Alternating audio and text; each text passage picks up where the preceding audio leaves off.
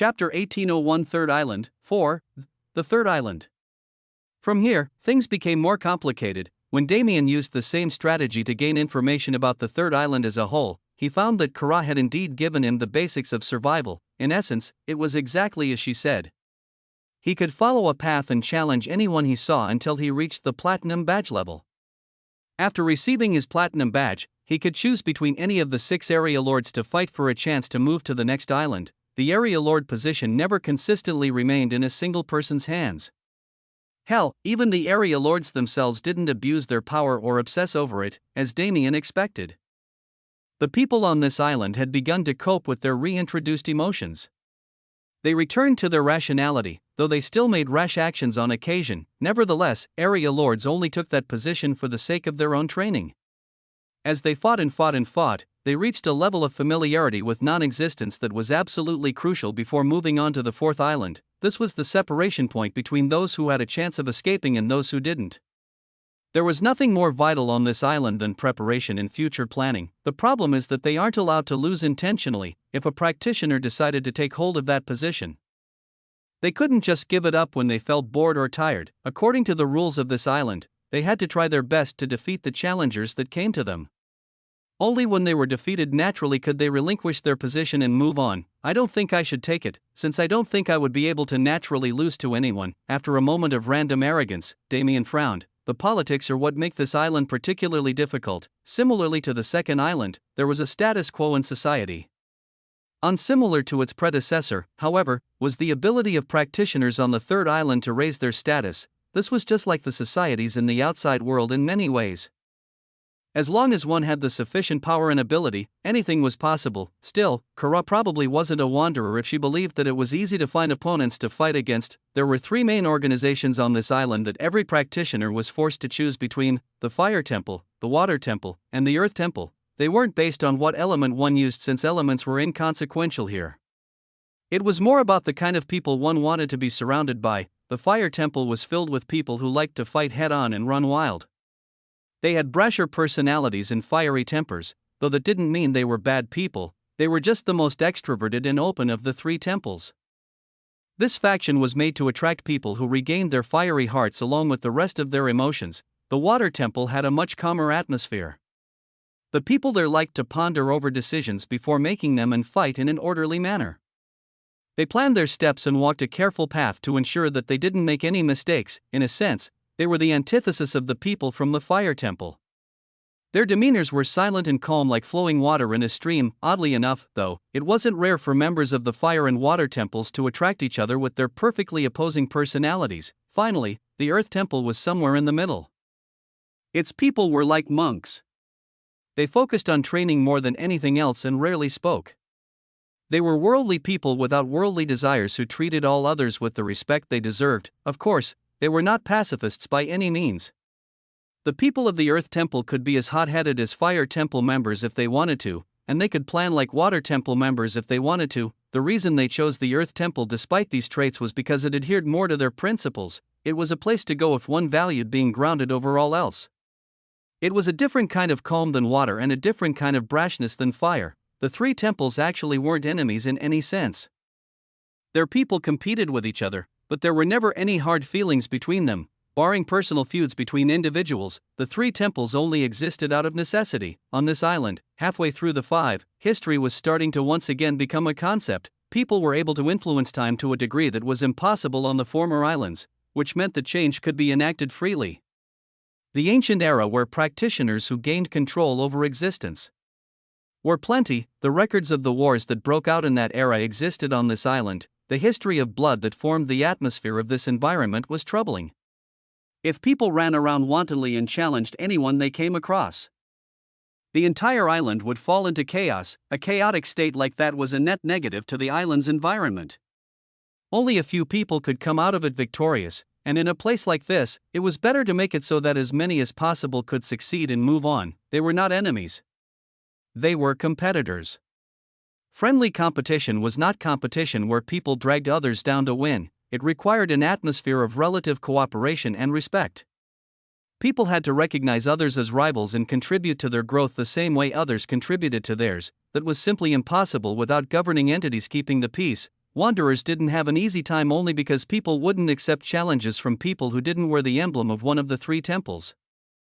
That was the order created in this society. This information led to another question: why did Damien think it was going to be troublesome? It wasn't as if he would face heavy opposition. He would have to choose an influence, but he wasn't going to be heavily controlled or regulated. He didn't plan to cause chaos, so he didn't have anything to worry about. The reason for Damien's struggle was a bit more on the comedic side this time. Shit. I'm going to have to interact with people. Was there ever a story about how antisocial gods were? If so, Damien certainly hadn't read it. He was fine with family. The people he already knew still had the same value in his heart and mind as they did before he became so powerful. Making new connections, though, it was something Damien dreaded a little bit. I mean, come on. There isn't much left for me to do in the heavenly world, and there aren't many new people for me to meet. Everyone I do end up meeting is either an enemy or someone I have to treat as lower than me because that's how they consider themselves. The only people who felt comfortable interacting with him casually were the people he had known for a long time. Whenever he went back to Void Palace, he'd find Long Chen, Su Ren, and Yang In to have drinks and catch up. They were fine with trashing him and joking with him despite him being the strongest person in the cosmos. After all, they were with him when he was just a kid or a talented genius. They didn't have fear because they knew him on a deeper level. People who didn't had no interest in doing so. They only felt discomfort when they had to treat Damien casually.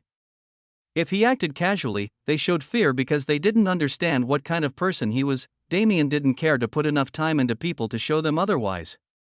Not anymore, at least. As such, he'd become exactly what he feared, an antisocial god who forgot how to properly interact with people as equals. He sighed to himself, I guess even I have to learn some emotional stuff from this realm. He really didn't have a choice. Damien Void had to go on a quest to learn how to talk to strangers. Quite the unexpected development, was it not? Chapter 1802 Third Island, 5. So, did the people of each temple have alliances with each other? Were they forbidden from fighting amongst themselves? The simple answer was no. They were allowed to fight whoever they wanted as long as the other individual was also a member of a temple. The three temples only served to separate people so they could be more easily managed. The heads of the temples were required to maintain good relationships with each other. The current heads were actually close friends. Under their command, chaos couldn't come to this island. Prosperity thrived because of the temple's existence. Civilization thrived in prosperity. This landscape was not filled with castles made by people who only wanted to move on to the next island. It didn't just have two cities to contain the people who weren't allowed to build as they pleased. The third island had the largest population of the five by a large margin. As every area lord was stronger than the last, a great divide was formed on this island. There were a large number of people who tried and tried again only to fail. When they accepted that they were not fated to leave this place, they conceded their badges and chose to make the best of their situations. As such, the third island was pretty much an entire nation led by the three temples. There were millions upon millions of people living here, all of whom failed to conquer non-existence. They were the main reason for the three temples' existence, to give them better lives despite their unfortunate circumstances, and to ensure that chaos never threatened the beautiful civilization that arose because of them. The three temples moderated all active practitioners on the island. Hell, even the area lords were managed by their people. On that note, the society they'd built with their system was truly something to marvel at. When Damien made it off the shore and started focusing on the island itself, even he was impressed. How was he to describe it? It only resembled the lands he'd been between in the fact that it was extremely developed. But it wasn't exactly similar to any of them. Rather, it was like all different building styles from all different cosmos were brought together into a single picture. The cities were large and sprawling. In their centers, they had skyscraper-like structures similar to Earth if it was given a few hundred more years to grow. The buildings defied the laws of physics that humans created on that planet. Some were floating, others were spirals that seemed to contain too much tension to last for a long time, and others more had wild edges and curves that seemed more akin to a creative depiction of the future than reality. The amazing part was how these buildings melded in with the rest of the environment. Medieval architecture, Gothic architecture, Victorian architecture. It was a little bit sentimental to see how the styles of other cosmos related to the styles Damien was already aware of. Really, regardless of where they were, humans were bound to follow a pattern. But there were obviously some who didn't like patterns at all. The architects of this society found a middle ground between the two belief systems and incorporated both into their cities. It really looked like a hodgepodge of styles that didn't work together, but strangely enough, one could see a sense of order within the madness. There was a beauty to it that couldn't quite be explained. It wouldn't work if it weren't for the stray structures that don't follow any rules. As if they'd been created as markers for where the architectural styles changed and merged, there were several large structures visible from a distance that didn't conform to anything else done in the cities. These were pieces created by individuals or small teams with the support of the general public. It's almost as if everything they wanted to accomplish on the second island but were too weak to do was completed here. Damien had to admire it. There was nothing wrong with falling into depression after failure. Especially in a realm like this where failure meant never returning to normal life, it was actually common for experts to find locations like Death's Hold to kill them for good. The people here chose a different path. They resigned to being here for eternity, but they did not resign to living in sadness. Unlike the unwelcoming second island, the third had an entrance to the nearest city right off of the shore. Damien and Kara's battle actually took place not even 5 minutes from that place. It wasn't just some port city either. This was the home of the Water Temple and one of the 3 grand cities on the island. The entire south of the island was filled with members of the Water Temple and people who chose to live under their reign. The Fire Temple's territory was to the west, while the Earth Temple existed in the east. Damien was walking through the city just to get a feel of the environment. It was definitely strange seeing street vendors and common people with the knowledge that everyone here had a relatively large amount of control over non-existence, but if that was how they chose to live their lives, then he didn't see a problem with it. The most surprising thing he noticed was children. I didn't know this realm could support new life. It was probably the result of non-existence's emotions. Actions like these gave people a friendlier view of the concept. After all, will those kids be stuck here for their entire lives? In a sense, they were no different from people who had never been outside of their own country. There wouldn't be any severe impact on their lives caused by the fact that they were trapped in this realm. They didn't even know there was an outside world, so they were able to live happily, and they had a chance to make it out as well. They're unique. These children are born with an affinity for non-existence. They reached the more esoteric concept first. They could absolutely comprehend it to its heights and escape the realm where their parents were stuck. Damien was extremely curious about what a kid like that would do when they made it to reality and saw the more visible side of the world. Would existence accept them? Would they pursue it and become absolute? They were intriguing trains of thought, but he didn't plan to have children here, so it wasn't for him to learn. More importantly, Damien had to decide which temple he wanted to join. Kara was probably part of the Water Temple considering her fighting style. Well, that was enough to cross the Water Temple off of the list. It's not like I hate her. I just have this sinking feeling that if I end up at the same temple as her, I'm not going to hear the end of it. She seemed like the type of person who'd chase a competitor for revenge over and over again until she won. Damien didn't want to deal with that. He was being considerate. Really, the more she lost to him, the more she'd lose that gold badge that she worked so hard to earn. The first catered more towards the old Damien. When he was young, he would have loved that kind of environment. Meanwhile, the Earth Temple was more suitable for his current self. It was calm and peaceful.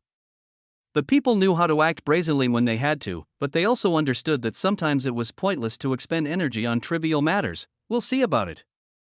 It'll definitely be interesting if she comes back after changing things up, but that was a matter for another time. Between the Fire Temple and the Earth Temple, the first catered more towards the old Damien. When he was young, he would have loved that kind of environment. Meanwhile, the Earth Temple was more suitable for his current self. It was calm and peaceful. The people knew how to act brazenly when they had to, but they also understood that sometimes it was pointless to expend energy on trivial matters. The land of nothingness was many things for an expert on the path to becoming absolute. Among those many faces, one was its identity as a place of reminiscence, the old emotions that were revived by the atmosphere. Everyone knew that they'd have to discard most of them when they left for their own worlds, so they used this place to enjoy those emotions as much as possible before their, hopefully, inevitable departure. The choice in Damien's hands now wasn't actually one of great importance. It was more about what he wanted his experience in the land of nothingness to be defined by. Did he want to see it as a place to kick back and disregard his duties for a little bit, or did he want to enjoy this atmosphere from the perspective of the person he was now? It was a hard choice for many others, but Damien thought otherwise. I like who I am. He didn't miss his old self. After all, that part of him still existed inside of who he currently was. There was only one choice for him from the beginning. As someone who accepted his changing personality without discarding the foundation on which it was built, I have to go east. The answer was obviously the Earth Temple. Chapter 1803 Third Island, 6. Traveling was becoming easier by the day. when crossing oceans. Distance could be negated. Unfortunately, this strategy only worked if one knew one's destination exactly, so it wasn't practical for a journey like this one. On the second island, people walked. Here, there was more development and change, so people had vehicles and mounts. It also became more possible to traverse the lands by canceling distance in increments. Because there were always small towns within sight, one could go from place to place and make judgments more easily. It was the benefit of a populated island. Nevertheless, Damien didn't cancel distance to move. It was the most similar method to teleportation, so he could use it more efficiently than the average person. But it was also too much work. Why would he take the difficult approach when there were far easier methods? As Damien was a wanderer, nobody was going to challenge him. He would have a relatively peaceful journey to the Earth Temple as long as he didn't run into stray beasts or living creations that other people accidentally let loose. At a time like this, he figured that a road trip to see the sights would be better.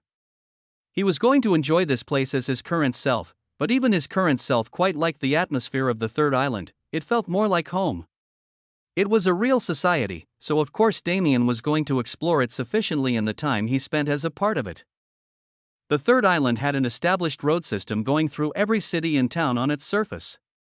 Damien didn't know exactly where he was going, but getting lost and stopping in random towns to interact with the people and find his way was part of the fun. Well, to be more precise, it was training to get a little better at small talk before he arrived at the temple. But that was something Damien would never admit. It has to be a car. There were vehicles being sold by the denizens of this land, but none of them appealed to him. When it came to land transport, it has to be a car. Damien wasn't particularly a car geek, but he did love to drive for the little time that he was able to. He had experienced many vehicles over the years, of which his absolute favorite were some of the starships in Grand Heaven's boundary, but obviously those wouldn't be useful here. Genuinely, Damien hadn't found a more entertaining form of land vehicle than the cars of Earth. That really says something about my homeworld's creativity. Maybe some of it came from the fact that it was a new world created and built by an unrecorded, but the achievements of humanity belong to only them. I'm lucky I gained the planet's memories when I linked with its core. Otherwise, I never would have been able to replicate what goes on inside. Damien held his hand out. The procedure undertaken was complicated, as creating each individual part of a car through roundabout methods took a lot of precision, but he was able to complete it eventually. Having creative freedom at a time like this was amazing. The chassis belonged to a certain car from a luxury brand that existed on Earth already, but everything from the engine to the brake pads was entirely custom-made through his knowledge of the machines. A slammed, matte black beauty was formed on the road leading out of the first city. Nice. Damien got in the driver's seat and brushed his hands over the material of the steering wheel. Speaking of, I wonder how Earth is doing. It had been a long time since he checked up on his home planet. I should do it as soon as I regain access to the sanctuary. That moment would come soon. No, it would come the moment he returned to the heavenly world. The dark god's ability only worked because he was using non-existence on a high level. When Damien returned with the same power, how could he possibly continue inhibiting his connection to the sub-universe? Damien started his long drive from there. His car definitely stood out from the masses, but nobody paid much attention since everyone's vehicles stood out from the masses. If anything, people made note of the fact that he was able to recreate a vehicle from his home cosmos. When he joined a temple, he would be a serious competitor that they'd have to be wary of. It would have been a 20-hour drive if Damien went straight there, but with his consistent stops and the 3 times he took a wrong turn and drove tens of miles in the wrong direction, it took around 2 days for him to reach his destination. The water temple was hidden within its city's architecture. When Damien was walking the streets, he hardly noticed it until he asked someone where it was and they pointed to a building right across the street from him. The Earth Temple, however, was very obvious. There was a massive earthen column in the middle of the city. Calling it a column was a huge understatement when considering its size. It was like an entire city block was raised out of the sky.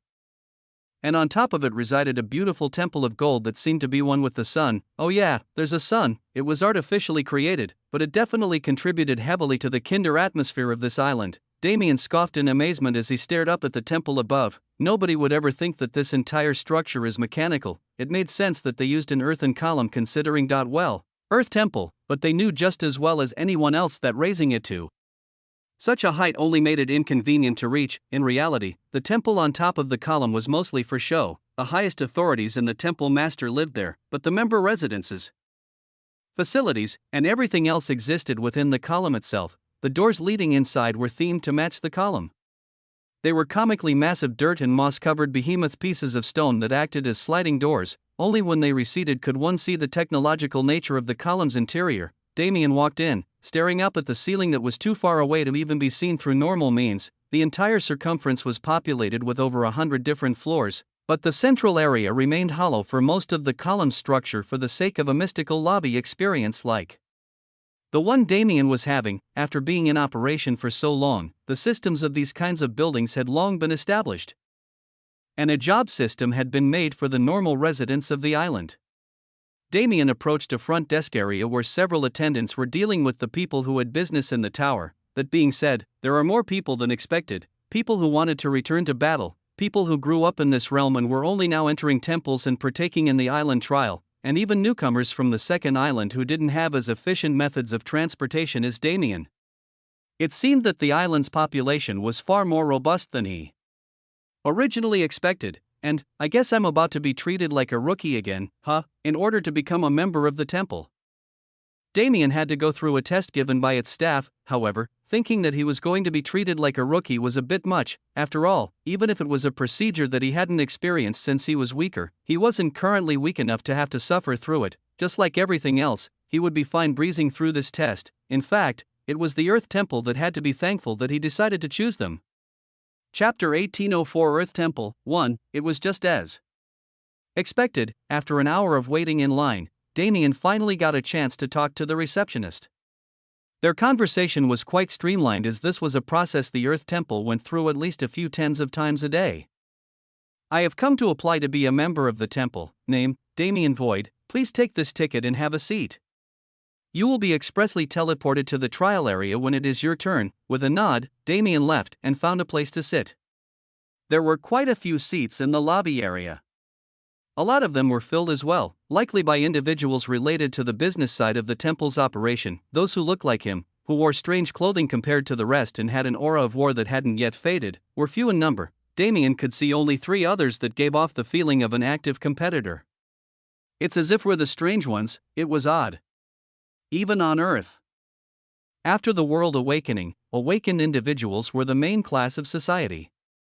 People who lived average lives were seen as the minority. Damien found a place that was more secluded so he could have some peace before he was summoned, but he obviously wasn't going to get that kind of freedom. There was a strange thing about society.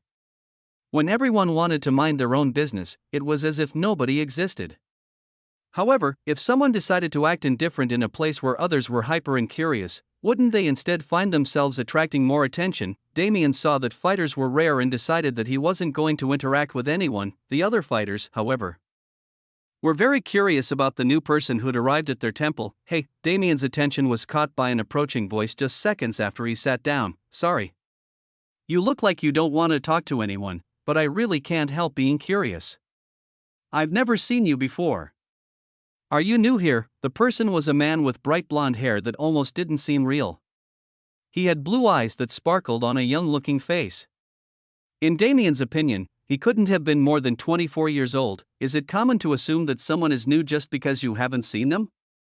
Damien responded, Yup. There aren't many of us in Terra. Every challenger is at least familiar with each other's names. I've never heard of you or seen you, so aren't you obviously from somewhere else? The man's response was instant. Damien sighed. Troublesome guy. The man sat down next to him and crossed his arms. So? Who are you? Did you come from Althea? Nah, you don't seem like one of them. Maybe you're a Rivian? It has to be one of those two. Rural folk don't know how to dress like you. Damien raised his brow. Does he think I'm one of the children who was born here? Althea was the name of the water temple city he walked through when he first arrived on the island. Rivia was the fire temple's main city and Terra was the same for the earth temple. He spoke as if Damien had to be born here. Is it that they don't know your name? Damien asked. It definitely wasn't the most courteous way to ask, but hey, he was still working on it. Ah, right. I forgot to introduce myself. The man didn't seem to mind. He nodded his head and held his arm out for a handshake. Nice to meet you. I'm Darius Silver. Damien smiled. Same name, huh? He hadn't seen his younger brother in a while. Dominic returned to the palace while Damien was still there, but Darius was too busy. It seemed that he had become some sort of hero in the past 10 years. I'll have to go meet him when I get back. Putting that aside, Damien shook the man's hand and introduced himself as well. Damien. As you said, I am not from Terra. However, your guesses are not correct either. Darius' eyes widened. None of them? Then are you rural? Not that either. Then an outsider? Yes, sir. I apologize for being rude. The man's whole attitude changed when he finally discerned it. Damien smirked a little at the comedic change of tone. Makes sense. Most of the people who come here are old bastards who have been fighting each other for eons. They're more war-crazed than the kids here who see this island's challenge as nothing more than a competition. Darius was fumbling with his words, trying to show a respectful attitude to a person he knew could kill him without thinking twice. The outsiders on the island, especially the ones who arrived more recently, were incredibly dangerous people. Every family, from those who tried to keep their kids away from the challenge to those who pushed them towards it, gave the same warning: stay away from outside experts until they become insiders. One again, I truly apologize for. Darius, how old are you? Me. The man stopped and pointed to himself. He scratched his head in embarrassment. Compared to you, sir, I'm probably just a child. I turned 115 a few months ago. Damien couldn't stop his brow from twitching. He expected the kid to be older than he looked. No matter what their constitutions were, the children in this realm still needed a considerable amount of time to practice non-existence to a level that matched even the weakest challengers on the island. Still, what was this treatment from someone who wasn't even that much younger than him? Hey Darius, how old do you think I am? It was something he logically should have skirted past, but something in his heart couldn't stand it. He was not that old. No matter how he acted, he couldn't look that old to other people, right? Darius scanned him up and down. Since Damien asked the question forwardly, he didn't seem to have any hesitation about answering. Before I knew you were an outsider, I thought you might have been a few thousand years old? Now that I know the truth, though, I think you have to be at least 5 million, right? Damien frowned. What an insane number. Even he didn't know how old he was at this point, but he figured he'd just choose an age and stick to it whenever the question came up in the future. 150. I'm only around 150 this year, eh? Darius' eyes widened once again, this time into saucers. Really? Then it's fine to talk to you casually, right? I was scared since you act like one of those old guys, but I guess we're around the same age.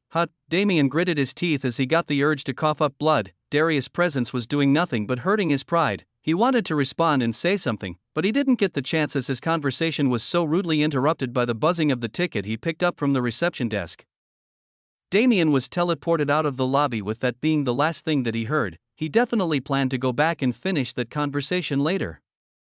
More than to make friends, it was because he wanted to see the perspective of this realm's denizens through Darius, but first, he had a lot of anger to take out on the trial ahead. Chapter 1805 Earth Temple 2, Welcome.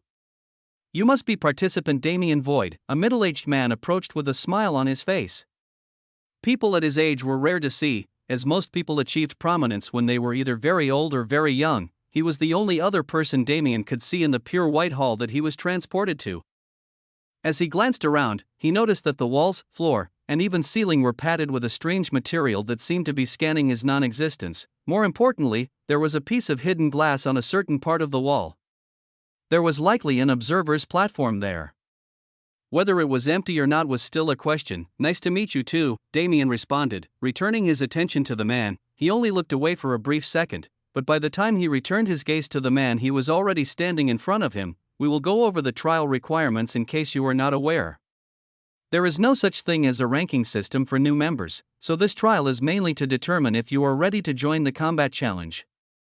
However, if you show a memorable performance, there are benefits you can attain, the man said while looking down at his clipboard. Benefits? Damien repeated, indeed.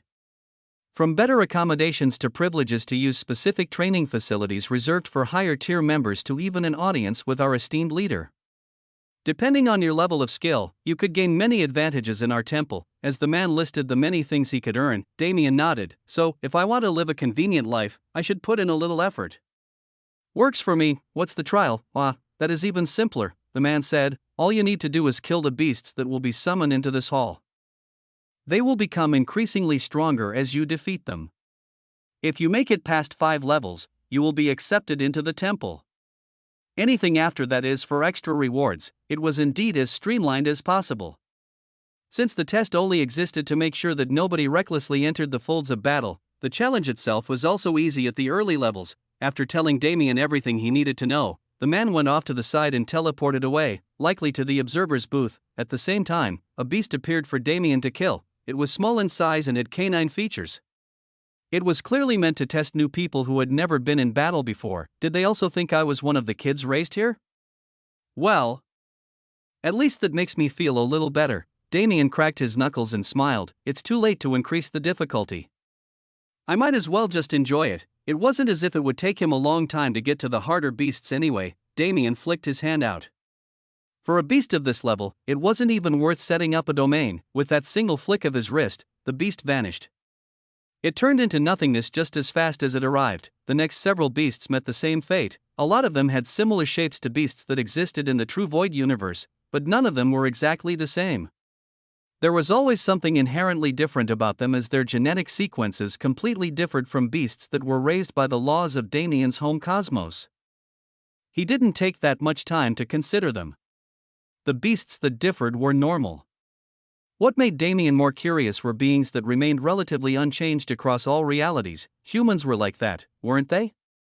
There wasn't another species that propagated the many cosmos in the way that they did, was there? Damien went through over 10 beasts without any trouble. From the 11th onward, he had to put in a little more effort, but it still wasn't that big of a deal. Over and over again, Damien cleared out the enemies placed in front of him, thinking only that they were no match for Kara or the beasts from Death's Hold. 20, 30, 40. Damien moved so alarmingly fast that he reached 40 kills before the news of his trial could be transmitted to the higher authorities. Nevertheless, that was something that had to happen. It wasn't normal for anyone to come in and make it this far. After all, even people who came from the second island had to adapt to serious combat. Only after reaching this island did people become skilled at using non-existence. Beforehand, even the experts like the people who tried to chase after Damien were just fodder. He saw it himself when they fought against Death's Hold. Someone like Kara could absolutely draw the beasts of that land into a prolonged fight. She wouldn't have been instantly killed regardless of their power. The Temple Master was not going to appear for a matter like this, but the news made it to his closest aides. Originally, there were only 3 people in the observer's booth. By the time Damien reached his 50th beast, that number increased to 10. Who was he? A man with dark black hair and a thick goatee stood facing the hidden glass and spoke to the man who originally explained the rules to Damien. His name is Damien Void, sir. At first, we believed that he was related to some family from the island. However, his performance suggests that he is an outsider. That much is obvious, the black-haired man said. The attendant shook. I apologize, sir. He has not been on the island for long, and it seems like he has only fought one time. We cannot ascertain anything more. Oh? He got into a fight? Was it one of those who keep watch over the shoreline? Yes, sir. It was Kara from the Water Temple, and the result, his victory. Oh, the black-haired man raised an eyebrow in interest. Kara's name was well known. She was a very difficult person to deal with unless one had a power that perfectly antithesized hers.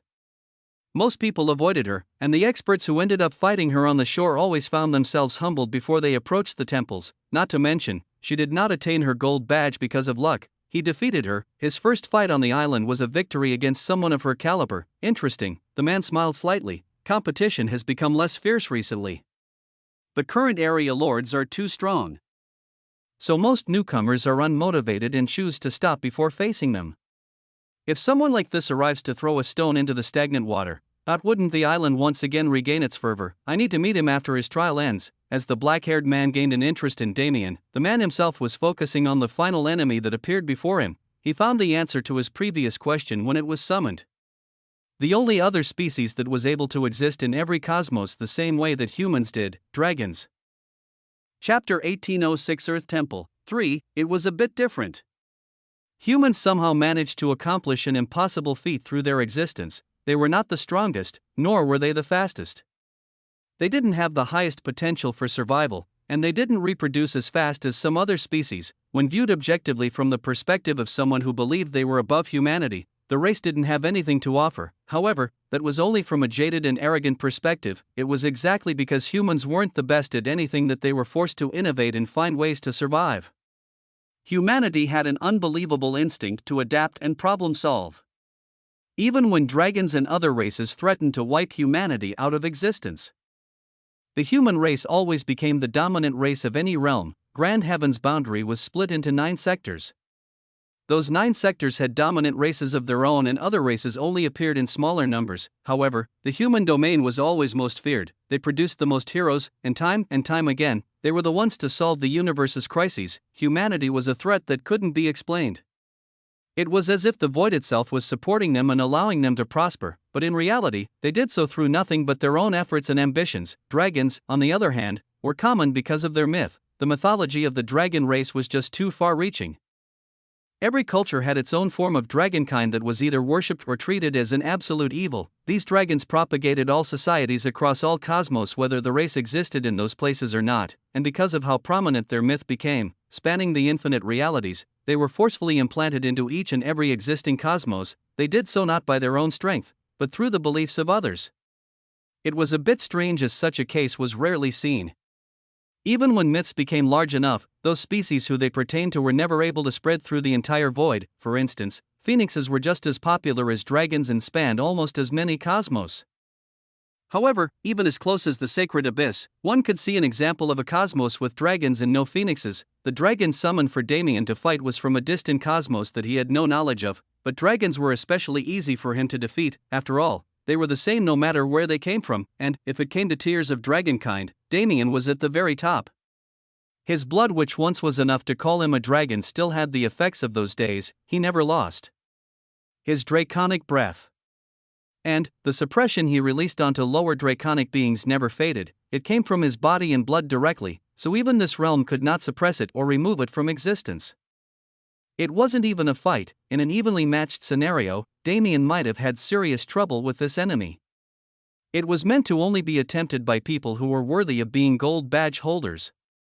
Damien was able to defeat Kara, but what about a gold badge holder who played offensively? He wouldn't be able to use the same strategies, which meant that the likelihood of failure was far higher. Unfortunately for those who prayed for his misfortune, Damien didn't plan on dying in this realm. Anything that ruined the perfect non-existence he'd been creating was forbidden, including death and the loss of anything he'd achieved.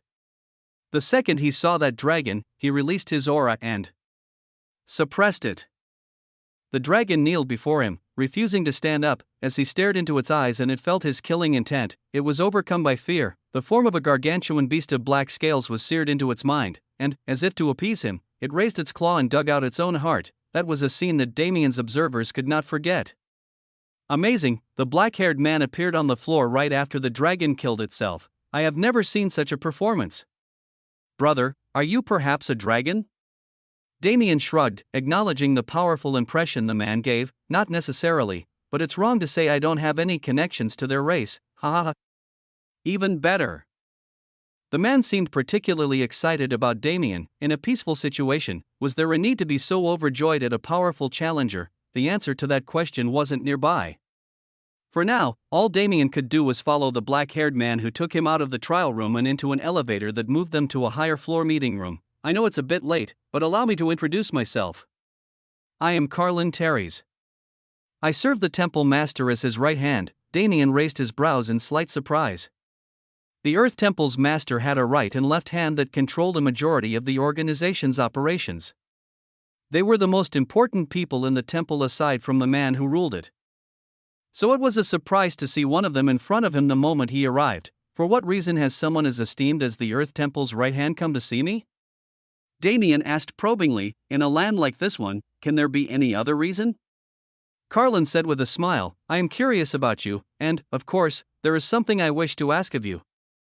You move fast. I like to get to the point when I'm talking to smart people. Carlin leaned forward with his elbows on his knees and wrapped his fingers together in front of his face. Clearing the 50th level of the trial may not mean anything to you as you are new here, but that kind of power has never been showcased by a newcomer on this island.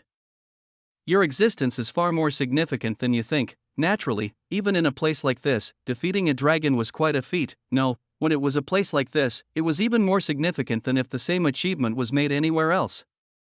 That dragon was specifically created to stop newcomers and show them that their power could not compare to the true powerhouses of the island. that was why there was such a drastic difference between the 49th and 50th monsters, not that Damien felt it, since he took the dragon down without any effort. You must be aware that you have done more than enough to join our temple. You have also taken every possible reward that we give through the administration trial. So there likely isn't much else that you would want. However, I still want to make you this offer, Carlin continued, and that offer is, participate in the grand competition that is coming soon. So it was a tournament arc. That was enough for Damien to immediately refuse. He was too old to be doing tournament arcs, for crying out loud. Nevertheless, before he could speak out, Carlin cut him off. There is a grand tournament that will be held between the three temples soon. If you are able to perform well, not only will you bolster our temple's reputation, but you will also be able to rapidly progress through the ranks and challenge an area lord. That's true. Damien thought to himself. If there was one good thing about a tournament, it was that the revolving door of opponents would help him complete this island's challenge at a much faster pace than anything else. If there was one good thing about a tournament, it was that the revolving door of opponents would help him complete this island's challenge at a much faster pace than anything else. If you can take the top spot in the competition, I am willing to reward you with anything in my power. Carlin's tone was no joke, but, listening to his earnest request, Damien's mind returned to the same question he had been asking himself previously. On an island where peace was the main theme, was such desperation necessary? There must have been a hidden story somewhere. And, though he really just wanted to progress through things as fast as possible, I have a sinking feeling that I'm going to get involved in some really annoying stuff. Chapter 1807 Earth Temple. For Damien was too great of a card from the start.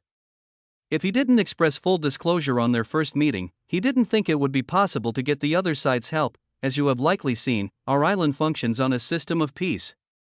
In order for the greatest number of practitioners to achieve success and to keep our common population safe, we treat the island's trial as a challenge rather than a death game, he said. However, as you also know, there are far easier ways to grow. Especially when making use of the emptiness, the fastest method is always murder. It was a story as old as time. A society achieved peace, but there were always people who didn't desire peace. Through a million years of stability, the ire of those people rose and rose until they decided to revolt against the established system and plunge the world back into chaos. These people were discontent. The increasing levels of the area lords made them feel like they had no choice but to be trapped on the island if it maintained its current status quo, so they wanted to tear it down. If the world was once again enveloped in chaos and they were allowed to kill wantonly, they could rapidly increase their skills without needing to work hard and train. The common people were off limits. If any of them were killed, the killer was always immediately found and captured. There wasn't such a thing as getting away with murder on the island. As such, those people with high ambitions who are not willing to put in the effort to reach their goals have banded together. They formed an organization to oppose the three temples, hiding in the shadows and growing steadily over time. As we do not die, it is impossible to completely exterminate them. The best we have been able to do until now is gather the ones we find in a prison below the earth, a place from where they will never again see the light. However, that was until now. The tournament in question was originally meant to be a front to both draw them out and make them assume that we are too focused on ourselves to care about them. However, as more of them revealed themselves for the sake of the reward, we realized that their numbers are far higher than we originally expected. Essentially, the tournament was a trap. The verified members of the temples had been informed that they were not allowed to participate.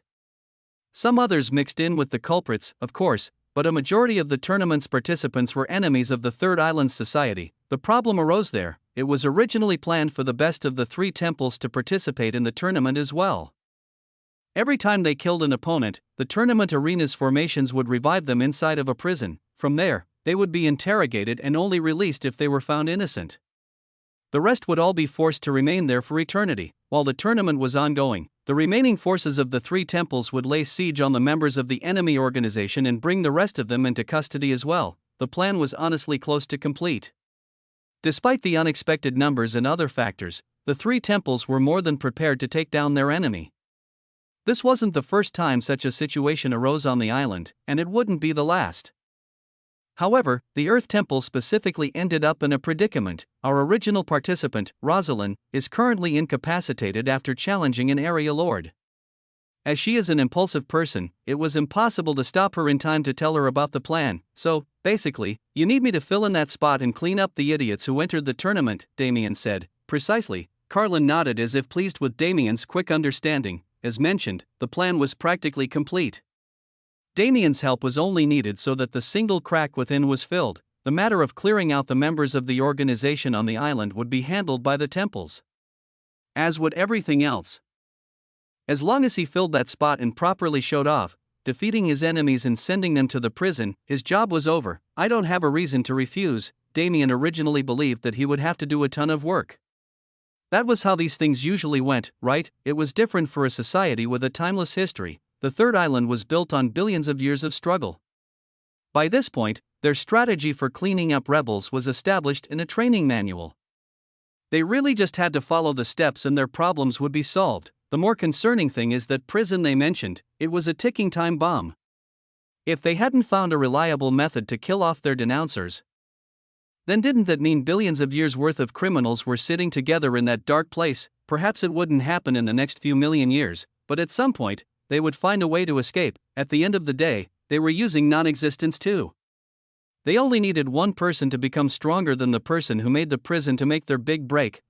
That was an entirely unrelated problem, but Damien still didn't like it. Considering that there were children on this island who thought of it as their home, he couldn't just be content with letting chaos establish its roots. This was not just a place of trial like the other islands. It was a true nation. I can worry about that later. For now, Carlin was eagerly awaiting his answer with eyes that didn't fit a middle-aged man in the slightest. "I'll do it," he said. "But you said there would be rewards, right?" Carlin smiled widely. "Yes. If you are unable to win the tournament, then we will give you the tournament reward as thanks for your help. If you do win, then we will provide something of equal value alongside it." There wasn't an established sense of trust between them. To fill that void and make both of them comfortable with working together, it was best to establish a relationship of mutual benefits first. Damien didn't care about the rewards, unless it was formed by non-existence itself. He wasn't interested in this land's treasures. Still, he was curious. The lesser reward was already something that forced so many members of that hidden group into the light. To say that he would provide something of equal value as well.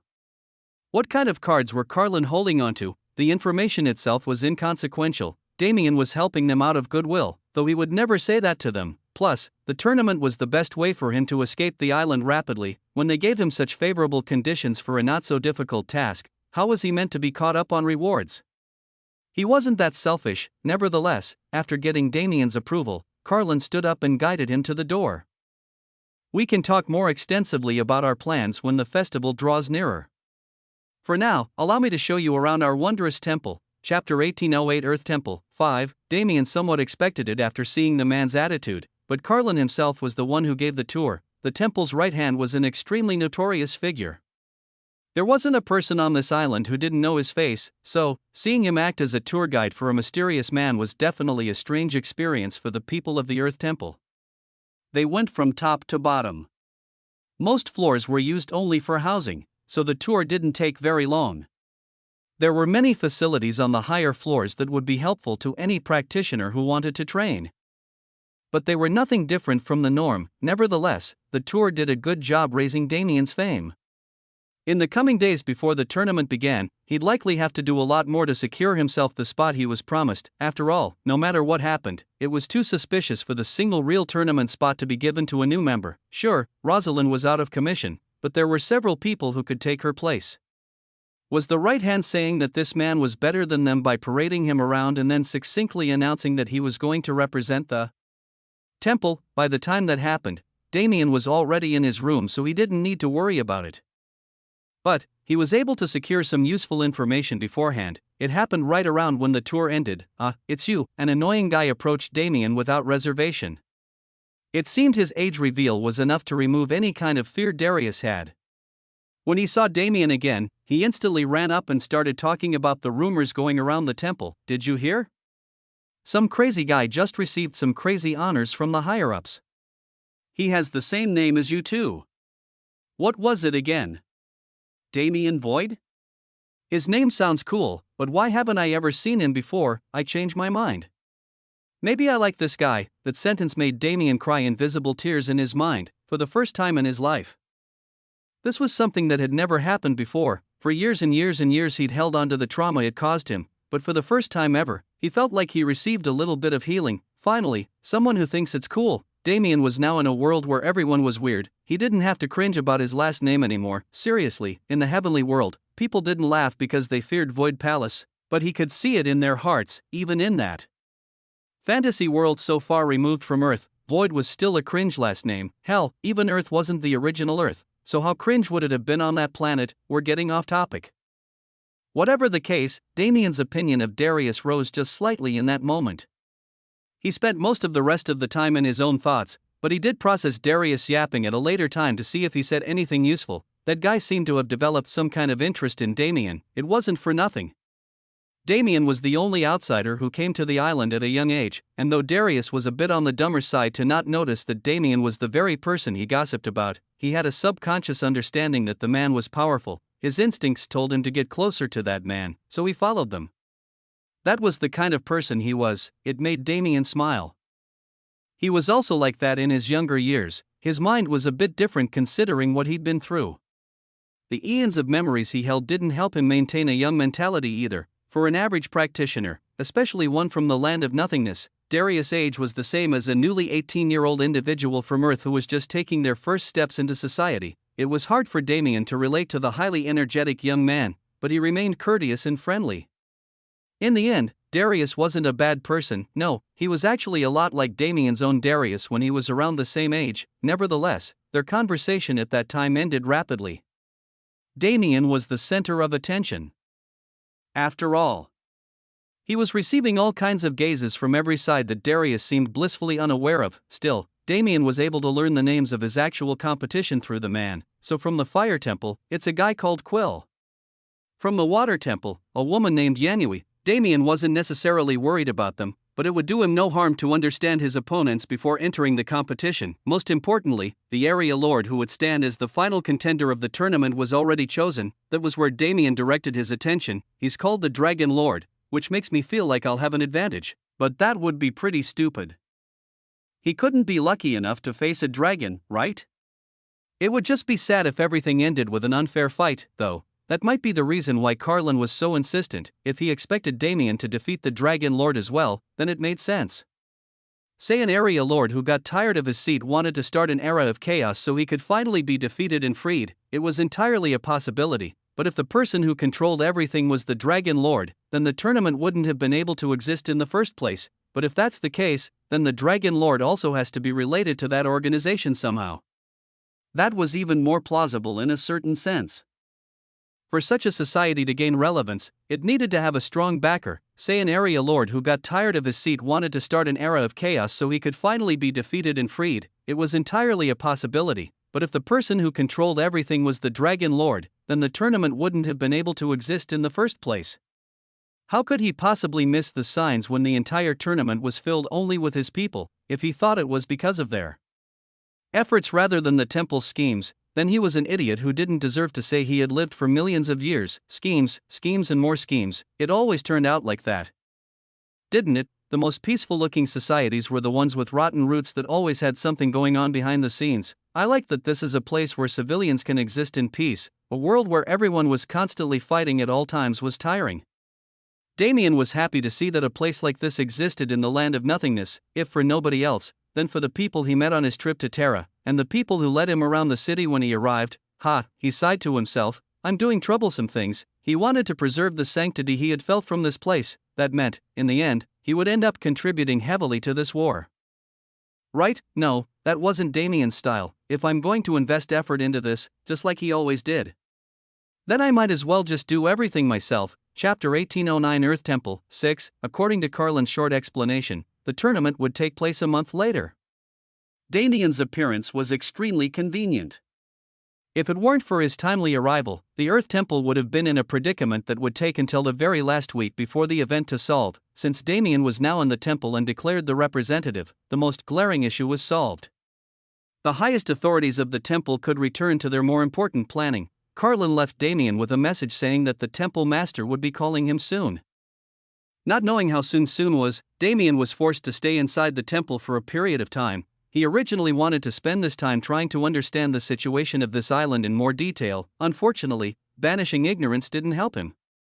He could not absolutely understand the happenings of this island. At first, he assumed it was because his power wasn't enough, but that was not the case. Rather, this island had a suppressant mechanism on the ability. More than likely, it was to ensure fair competition. If people could banish ignorance and learn their enemies' weak points beforehand, they would never truly struggle in a fight. All battles would turn into a matter of whose weakness could be attacked faster.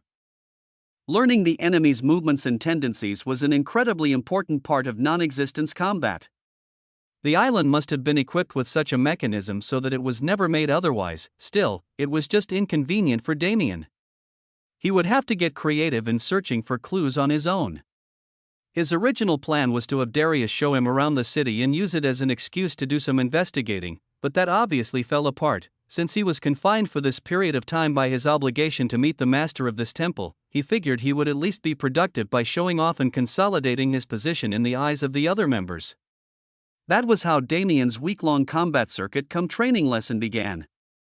At first, it was just the expected scenario. All of the people in line to take Rosalind's place when she was taken out of the equation came to challenge him for his spot. He didn't really care about their demands, but he said that he was going to be friendly and learn to socialize again, so he accepted anyway. How did it go again? Right, Damien fought 5 of them and was quickly disappointed by their skill level. To be fair, they were new gold badge holders. Carlin didn't just take Damien over his existing options for no reason. He quite literally didn't have existing options. Other than Rosalind, all of the other gold badge holders were either vital to other parts of the plan or too weak to play the main character in their charade. Carlin was already resorting to looking for outside powers who could help him, such as some mercenaries and wanderers who got special permission from the temples to participate in the island's trial. Damien falling from the sky was his lucky charm. The rewards he promised were generous, but they weren't anywhere near the amount that had to be forked over to hire outsiders for a publicized event like this. Damien felt a little bit of pity for the man.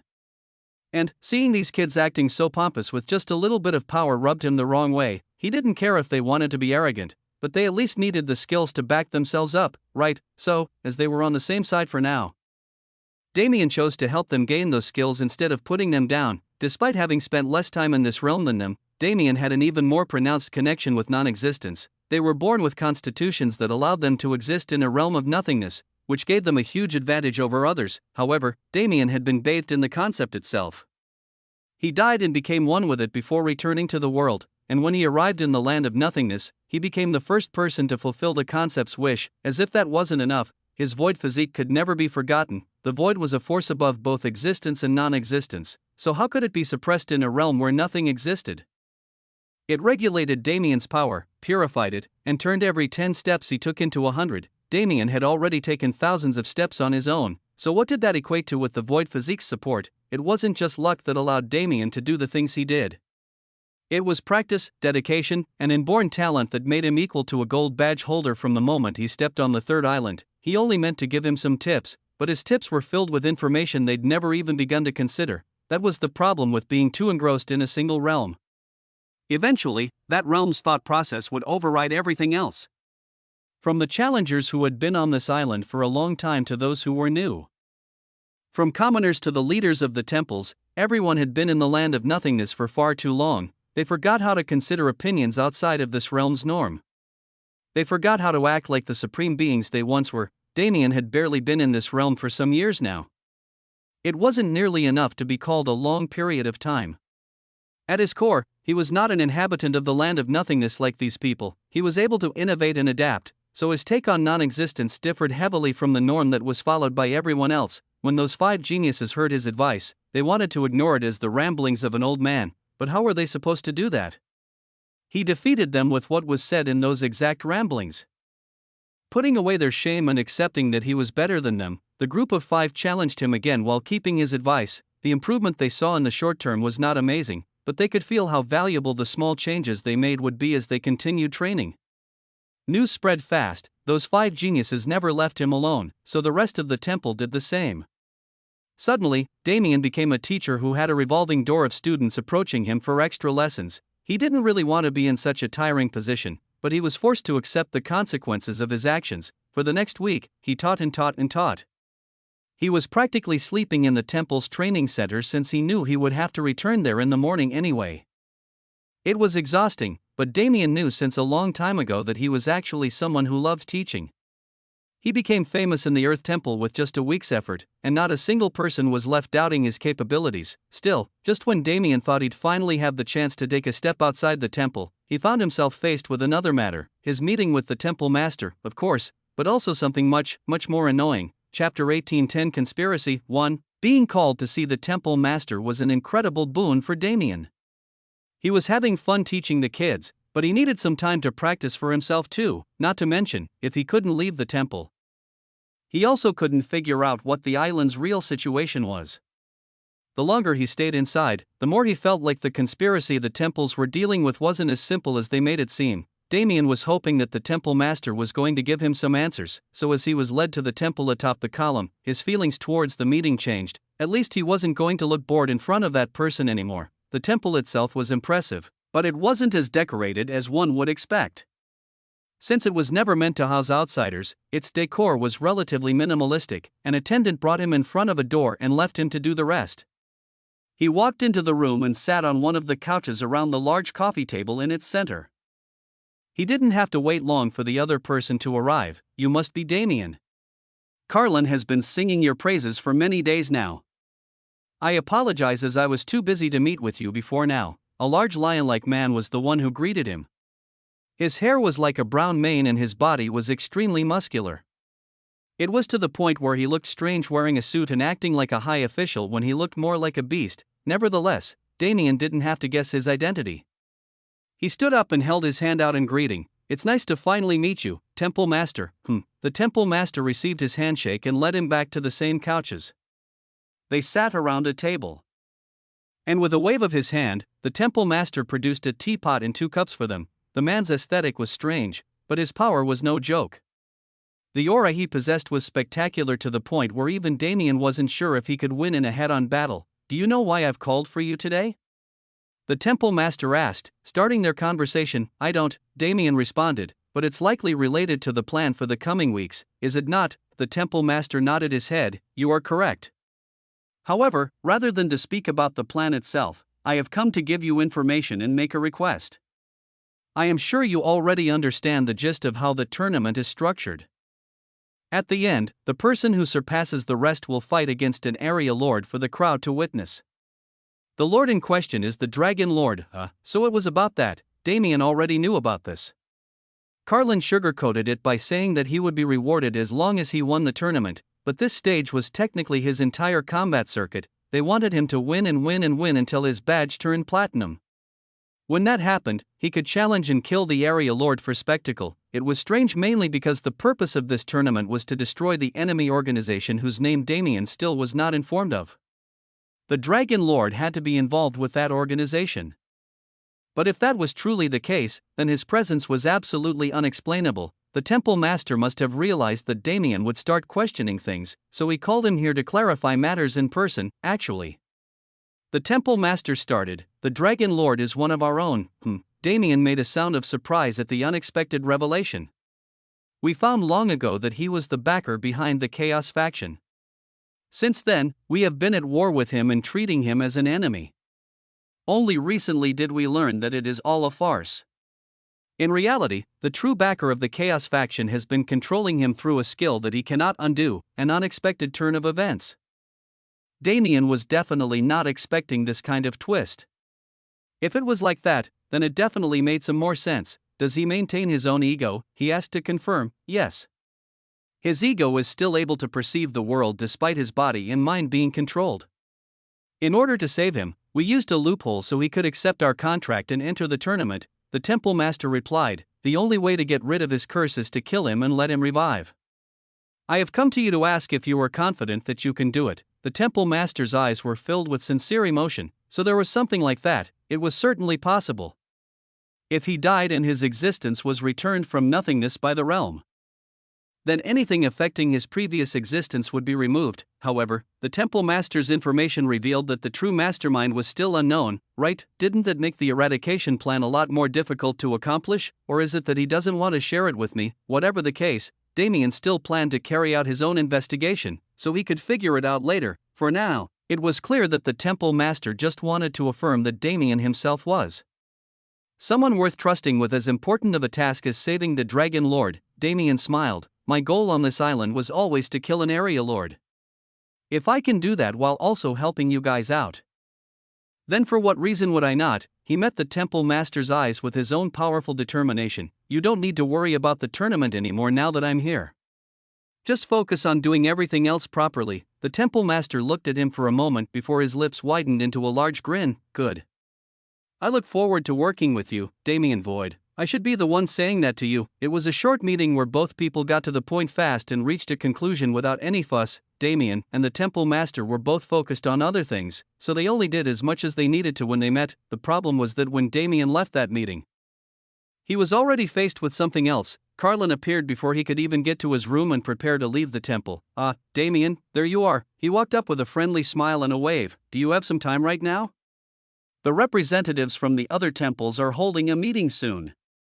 I believe it will be in your best interest to meet them. Damien sighed inwardly. Did he have time? No, but since he was working right now, he had an obligation to do work-related tasks no matter how annoying they were. Plus, it was just a meeting, right? He would be done with it in a few hours at most and then he could go forward with his plans. With a stale look on his face, he begrudgingly accepted Carlin's proposal. Fine. Where are they? Chapter 1811 Conspiracy 2, that. Carlin smiled wryly. They are already gathered. I can take you to that location whenever you are ready. Damien rolled his eyes, so it wasn't a choice in the first place. It seemed Carlin had been forced to grab him since he was being pressured by the fact that he was the only one missing the meeting. He sighed once again, but he gave Carlin a hand motion to just get it over with. With a grateful smile on his face, Carlin wrapped both of them in his aura and cancelled distance. Immediately, Damien found himself in a restaurant of sorts. It was only of sorts because it was too far removed from society for anyone to justify the existence of a restaurant.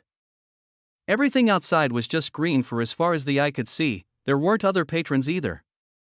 It was Damien and Carlin at the entrance, and then another man and a woman who were already sitting at a table together. They're strong, but not to an impossible level. Damien had been ignoring a very important point that the entire plan revolved around: his own strength. As things were, he had 2 weeks to surpass the two people in front of him and reach a level where he could even fight an area lord.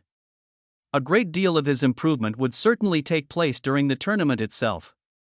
But that was not enough. Damien needed to take time to train on his own if he wanted to accomplish anything. I have too much to do. If only I had 2 bodies. Well, that was something to consider later as well.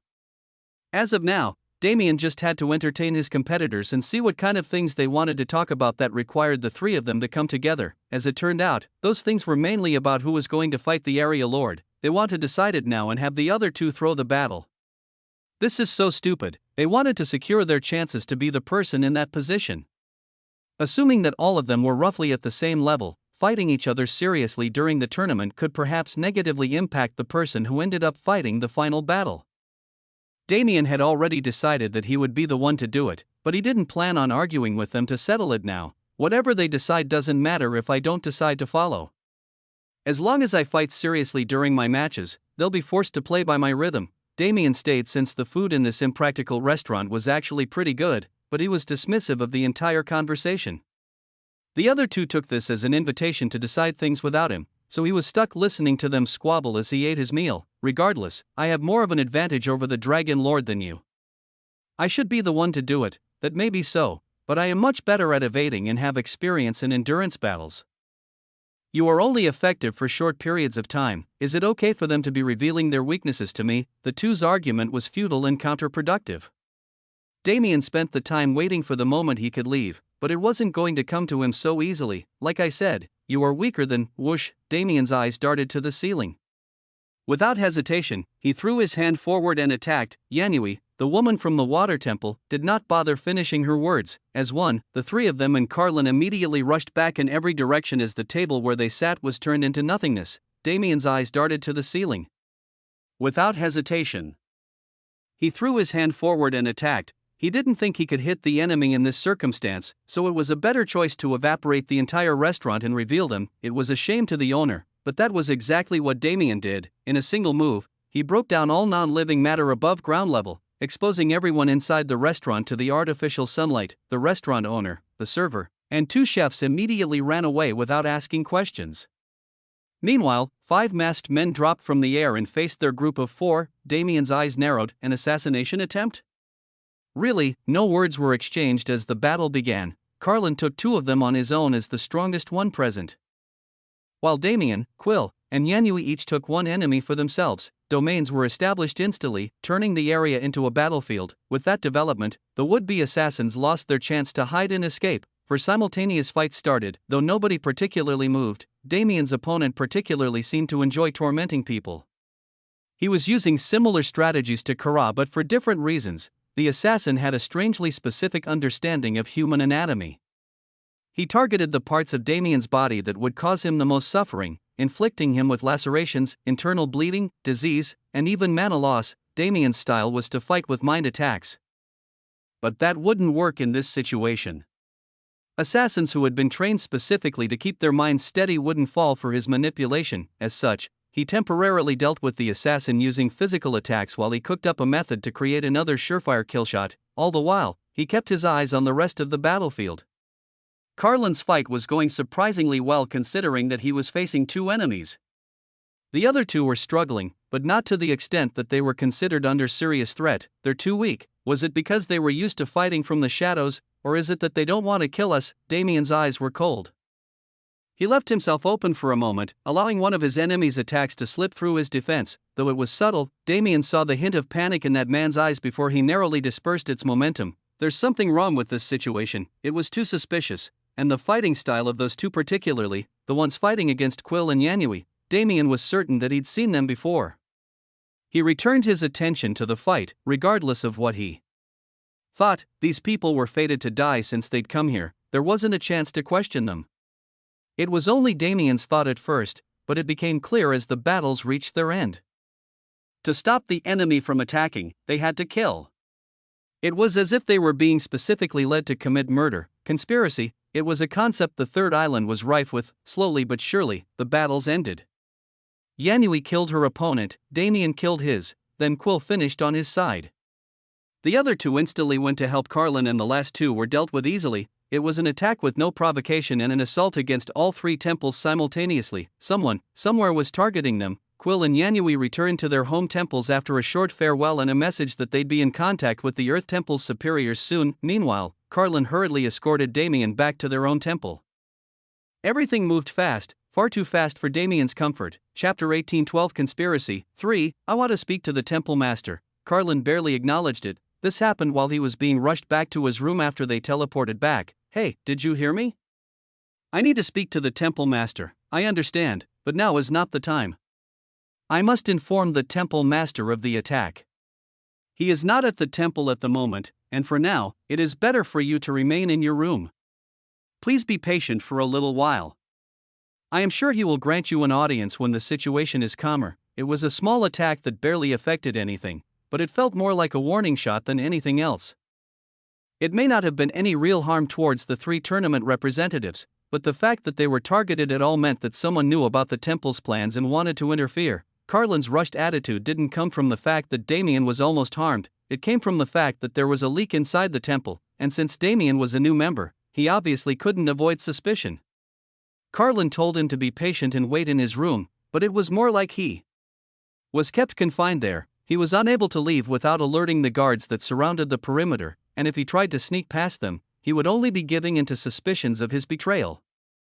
For his own convenience and for the temple's sake, it became a better option for him to remain safe inside of his room. Damien didn't like it at all. When he told Carlin he wanted to meet the temple master, he meant immediately. However, as he remained confined, time passed and passed without a word. Carlin would swing by daily with updates. It seemed that a few people in the temple had been taken away for questioning. The suspicion on Damien was low, but he was still required to remain confined for now. The other 2 representatives had been attacked multiple times. Rather than fear of him being a traitor, they imprisoned him out of fear of having to find someone else to do his job in such a short amount of time. Damien really wanted to break out, but he chose to be civil one more time. This was the 2nd strike. If he experienced something like this even one more time, he would stop considering others at all. However, it was clear that the temple was also aware of his discontent. It was a week later, which irked Damien beyond anything else. but he was indeed granted an audience with the temple master. He found himself in the same room sitting across the same coffee table from the same man. The only thing that was different was their choice of beverage. This time, Damien summoned their drinks. "It is a kind gesture, but what is its purpose?" the temple master asked as he took a sip of one of Damien's personally created liquors. He obviously tested it before did, but without showing signs of that it looked more like he was trusting Damien by drinking what he provided. "There's no particular purpose," Damien responded. "I wanted to meet with you about the assassination attempt." At that time, I only had questions in my mind, but I assume you can answer them now that a week has gone by, right, Temple Master? His eyes were not friendly, and his words cut like knives. The Temple Master smiled wryly. "I apologize for keeping you contained, but you must be aware of why. If I didn't suspect you, then I would have been an idiot unfit to run this organization." That much was true. Damien was an outsider who had suddenly become an integral part of the Temple's plans. If he somehow made contact with the Chaos faction before he came to the Temple, then it was very possible for him to be the mole that sabotaged them. However, after investigating your time on this island in more detail, we were able to clear your name. As such, I truly do apologize. Damien shook his head. "That isn't what I came for. Obviously, I'm not the mole. I came to see if you've made any progress on your investigation into the real suspect." The Temple Master took another sip from his cup before responding. "This is good wine. It's an original formula. To say we made progress would be wrong, but we have found the identities of the assassins themselves, and they are two you know well. They came from our temple. The other three were from the other two temples respectively. Either the Chaos faction has decided to act to stop the tournament, or a group of them decided to act against their superiors' orders and do something reckless. Whatever the case, until the assassins revive, we cannot make further progress into the case, as expected." "I see." Damien didn't show any outward reaction. "Temple Master, I am not someone who easily lets go of my prey. Please keep me informed about the progress of the investigation. If possible, I would like to interrogate the assassins personally." "I understand. If it is possible, then I will allow it. We can speak in more detail once we have apprehended them. You're not going to make me wait until the tournament is over, are you?" I will be at the temple more frequently now that there are only some days left before the event.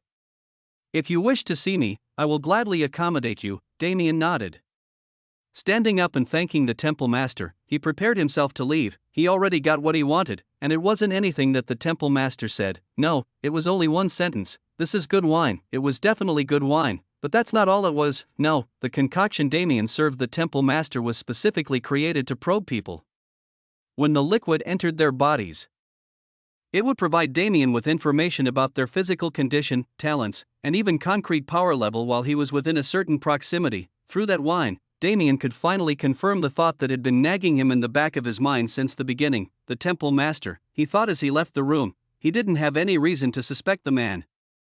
If anything, he had more of a reason to suspect Carlin, who directly caused interferences that forced Damien to spend 2 weeks locked in the temple. But, before he tested the temple's right hand, he needed to test its master. His process was justified by the results. That guy is being controlled. The condition that he described for the Dragon Lord, the curse that controlled his every word and action until the moment he died, was the very same condition that he was suffering from. Damien had been thinking for a long time that there was a larger conspiracy at play than what he was being led to believe, and if even the Earth Temple Master and an Area Lord had been controlled by the true mastermind behind everything, then I'm being confronted with a much larger enemy than I originally expected. Chapter 1813 Investigation 1. For the time being, Damien returned to his room. There were too many parties keeping eyes on him for him to wantonly leave the temple. If the Temple Master is technically an enemy, then nothing here is safe. The Earth Temple was not at fault, and Damien could tell that the Temple Master wasn't an inherently evil person.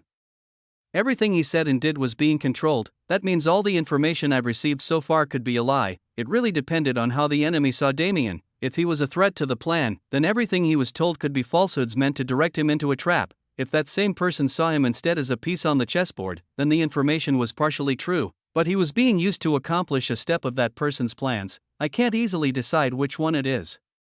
However, he was forced to treat the information as fact until he'd found evidence otherwise. The Temple Master is being controlled, and the Dragon Lord is somehow involved too. For someone to be able to take both of these figures into the palm of their hands, that person had to be incredibly strong. It couldn't be another Temple Master. The pact they signed together forbade them from acting against one another, so if it was one of them the signs would have already been clear. Other than them, the only people on this island with that kind of power are a few individual wanderers and the area lords. Wanderers weren't too highly respected, but they also weren't scorned. It would be strange for a wanderer to find a reason to want to bring chaos into the island's structure. More importantly, everyone who had the amount of power required to plot such a conspiracy was either on the island because they wanted to be, or they're trapped here by something and have a huge vendetta. The area lords were the most suspicious entities on the island. For the most part, they didn't leave their associated arenas. However, their actions on the island were not controlled to a great extent. They were not allowed to fight anyone who didn't come to challenge them, they were not able to refuse a challenge they received, and they were forced to remain on the island until they had been naturally defeated. These were the only rules barring them outside of combat. Even when in combat, the only added rule was that they were not allowed to go easy on their opponent. They had to use everything they had, even to hunt a rabbit. Area lords aren't able to touch other area lords, are they? It was too confusing. Somewhere, at some time, somebody found a loophole in the system that had remained impenetrable for so long. The third island had faced chaotic plots for a very long time, and each time the people involved were thrown into prison and left there to rot. This was the very first time that the Chaos faction had been able to create a stir to this degree. The prison, it was a location that had been suspicious to Damien for a very long time. It reeked of danger and nobody seemed to mind it. On top of that, its location was not hidden in the slightest, it was guarded and watched by the prison master, an area lord who was said to have been upholding his duty for billions of years. Was that why they thought it was better for it to be above ground and hidden in plain sight? It's a good start. Regardless, if Damien wanted to investigate all of the area lords, then a week wasn't nearly enough time. They lived fairly separated from each other, and Damien couldn't cancel distance as he had never visited their arenas before. The prison master is in a more central part of the island, so it will be easier to reach the rest from there. Plus, it'll be good if I can see the state of that place for myself. I need to judge whether it's actually a viable solution or not, but first, he needed to get out of the Earth Temple. It wasn't that hard. Damien was the only one in this realm with access to a power other than non-existence. After all, I was refraining from using it since it would inhibit my training, but this is a separate matter, so it should be fine. The void physique was always with him. Damien was restricted by the laws of this realm, but would that still be the case if he activated the physique's power? Of course not. The void had not submitted to him yet, but that didn't mean it was unwilling to support its favorite apostle when he needed it. As long as Damien unleashed that power, nobody in this realm would be able to touch him. Still, I can't overdo it. He was using the land of nothingness to get stronger. Cheating its system wouldn't help him do that. No, there was a possibility that doing so without moderation would offend the concept and ruin Damien's efforts. However, he was never planning to overcome the island trials with the void's help. He only used it to make his own life more convenient. A pitch-black energy covered his body. In one motion, it peeled off of him and formed into a clone that matched him perfectly. Damien's own body transformed until he looked like a completely different man. The convenience of a reality-breaking ability. Really, his mind was perfectly split, similar to how he cloned himself in the heavenly world before landing in this realm. And his clone only had one ability, the power to utilize non-existence. Good, Damien grinned. There was only one thing left to test, and that was simpler than anything. Damien himself cancelled distance and left for Terra. Sensing the disturbance, the guards outside the door burst into the room, only to see Damien meditating peacefully, his eyes open menacingly. I'm not a fan of people who don't respect my privacy, but you came at the perfect time, so I'll let it go. You and you, come at me together. I challenge you to a duel. The clone stood up and faced the two guards. Sir, that is not our job. We are only here to protect you. They obviously weren't interested. However, Damien wasn't going to let them off so easily. Maybe, but you guys are also pissed off about having to do shit like this instead of your own thing, right? Come at me. If you win, I'll request a change of guards and get you guys some paid time off. Nothing else Damien said really interested them. They were slightly annoyed about having to guard him at all times, but it wasn't much different from their normal work, so they didn't mind it. The important part came after that. The concept of paid time off was non-existent in this realm, the prospect of being off work but still receiving salary. It was something incredibly enticing to these men. And since Damien was someone who could really promise them something like that and fulfill it, they couldn't just let this opportunity slide. Stir 1814 Investigation 2. Somewhere in the streets of Terra around 10 minutes later, a completely disguised Damien could be seen smiling to himself. He was looking at a badge that looked quite inconspicuous in his hands due to its dullness. To others, he looked like nothing more than a boy who had just received his Challenger badge. However, Damien saw a different picture. He was worried for a moment. As his clone was technically a different entity, he didn't know if it would be able to level up his badge. It would be a problem if he was away investigating when the tournament started and his clone couldn't take his place. Luckily, this event proved that worry unfounded. The change was slight since the two men weren't particularly skilled, but as the owner of the badge, Damien noticed it. The clone would do just fine. It seemed like the realm accepted it as part of his power. Then, I can focus on doing my own thing. While the clone went to clean up his mess and apologize to the temple master, Damien left the vicinity of Terra on a journey to a place wanderers never dared to approach. The prison was conspicuous in the same way as Death's Hold. The land within several tens of kilometers was dyed a black and red color. It was uninhabited by anything other than the manor in the center that looked like an island amidst a bloody sea. Immediately upon entering this area, one would feel one's body becoming sluggish. The closer they approached the manor, the more the effect would grip their souls. He was only an area lord in name. In reality, this environment would suppress even the strongest platinum badge holders to the point where the prison master could kill them with a flick if he so desired. Damien took some time to reach it. Terra was quite far, so even with his fastest methods of transportation, it took him 2 days to arrive at its boundary. The manor was not meant to be approached, but those with enough strength and tenacity could indeed reach it. Still, I understand why the prison master remains unchallenged. He was only an area lord in name. In reality, this environment would suppress even the strongest platinum badge holders to the point where the prison master could kill them with a flick if he so desired. Damien took some time to reach it. Terra was quite far, so even with his fastest methods of transportation, it took him 2 days to arrive at its boundary. When he did, though, he was able to walk without facing the same problems as others. It was not because of the void's influence, but rather a product of Damien's actions in the land of nothingness. The environment itself had accepted him in a way similar to how humans designated close friends.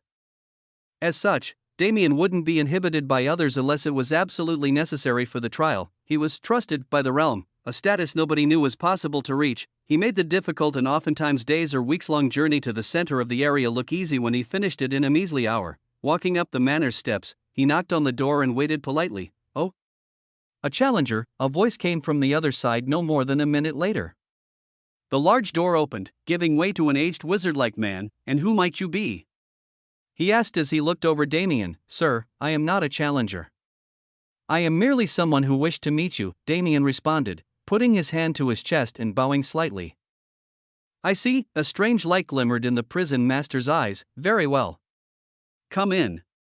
It isn't as if I have a better way to spend my time." Whether it was out of curiosity or something entirely different, the prison master didn't show Damien any signs of aversion as he invited him into the manor. "It is not a very welcoming place, I know, but make yourself comfortable. I will join you shortly." Damien nodded at the prison master, who walked away without looking back. Does he trust me? No, it was just that he knew Damien wouldn't be able to do anything he wasn't allowed to. That must be the confidence of someone who's allegedly been guarding this place for an uncountable period of time. How many visitors had he received? How many did he fight? How many tried to deceive him? And how many showed good intentions? The prison master had lived long enough to experience every unique experience. He could act on his whim confidently precisely because Damien was nothing more than a cornered rabbit from the very moment he entered the manor. It's an undeniable truth, but it still hurts my pride a little. Damien thought as he observed the many paintings and art displays along the walls. It's a manor that only one person has ever and will ever live in, but it's oddly decorated with images of and representing everyone but him. There was a wall dedicated to the challengers that had defeated the prison master before. When an observer came close to any single piece, their mind would be sucked into a projection of that battle so they could view the great feats of this realm's past heroes. There were only 6 of them to ever exist, and each of their battles was spectacular. On another wall was a remembrance of those who faced eternal death on the island. It was a wall filled with names, a blank canvas intentionally left empty so that their names were the only thing one could focus on. Even at this moment, Damien saw a name appear. It was someone who'd given up on life. From piece to piece, from wall to wall, the prison master's manor remembered different people, places, and events through the presented art. However, other than the scenes of his defeat present on the first wall Damien saw, there wasn't a single trace of the prison master himself. Why, it is because I am insignificant. As if he heard Damien's unspoken question, the prison master entered the room and gave him an answer. These people are heroes. They are practitioners with hearts that must be acknowledged, places with extreme importance to our island's heritage, and events that shaped everything we know now. Among them, I am no more than a passing memory, as this manor and what lies beneath it are the only reasons for my existence. I'd say that reason for existence is exactly what makes you as important as everything else here. Damien responded, turning around to face him. The prison master smiled slightly. That may be so, or it may not. However, young man, you have not come to merely speak to an old man like me, have you? I can sense that your intentions are not bad.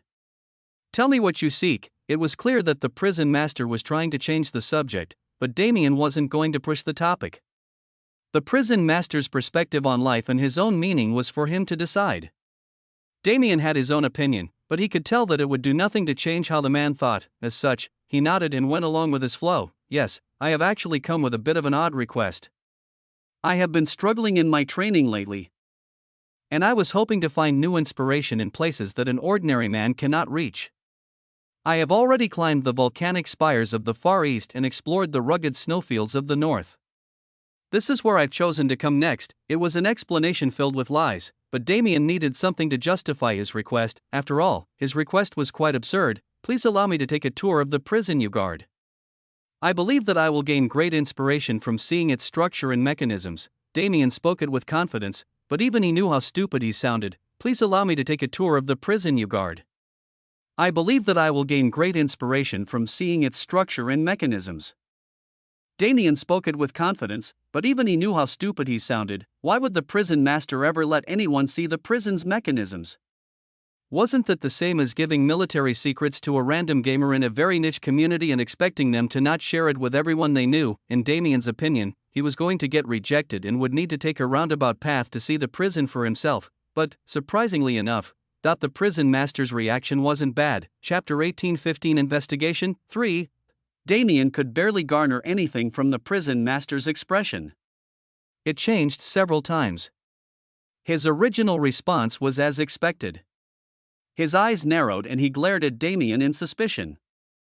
But that only lasted for a few seconds at most. After that, his face looked slightly inquisitive, serious, curious again, and then turbulent as he frowned deeply. Still, the look in his eyes didn't seem like it belonged to someone who was planning to reject the request. Is it truly for your training that you wish to see the prison? He asked. Damien looked into his eyes and tried to understand what he was thinking, but it wasn't possible in the short term. He nodded his head with firm eyes and responded simply, yes, there is no other reason. There is not. The prison master had a certain quality that allowed him to see through people. When he looked at Damien, he could see that there were hidden intentions laced all throughout his words. The strange thing was that those intentions, while concealed, didn't seem harmful. The aura emanating from Damien seemed to be one of a helper. The prison master fell into thought for a second, seemingly debating over something. However, he made his decision relatively fast and without the need for Damien to provide any more justification. Very well. You are a promising junior, so I suppose it is not a problem. You won't mind if I come with you, will you? Of course not, Damien replied with a smile. Rather, how would I be able to walk such a place without the prison master himself at my side guiding me? So you were planning to use me as a guide from the start. The prison master nodded. You look to be a busy man, so let us not delay. Please follow me carefully, and from this point forward, only step where I step. Damien easily agreed. They were still in the same greeting room where Damien was left when they first entered the manor, but their path seemed to start here. The prison master walked casually, so it didn't seem like there was anything special about his movements to an outside observer. Nevertheless, Damien watched him carefully and did as he was told, moving exactly like the man in front of him. The two of them left the greeting room and entered the long hallway in the center of the manor. They walked it to its end until they reached a living room and exited the doors into the connected courtyard. Before the bloody landscape that Damien had traversed only moments ago, the prison master did something of a ritual. He bowed to the eternal sun and prayed to the corrupted land. Damien stood behind him in silence, watching carefully until he finished. In his mind, this was a ritual that he would also have to imitate, but he was incorrect. By the time the prison master finished his movements, the world was already fading away into a deep and murky darkness not dissimilar to that which existed in the sacred abyss. I see. This isn't the normal entrance. This must be the ritual that's undertaken when new prisoners are brought to the prison. If they entered through this method, then Damien would technically be considered a prisoner. He wouldn't be allowed to leave if he pulled anything that the prison master found suspicious, and if he decided to sneak back and re-enter, he would be unable to escape.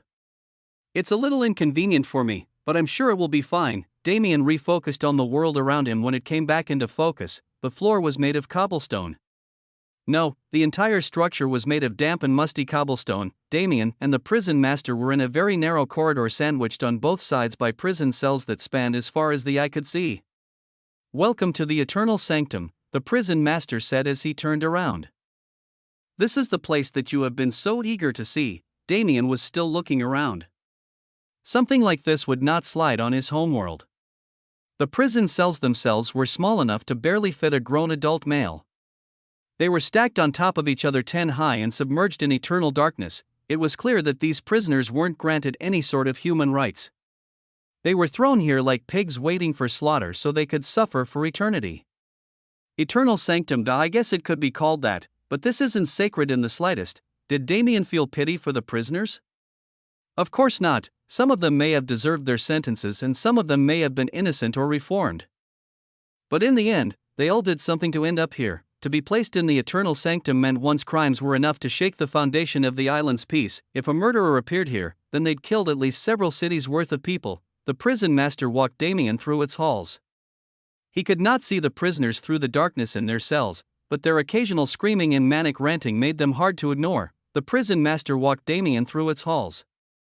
He could not see the prisoners through the darkness in their cells, but their occasional screaming and manic ranting made them hard to ignore. Still, his focus was, as he told the prison master before, mainly on the structure of the prison itself. He wanted to see this place and understand if it was a viable method of containing those who could cause harm to society. He didn't care about the conditions of the prisoners, but about the conditions of the mechanisms themselves. It's incredibly sturdy. Damien could see that even if he reached a level where area lords were fodder before him, he still wouldn't be able to break through the Eternal Sanctum. It was designed in such a way that power wasn't the only thing necessary to destroy it. If I'm reading it right, then you need a group of maybe 10 or 15 people on the same level as an area lord to work in perfect harmony to crack these defenses. It was definitely worthy of being the most secure prison on the entire island, but if it's gathering people with platinum badge strength, then someone's already doing that, aren't they? As long as both the Earth Temple Master and the Dragon Lord were both involved in some way, Damien could confirm that much. The prison master did give him a tour around the prison despite grumbling about it jokingly. Those near where the two of them appeared were the less serious offenders, which was why their treatment was so good. The further they went, the more serious the crimes became, and the more serious the punishment was. Those at the very end, those who needed to be teleported to because they were so deep in the prison, were undergoing torture that was crueler than even the depictions of hell present in earthen civilizations. Damien did gain some insights by seeing how the prison was upheld, and he was able to confirm that the structure itself wasn't anywhere close to breaking. With that, he achieved everything he wanted to do here. Understanding the state of the prisoners was just an added bonus. The prison master took Damien out of the prison easily when they finished their tour. The man was as genuine as he first said, so there was no reason to still be concerned about him. Rather, the prison master's intentions were elsewhere. "Young man, I presume you are ready to leave now?" he inquired. Damien nodded and replied, "Yes. I must sit down and ponder the insights I gained.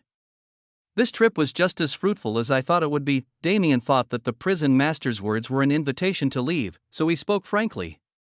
However, he was wrong. The prison master was not ready for them to part yet. "Come, sit down for a moment," he said, his eyes a bit more serious than before. "Let us talk." Chapter 18:16 Investigation 4. The fact that the prison master wanted to sit down and have a conversation was strange. The things he said were even stranger. He spoke like an old grandpa who truly just wanted to have a conversation with his junior, going on about the things he'd experienced as the warden of the Eternal Sanctum. However, Damien couldn't believe that a man like the prison master had this kind of side to him. As everything else about him stated, he had lived for far too long and seen far too much to have emotions like this. His world had to be a dull gray color by now, highlighted only by his sacred duty. There had to be a reason for his attitude, and as they continued their conversation. Damien did his best to find it. The many challengers on the walls are not the only ones who have come. There have been those like you in the past, people who wanted to explore the sanctum out of nothing more than genuine curiosity, the prison master said. I have always entertained these kinds of guests. They are interesting prospects, children who have bright minds that will take them far. I have always wanted the sanctum to inspire them, but none of them ever bear the fruits of their efforts. He looked at Damien with a slight smile. You are the only one who has left the sanctum with a different light in your eyes. I can see that you have truly grasped a principle present in its design and are willing to incorporate it into your strength. He wasn't wrong. The concept of restriction was already important to Damien's non-existence fighting style. Currently, his power manifested as a spider web that trapped his opponent before slitting their throat.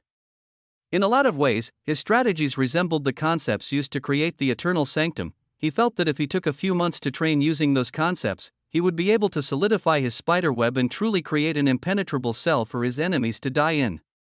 Still, what did that have to do with the prison master?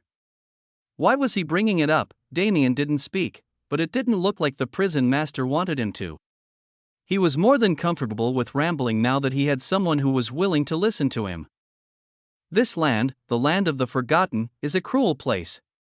It is a cruel place that raises many monsters, but none of them are able to escape their fates. The people who became strong without thinking about anything else always fail, whether that be here or on the coming islands. From my observations, the only ones who manage to succeed are those who maintain spirits like yours, people who truly put in effort to comprehend the nothingness rather than treating it as a tool that will grow as long as one completes the trials. People like you are a hope that drives me. After guarding this sanctum for so long, I have been forced to find reasons to justify my continued tenure. In the end, perhaps it is only a sense of duty or a sense of justice, but I like to believe that I do it so that people like you have an environment where they can properly reach their potential and thrive. The prison master's eyes contained a strange light as he looked at Damien. Still, there are people in this world who do not respect my ambitions. They are people who are willing to do anything to foster an environment where only they thrive while everyone else is forced into an eternal cycle of death. This prison was built to hold such people so that society can thrive. Guarding it is the only thing I can do to fight against the perpetrators of chaos. As Damien's eyes narrowed just slightly. He saw it in the gaze that was trained on him, but those words, what was the tone he used to speak those words? That was not the way he should have been speaking. That hint of sadness, no, it's not that. It's the hint of struggle. Damien's eyes went to the prison master's lips. They were sealed tightly when he didn't speak, and even when he opened his mouth he did it in such a way that Damien couldn't see within. He sharpened his hearing and his scent. He tried to pick up traces of one specific thing, and he found them almost immediately. Blood. His gaze returned to the eyes of the man who was still speaking even now. That gaze, Damien waved his hand, interrupting the prison master before he could continue. I am delighted to hear your stories and praise, but, he summoned a certain concoction along with 2 cups. Why don't we continue this conversation over a drink? The next time Damien was seen on the third island, he'd already left the prison master's manor. They didn't speak for much longer after that, as Damien had matters to urgently attend to. I hate when things go as I expected. The prison master was hiding the blood pooling in his mouth just so he could continue to speak. That alone was enough to confirm Damien's suspicions, to think that even the prison master was controlled. Whatever the instigator has planned, it's going to end with the extermination of everyone on this island. The prison master, with his unreasonable strength and mind, managed to grasp an opportunity against the parameters he'd been granted by the control skill that enslaved him. Those words could still be interpreted as his desire to speak to someone for the first time in a long time, so the owner of the skill wouldn't be suspicious. However, he chose Damien as the person he wanted to ask for help, the prison master, the dragon lord, the earth temple master. No, it's safe to say that all of the temple masters are under the enemy's control. If even the prison master was involved, then this was a plot that had been brewing for a very long time. Damien happened to appear at its climax. And somehow he'd attained himself a spot as one of its main characters. Damn it. I only have 5 days left. I need to find a real lead soon. There was only one place he could go if he wanted to be absolutely sure that he'd gain some kind of useful information, the Dragon Lord. Considering that the person who told me about his situation is currently being controlled, it's highly likely that the information about him was a lie. The Earth Temple Master was being used to get Damien to kill the Dragon Lord even if he had to risk his life for it. the Dragon Lord's death has to be a trigger of some kind, he needed to confirm. Once he had that piece, he would be able to see the whole puzzle. The only thing left would be to find the one putting it together. I don't have much time. In 5 days, the tournament would begin, but, at the same time, it would take Damien at least 4 days to reach the volcanic spires where the Dragon Lord resided. It'll be on the wire. He was really cutting it close. The only question was if he could win the race against the still-hidden mastermind behind everything. Chapter 18-17 Investigation 5. Damien took the shortest possible route to the Dragon Lord, but it was by no means short. The main issue was the terrain, full of inclines and dips that made it impossible to teleport casually. When he reached the volcanic region, it became even worse. There were thousands of spires surrounding the main volcano. The Dragon Lord's lair was in the very center of them all, right at the base of the volcano. Damien was forced to weave through thousands of spires without making any sound. Avoiding the detection of the many people in the vicinity was also a problem, but he managed to do it with the help of the void. Finally, he reached the lair itself. It was more of a mansion than a dragon's den, but it was built to look like a natural hole in the volcano. The magma that flowed from the top was used as lighting for the structure, creating a beautiful backdrop and scenery that elevated the ambience to another level. It wasn't beautiful for Damien, though. The magma made it difficult for him to stay concealed, and since he wanted to do this whole mission covertly, the fact that he didn't know anything about the mansion's layout wasn't helpful. Still, he had to find a way to do it, and the magma ends up being the best method. Damien only had a few hours to spend investigating the area. It had been 4 days and it was already the night of the 5th. Soon, the tournament would start and he'd reach the real final moments of this confrontation. He couldn't still be looking for information at that time. From a short search, he could only see that there was a system of channels through which the magma was directed so that it flowed how the Dragon Lord wanted it to. It looked like they ran throughout the entire mansion, which was good for Damien. However, it wasn't as if sneaking through the magma was an untested strategy. Many had tried, and just as many had failed. That magma was supported by the Dragon Lord and to an extent was the source of his power. Anyone who stayed submerged in it for too long would find the very essence of their soul burning. It was an effect with no counter in the land of nothingness, which made the Dragon Lord one of the most difficult area lords to face when he was in his home territory. Unfortunately for him, eye of cheats, with the void around him, Damien could be impervious to the magma and remained concealed without an issue. Rather than approaching the mansion and crawling into the tunnels from there, he entered one of the magma streams and swam against its current to reach the entrance of the channel. It was just barely large enough for a human man to fit through. For anyone who was just slightly larger, it was impossible. Damien was relatively tall, standing at 6 feet and 2 inches in height, and he had a wider frame that was built as he continued to fight and gain muscle. If he was in his original body, even he would have been too large. The form he was taking to avoid surveillance was skinnier and smaller, meant to blend into society and look unassuming. This kind of stature was perfect for the task and allowed Damien to infiltrate the mansion without problems. Still, he had to navigate the maze of channels and find one near the Dragon Lord. I sensed his aura near the back of the mansion. It'll be difficult to reach. The northwestern corner of the mansion was both the furthest from Damien and the deepest part of the mansion. It bordered the inner side of the volcano and was practically one with its magma pool. Maybe it would have been easier to dive from the top, but it also would have been more time-consuming. Troublesome. Damien put away his thoughts temporarily and focused on navigation, right, left, up, down. I'm glad that it's all relatively uniform. At the end of the day, the system was like the plumbing pipes in a house. They had a defined form and purpose. So as long as one understood where the start and end points were, finding a path between them wasn't the most difficult thing in the world. The magma was relatively friendly to Damien. It was warm rather than scalding and blanketed his body, lulling him into a sense of peace. It may be a different kind of danger, but it's still dangerous. Damien had to consciously make sure that his mind remained on edge as he swam. With his attention focused on keeping himself stable, he was able to reach his destination after no more than 3 hours of searching. Finally, he could sense the Dragon Lord's aura directly underneath him. Good. The void's energy changed and Damien's body became ethereal. He phased through the pipes and into the walls themselves, giving him access to the sound coming out of the room. He didn't care about the conversations the Dragon Lord was having with whoever he was entertaining. He was focused on that man's arrhythmic heartbeat. Do done. Do done. Do done, one short, one long, one long, one short.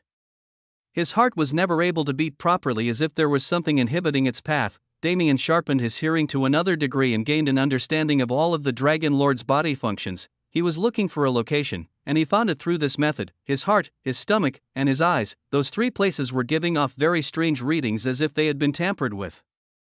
It was odd viewing the man as more of an object, but the approach made it easier for Damien to find the actual problem. He sharpened his eyes to see through the wall and finally laid eyes on that man for the first time.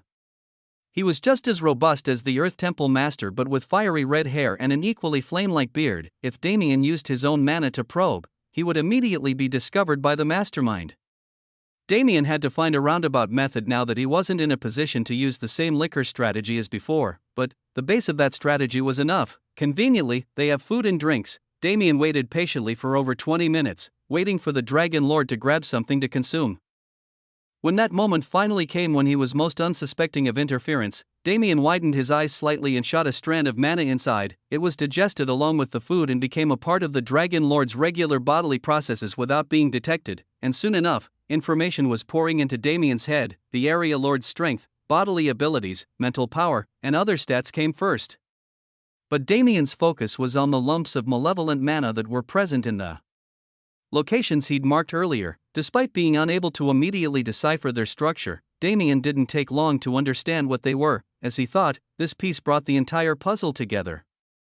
Because the Dragon Lord, that guy, has been turned into a living nuke. Chapter 1818 Investigation 6. The Dragon Lord's state was unusual. If one observed his body at a glance, one would find nothing wrong. If a more in-depth approach was taken, then perhaps only signs of the control skill would show. To find the truth about what was going on in the Area Lord's body, Damien had to pierce through the layers of control and find the mechanisms hidden beneath. And it was exactly as he said. The Dragon Lord had been turned into a living bomb that would blow when it was disturbed. Thankfully, I had the void obscuring my mana. Otherwise, this entire volcanic region would have gone up in smoke. No, perhaps that was for the better? If he blew up here, then the number of casualties would definitely be decreased. Damien's killing intent rose just slightly, but he suppressed it just as fast. No. I want to maintain the established order of this island. Even if it happens here, everything will go to shit if the Dragon Lord blows up. The plan was not extremely convoluted, but it likely took ages to set up. From start to finish, the tournament was not a stage to get rid of the Chaos faction. No, it was a sacrificial altar. I was supposed to kill the Dragon Lord at the end of the tournament and trigger the bomb. It would decimate Terra and kill all three of the Temple Masters who were being forced to watch from the stands. That'll act as a trigger for the Prison Master to let the prisoners loose, and the Chaos faction has an easy road from there. The Area Lords wouldn't be able to stop them because of the restrictions on their bodies, and the temples would be in shambles after the deaths of their masters. Chaos would take hold, and the mastermind behind everything would become the king of the world. That's probably what he wants, right? A great upheaval where vile beings became the majority, where even normal citizens would be forced to turn into cruel people if they wanted to survive. Only the person who created that upheaval and established control over the world's strongest forces would be able to stand above it and claim it as his own. There is one good thing I've learned, though. It was easy to say that forcing the Temple Masters to die because their close friend turned into a human bomb was plotted to make them feel hopelessness before their fall, but it was just as easy to say that the mastermind was not confident in killing the three Temple Masters on his own. If he's of the same strength as them but used some esoteric methods to control them, then my life definitely becomes mildly easier. Not having to face a force stronger than the strongest people on the island was enough for Damien, but he can't be an Area Lord and he can't be a Temple Master. The only people left with enough power to do anything. Damien's eyes narrowed. The prisoners. It seemed that someone did indeed find a way out of the impenetrable eternal sanctum. I have to find him. Before the Dragon Lord died, he had to find the real mastermind and kill him. That was the only way to stop the era of chaos from dawning. Damien had been gone for a week, but the only one aware of his actions was himself. The clone Damien played his part perfectly. The majority of his time was spent training on his own as he pretended to follow the Temple Master's orders to stay inside, while the rest was spent with the Temple Master himself, discussing the plan for the tournament. As the event drew closer, the pain in the Temple Master's eyes became clearer and clearer. But Damien pretended not to see it. I can't alert anyone of my actions. Not even him. He didn't have a reputation on this island, which meant that he could play the part of a mercenary willing to follow orders for rewards well. There were always eyes on him no matter where he went or what he did. so it was definitely a constraining lifestyle. He lived it only for as long as it was necessary, and when the time came for the tournament to start, the clone got excited to play his part in everything. It will take time to find the mastermind. I have to go back to the Eternal Sanctum and look for clues in places I didn't check before, and if he isn't inside, then I have to search the island until I find him. The main body had a difficult few days ahead of him, but it wasn't going to be any easier for the clone. I can't stall since the matches are timed. The best I can do is draw out my fight with the Area Lord when I get to him. Still, I have 4 days at most. In 4 days, someone will fight the Area Lord regardless of what I want. That was the structure of the tournament. After all, with the gathered power of the people here, it was impossible to cause a disturbance and get the fight delayed. The main body only had 4 days to do more than he'd done in the past 7 days combined. Thank you for joining us on this momentous occasion. It's not like it's my fault that I showed up at the very end. If I was here a few years ago, I could have taken care of it without all the hassle. It was only difficult because of the time crunch, but this was also something Damien was involving himself in due to his own whims. The heroes of our nation have gathered. He could technically go fight an Area Lord right now and move on to the 4th island, but did he want to do that? The position of Absolute seemed like a lonely place. This was a realm that only existed to provide future Absolutes a place to hone their power. Damien wanted it to be able to carry out its purpose without interference. He wanted to see more people rise from the rubble and become supreme, give thanks to the Temple Masters who created this glorious event. The Chaos faction couldn't be trusted with a duty like that. The Temple Masters weren't much better if they let themselves get fooled by the mastermind, but they at least had the heart. They could train their strength when this incident ended. Now, introducing our champions, the announcer's speech ended before Damien could give it any more thought. He and the 300 or so competitors walked out of the tunnel and into the stadium's light amidst the cheers of the crowd. Damien sighed again. I'll have to trust them with the aftermath. He directed his gaze upward at the platform where the 3 of them Saturday, the Earth Temple Master, the Water Temple Master, and the Fire Temple Master. 3 fools who found themselves in a bigger situation than they could handle. If the main body was able to free them from their curse in time, then everything will be up to you. There were still some days before the climax of this event, but it somehow felt like it had already arrived, and that was a fact that nobody who knew about it was happy about. Chapter 1819 Investigation 7. The history of the 3rd island was vague. For a very long time, countless trillions of years ago, the entire land of nothingness was enveloped in chaos. Gods came and gods died. Gods populated the earth and acted as the soil that birthed later civilizations. When the era of chaos ended, all of the islands drifted apart and a more linear trial was created for those who entered this realm. With that development, the pointless slaughter became meaningless and most people stopped their reckless actions. From that point on, every island changed on its own, becoming more suitable for the trials in place.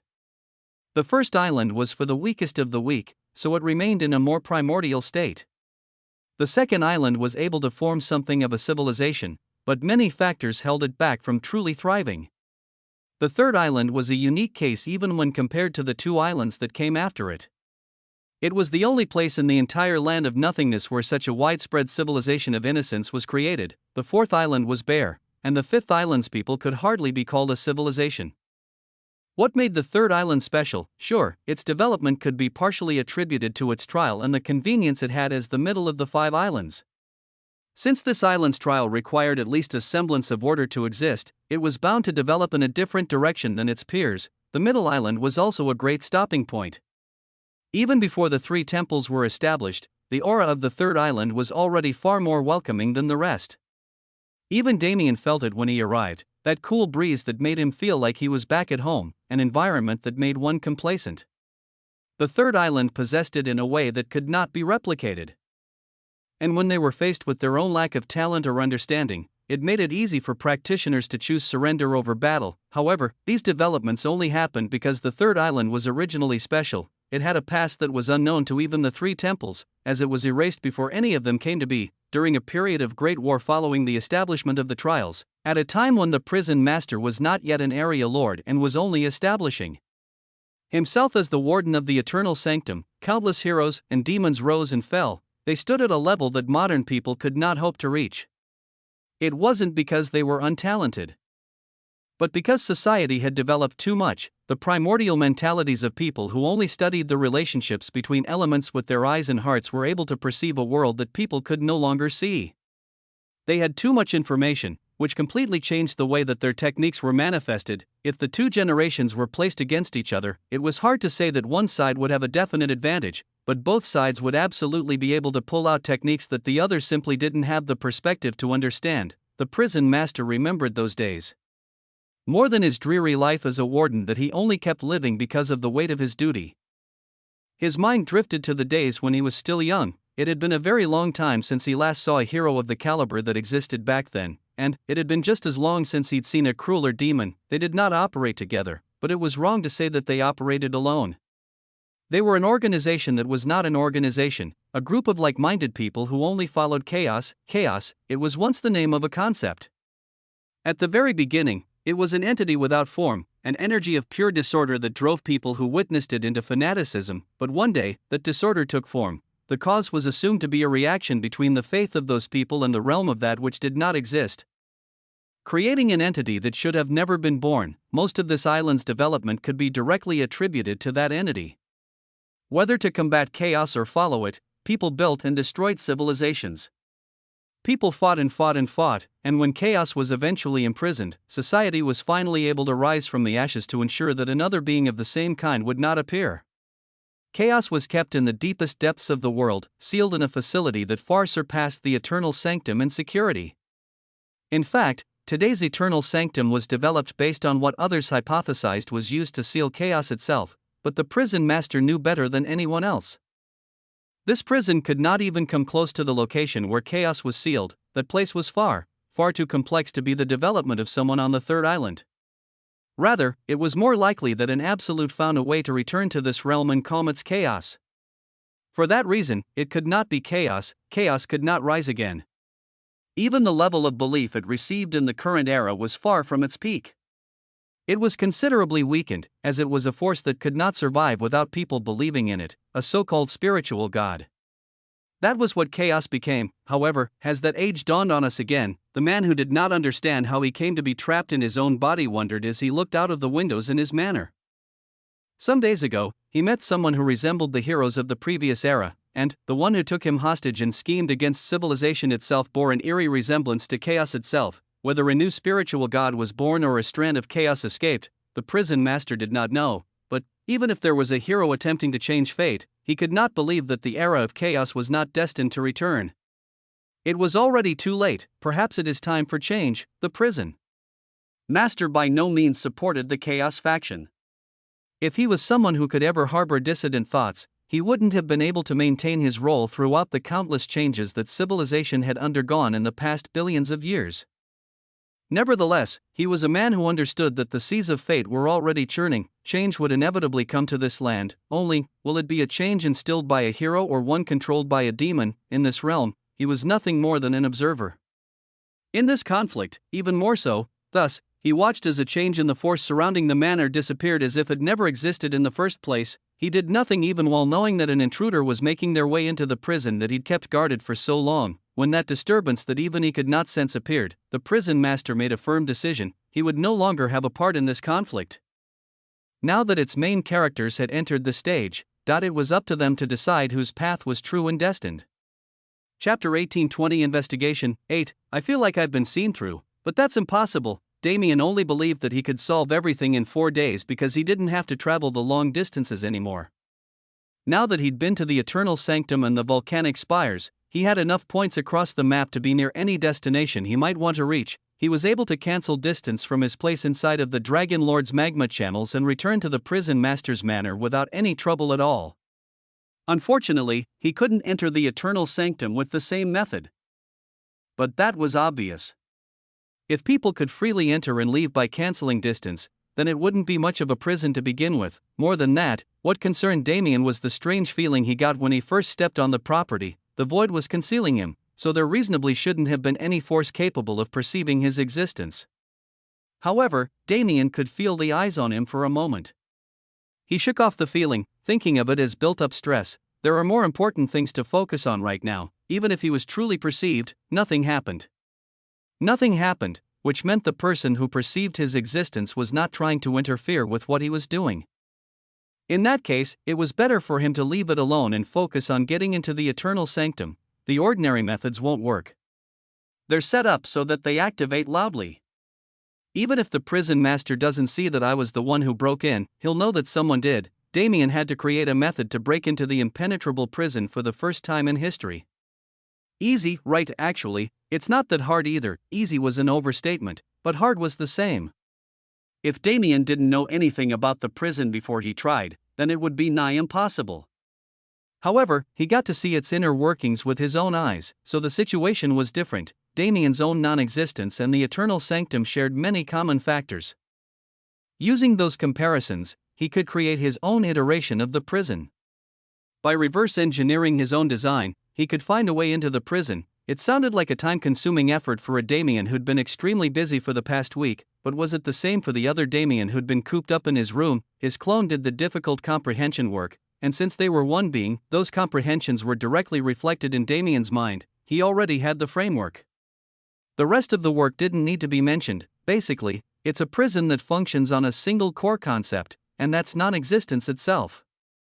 Those within have their very ability to think inhibited and their power sealed behind a much stronger version of itself. That makes any attempt to escape impossible. The rest of the concepts just branch off of that to take care of loopholes. It was a web. It was made of steel wire and would shred anyone who attempted to bypass it, but it was a web nonetheless. The exterior concepts had far more space between them than those on the inside. That amount of space was not enough for anyone to slip through, which was why the prison had never been compromised, but Damien was confident that he could do it. As long as I target it properly and aim to bypass instead of break, I think I can do it. He closed his eyes and concentrated his power, putting even more emphasis on the void around him. He saw that web in his mind and carried out the careful plan he'd created. Like a fly too small to be hindered by such a massive web, he maneuvered through the complex defense mechanism and granted his mind access to the eternal sanctum. To allow his body to follow after that was simple.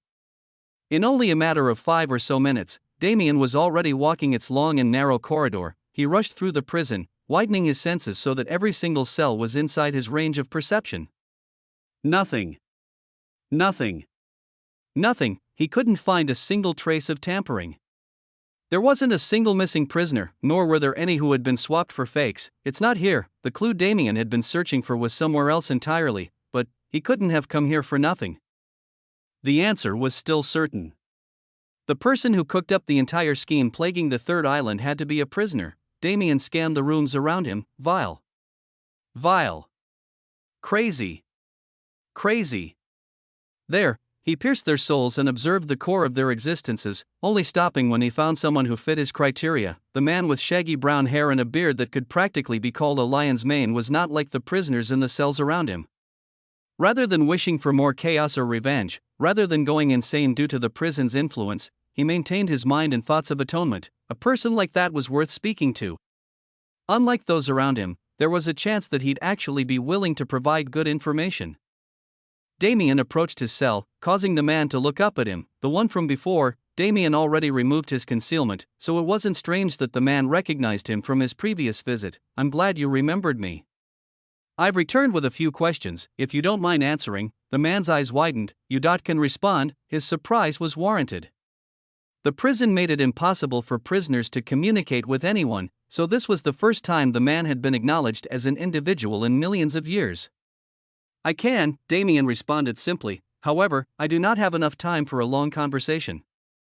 "For that, I apologize, no." "No need," the man responded, shaking his head. His voice quivered slightly as he held his emotions back. "Please ask your questions. To have a conversation at all, no matter its length or subject, is enough of a blessing for me." Damien looked at the man without speaking for a moment. A thought came to mind, but he left it for after everything was taken care of. Were there any other prisoners here? Maybe one that escaped or got moved to another place. The man shook his head again. "There has never been a prisoner that escaped from this place. It is the same for those who were transferred. I have never seen anyone or anything leave this prison once entrapped." Damien frowned. "Is there really something I'm missing? Maybe there's a wanderer or faction that has a grudge against Before he could finish his thoughts, the man spoke up again. But there was one man, his hair covered his eyes, so Damien couldn't see the expression he was making, but he could feel it. The fear emanating from that man's body was unmistakable. As he recalled memories of that person, his body shook. There was one person who was not confined in this prison. For him, they were forced to create a special containment unit elsewhere. He was the most terrifying person of my generation. Damien's eyes narrowed. This was it. The identity of the person he was chasing was right in front of him. The brown-haired man looked up, meeting Damien's eyes for the first time. His name. Chapter 1821 Confrontation 1. Eximus. According to the brown-haired man's story, that person named Eximus was the most terrifying existence from 10 million years ago. He was a follower of chaos, someone who inherited the power of an ancient spiritual god and used it to wreak havoc on the world. During that time, the 3 temples almost went up in flames due to his actions. To think there's a spiritual god on this island. Spiritual gods were similar to spirits in that they were physical manifestations of nature. Only, spiritual gods could only be created through blind faith. They were incredibly rare entities. No more than 3 had been created in the entirety of the true Void Universe's history. Even Damien only knew about them because he read the heavenly world's existence. In this plane, chaos was something both worshipped and feared. It was trapped at the center of the earth with no hope of escaping, which was good for Damien. Facing an actual spiritual god would be insane. Interesting, sure, but insane nonetheless. Luckily, the one who escaped was not chaos, but its apostle. Eximus' containment unit was hidden from all eyes. Its location was likely only known by the prison master at this point, but Damien couldn't ask him for obvious reasons. Then, 4 days is perfect. Perfectly shitty, that is, in 4 days, he had to find the containment unit, find Eximus' traces. Find Eximus, and then fight him. Before the Dragon Lord died to his clone, he had to kill the apostle of a spiritual god. Beautiful. Really, Damien was oh so happy about his circumstances, but he really couldn't complain since he was the one who got himself into this mess. Immediately after leaving the Eternal Sanctum, he began his search. There was no more investigation. Now, the primary concern on all sides was confrontation. While Damien was struggling, Damien was also struggling. I would really be struggling if it still took a toll on my mind to live through 2 bodies at once, experiencing parallel timelines at once was enough to shatter anyone's mind, but Damien wasn't just used to it now. He could do it without any side effects, as his main body focused on the conflict in the shadows. The clone handled things out in the open. The tournament started in full swing. The first 2 days were meant to weed out anyone who wasn't necessary. The 3rd day was for the quarterfinals, while the semifinals and finals would be held on the 4th day. There were 4 matches taking place in the stadium at the same time. They were King of the Hill style knockout matches where one was required to obtain a certain number of wins to pass. If one obtained that number and continued winning, then they'd be excused from the rest of the round after 20 victories. There were too many participants. After all, these first 2 days were used for culling the masses and drawing out only the strongest of them. Of course, Damien was dominating his podium with ease. The temple masters prepared a special procedure to take the Chaos faction members into custody. As long as they were eliminated from the competition inside of the arena, they'd be teleported directly to the Eternal Sanctum and imprisoned until it was decided how many of them would stay and how many would be repurposed. It was swift and easy. From the outside perspective, it was indeed a genius method to quell the disturbances in the world, but those guys are going to meet the prison master, and he's going to be forced to let them go. Everything was just as show prepared to precede the main event. In these first few rounds of the tournament, Damien could do nothing but comply. On the 4th platform, we have another perfect finisher. Damien Void has won 20 times in a row. An announcer's voice accompanied the death of the 20th. Damien didn't think much of it as he was escorted into a connected tunnel amidst the cheers of the crowd. At the moment, my job is the boring one. The main body was taking care of the more exciting things, though even he was just running around. Seriously, I forgot how annoying it was to get information without existence. Well, even before that he could devour people. It had been a very long time since Damien was forced to put in legwork for information's sake. Still, everything seemed to be lining up properly. The deadline was approaching incredibly fast, but Damien was moving at the same pace. Logically, everything would work out. More importantly, the other temples are acting strange. The man Quill and the woman Yanui whom he'd met a week prior were acting very differently than they did during that meeting. Rather than the confident and competitive attitudes they held at that time, they were showing a hesitation that didn't make sense. I guess there's a lot of stuff going on behind the scenes that doesn't relate to the overarching plot that I've been following. It made sense, but it wasn't his problem. He merely needed to do what he did best so they didn't find themselves in even more trouble. But before that, the person leading him disappeared a while back. He'd been walking through the tunnel while indulging in his thoughts, but it was getting a bit annoying at this point. If you guys are going to hide yourselves, can't you at least do it properly? The quality of assassins in this realm isn't that high, huh? His gaze suddenly shot to the ceiling. His eyes glowed slightly, and a group of 12 was immediately revealed. He could see the panicked expressions on their faces as they tried to figure out how they were spotted, but that was also not a matter of his concern. He grinned as he was able to find something fun to do even in this body. Come at me, you bastards. I was just thinking that I needed to devour someone soon. Non-existence was an especially difficult concept to use offensively. Its effectiveness dropped significantly when focused on more than one person. In a fight where multiple opponents concentrated on a single target, it was usually always fated to be the target's loss. They may have lost their cover, but the assassins didn't lose their heads because of it. At the end of the day, there were 12 of them and only one of him. The person they'd been ordered to kill would still end up dead no matter what he did. That was a very dangerous train of thought for a group that stood against Damien Void. After all, he had the same thoughts as they did. Now that his targets were clear, they'd die no matter what they tried, and through their oh-so-noble sacrifice, he was going to learn even more about the plots and schemes surrounding him. Really, they should have been honored to die by his hands. A domain formed around his body and enveloped the entire area. A spider web appeared in a single second before solidifying into impenetrable cages that separated each enemy from the rest, and as Damien pushed his hand down, the rest didn't need to be mentioned. For these small fries who did not even have names, the result was never fated to be anything else. Chapter 1822 Confrontation 2. Naturally, memories were currently being read. The Eternal Sanctum boosted Damien's power to an incredible level. Once he finished comprehending the things he learned from its structure, he filled all of the gaps that previously allowed people like Kara to stand against him. 12 came and 12 died, but not in the simple revivable way that most people died in this realm. Those assassins met a poor end because Damien needed information. Unfortunately, they would not be returning to life. At a base level, it looks like the Temple Masters, assuming that Damien didn't know anything, then regardless of whether he had a mind-reading ability or astute observation skills. The conclusion he'd come to was that the Temple Masters ordered for his assassination. Was it because he was outshining their participants? Well, since Damien didn't have enough time to properly learn the personalities of those from the other two temples, it would be quite easy to convince him so. The previous attack he experienced served that purpose as well, though it was mainly meant to keep him from learning anything unnecessary. Even their memories lined up. The Water and Fire Temple Masters personally called for each of them and offered great rewards for Damien's head. What a scheme! If Damien didn't know better, then all of the signs would have led to those two.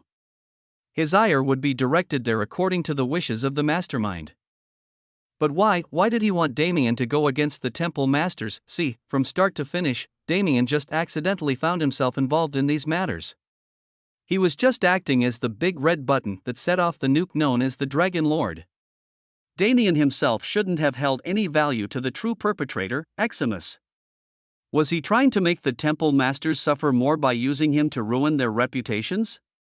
Or did he just want to make the tournament more exciting from the perspective of an all-knowing observer? Damien got the feeling that the only real reason for involving him had to be emotional, but I can't say for certain since he wasn't directly involved in anything. He did leave me a nice present, though. With his questions out of the way, Damien smiled as he walked away from the site as if nothing happened. He would play along with the schemes in the tournament for now, just so he could figure out why they were being plotted in the first place. However, he wouldn't need to do it for long. After all, those 12 were also corrupted with the control skill to shut their mouths.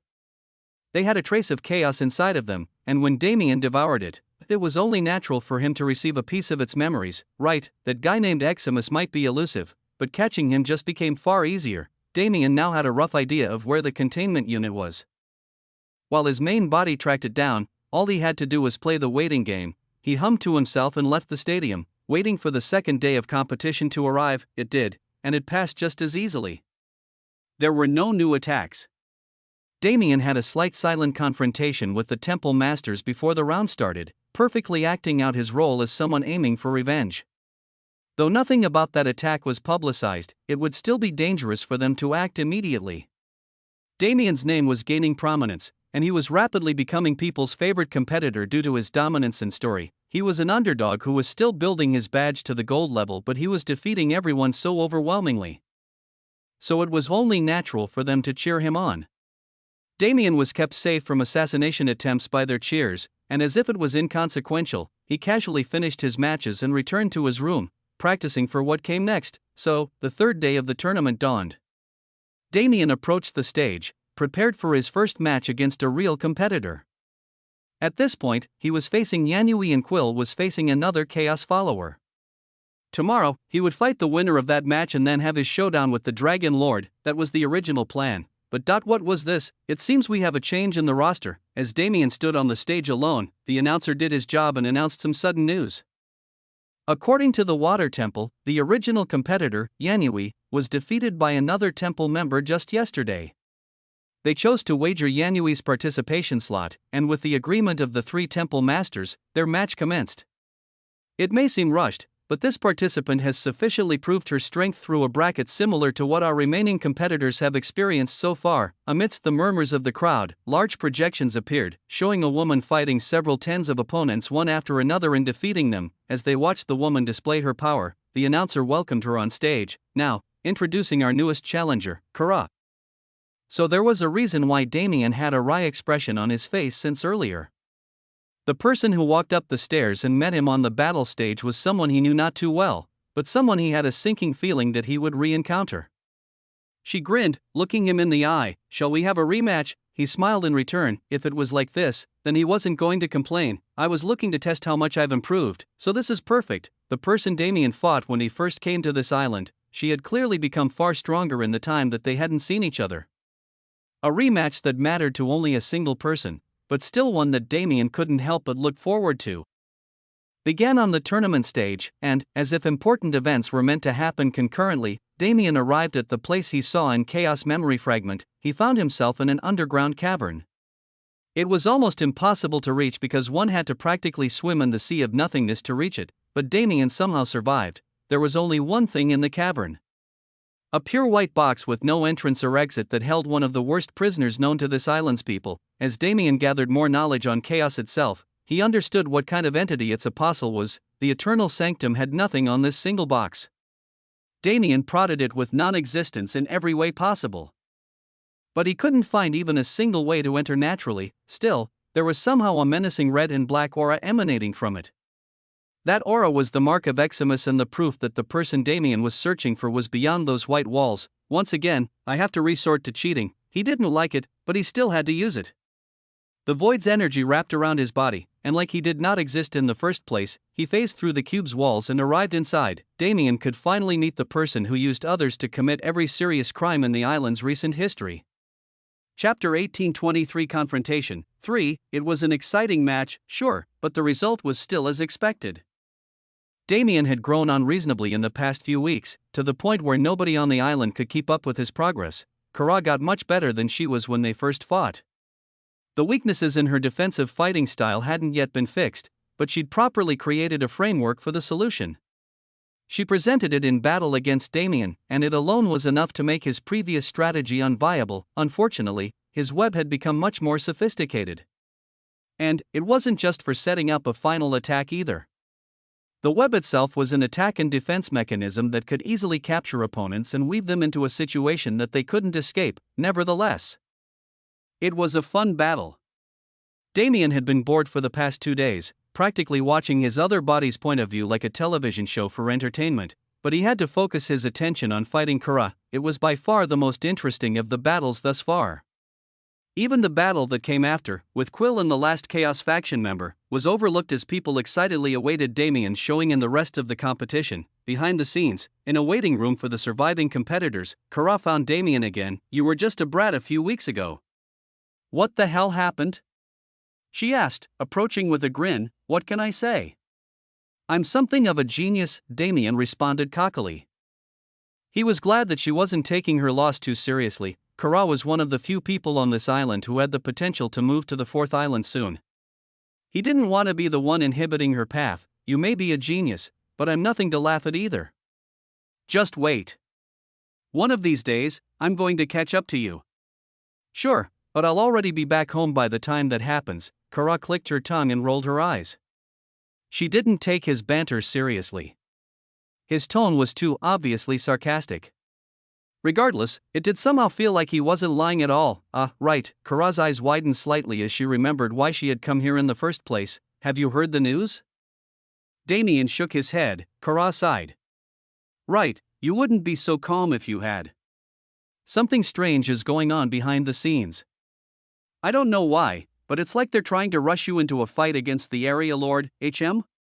What do you mean by that? Damien made a sound of interest as she captured his full attention. Kara's story started with how she herself ended up in the tournament. Originally, she challenged Yanui several times for the tournament spot. She won more than she lost, but she was forbidden from killing her opponent since she was already slotted to participate in the tournament. Essentially, by challenging Damien and losing, Kara lost her chance to participate. She tried and eventually gave up, but the temple's officials approached her not even a day prior and proposed her a deal, asking if she wanted to take Yanui's spot. She, of course, agreed. She was even more tempted by the tournament after hearing that her new rival was also participating. She went and challenged Yanui again, won, and was granted the spot. It's just suspicious because it was too easy. Yanui may be weaker than me, but it's only marginal. I shouldn't be able to beat her so one-sidedly. Were the Water Temple's people trying to sacrifice Kara after understanding what the end of this tournament entailed? If so, then did Yanui have some kind of importance that Kara lacked? Damien asked, and he got the response he was looking for. Yeah, Yanui is the Temple Master's daughter. That's why I'm saying it's weird. She always gets preferential treatment, but now they want to be fair? It doesn't make sense. It also doesn't make sense how that situation is pushing my fight with the Area Lord. Damien chimed in. Kara grinned sheepishly, realizing that she'd once again gotten off topic. I brought it up because something similar is happening in the Fire Temple too. Apparently, that guy Quill disappeared after his match. Nobody knows where he went, but he's already been replaced. And, the most important part, your match against his replacement is happening in an hour. What, now? Damien was really paying attention. As Kara said, they were absolutely plotting to bring the match between him and the Dragon Lord closer. Damn, he could guess why. My main body's movements were noticed. Someone was working against the grand scheme, so they were obviously going to try to make his struggle futile. The main body was already meeting Eximus, so hypothetically it wouldn't affect the plan, but, TCH. It's annoying being the clone body. He quite literally could do nothing but wait, follow the tournament, and stall until the main body finished all of the important matters. For now, thanks for telling me, no problem. I like honest competition. So this is rubbing me the wrong way too. He thanked Kara and left the waiting room. An hour was not much time at all. While it passed, he watched his main body's perspective. His frown got deeper and deeper until he heard his name being called to the stage. He walked up as he had done several times before. No matter how he got used to the cheers of the crowd, they always felt disgusting when he thought about the fact that they were all being deceived into willingly walking into their deathbeds. The other name that was called was unknown. It wasn't worth mentioning, and there wasn't a single bit of justification accompanying the entrance of a new competitor like there was with Kara. The only thing the announcer said was that Quill had withdrawn with a mysterious injury and someone had been sent to replace him. If that person was like Kara, a worthy competitor, then there wouldn't have been anything particularly special about it besides the fact that the fight had been moved forward by a day. The person who stood against him was not like Kara at all. What is this? While the announcer spoke to the audience, Damien addressed his opponent. Why are you doing this? The man standing across from him was quivering in fear. He was clearly unskilled and unworthy of this stage, so why was he here? He responded shakily. I have no choice. Damien looked into that man's eyes. Right, those were not the eyes of a competitor. They were the eyes of a hostage. He sighed to himself. In the end, the powers at hand have too much authority. Even if I try to destroy the tournament at this point, they'll still find a way to turn this entire city into ash. The match started.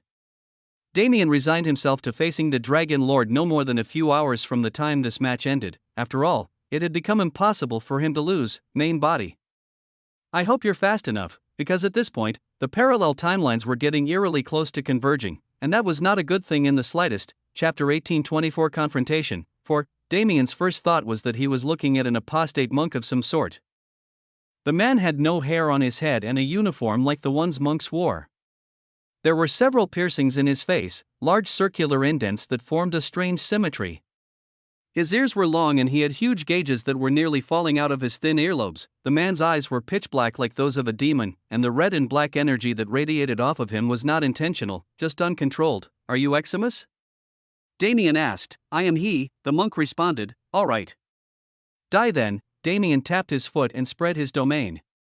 It was simple, right? Now that he found the main perpetrator, all he had to do was kill him to unravel his plot. Of course, it was never going to be that simple.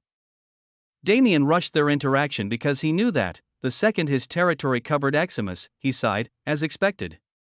"A fake, if it was expected, then why did you attack?" "Because it's easier to find out where your real body is after you're dead," Damien answered without much thought, spending more time glancing around the containment unit. "Did you think this would trap me?" Deductive reasoning was a great skill. Since Damien knew how to use it, he could instantly understand the shoddy last-minute trap that had been laid out for him. Perhaps. Perhaps not.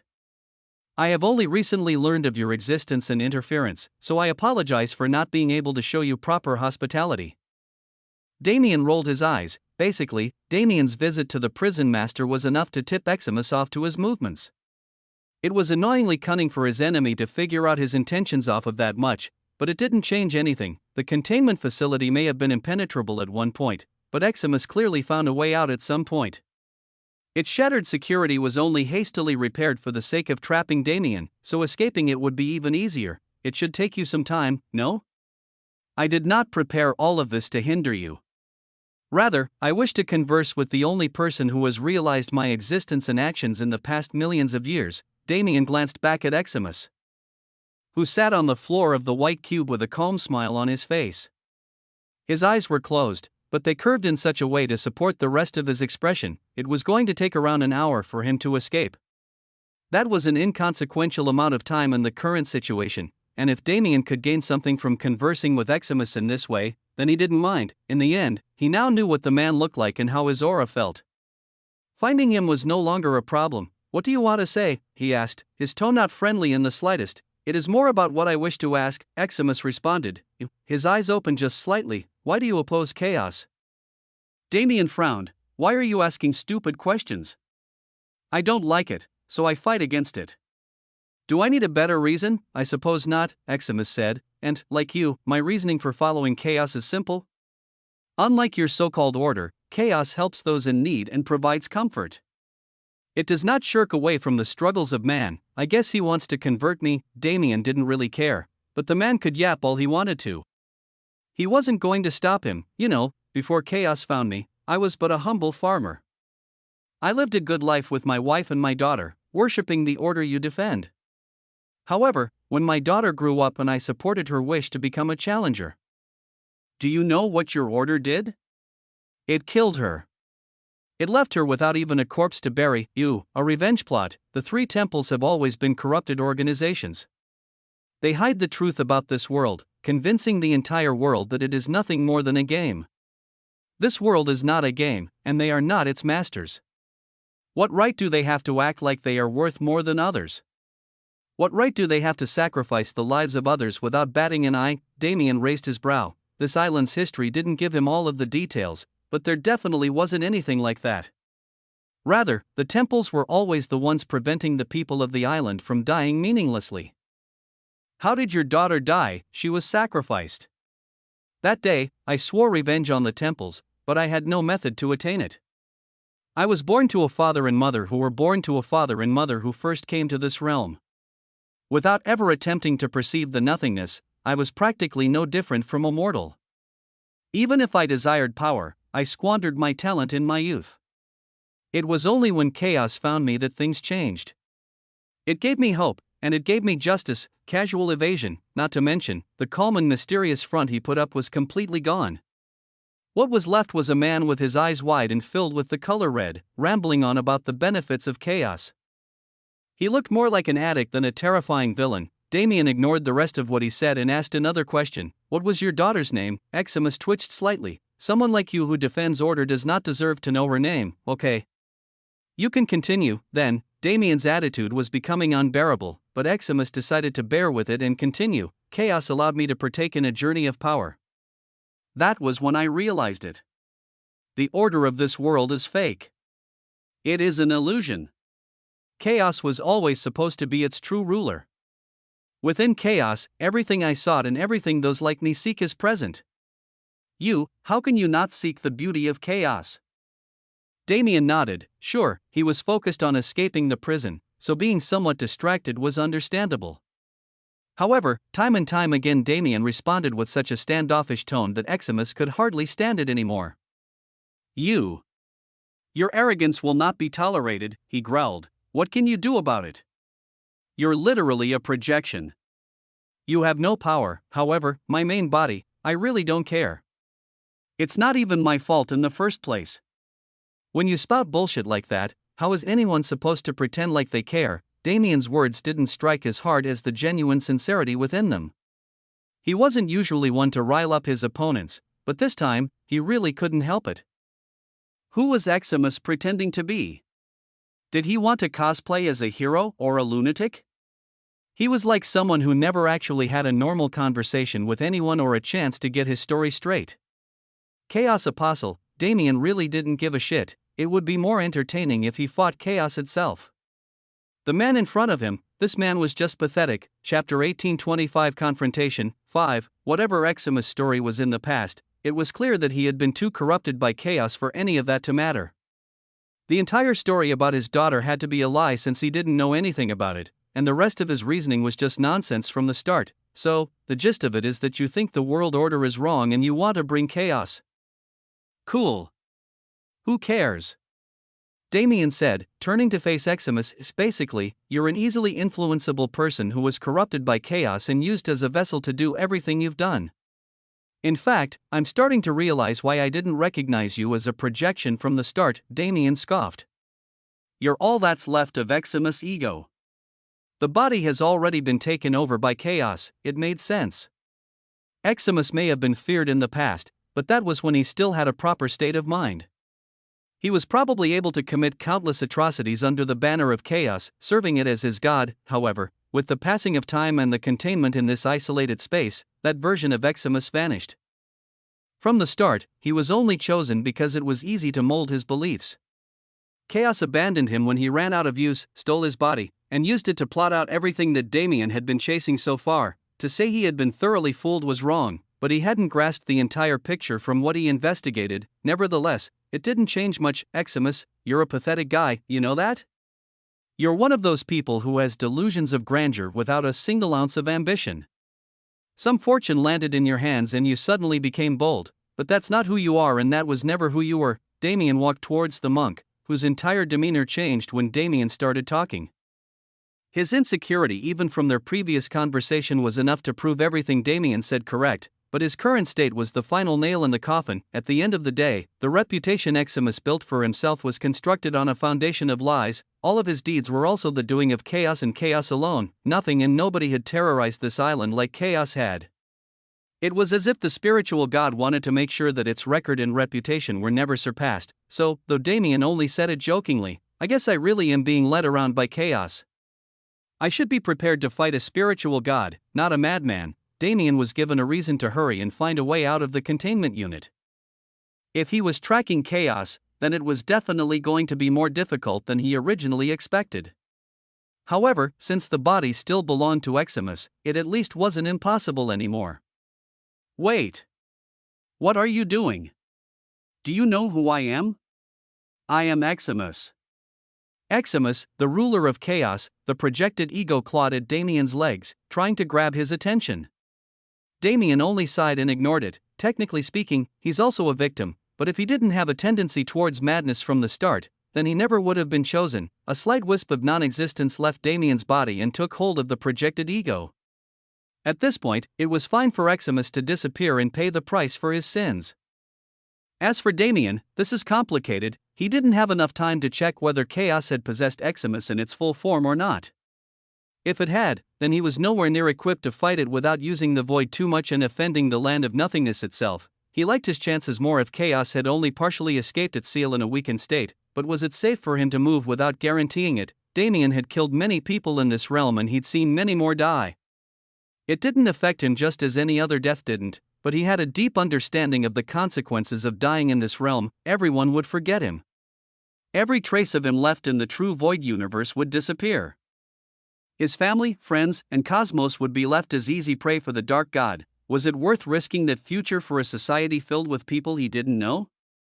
What if he lost his life over a whim and everything ended? Still, he was never the type of person to run away from a bad situation. Even if I put aside my original reasoning and abandoned thoughts of helping this island's people, fighting a spiritual god is still a useful experience. If he won, it would yield him boons that were guaranteed to be extremely helpful to his training, and more importantly, spiritual gods are just a step below us. Fighting a true spiritual god would be good practice for his fight against the dark god. It was worth struggling if it made that fight easier. Damien gripped his fists. Never in his life had he been concerned about the stakes. He always moved first with confidence that he could destroy everything in his path and come out successful. Being an adult, being someone with the weight and responsibility of the world on his shoulders, he couldn't just charge ahead like that anymore. He had to think out his decisions and move methodically. He had to stay focused on only the goal at hand and do only things that would work towards said goal. He couldn't have that same attitude of walking the line between life and death with a smile on his face anymore. But I can't forget it.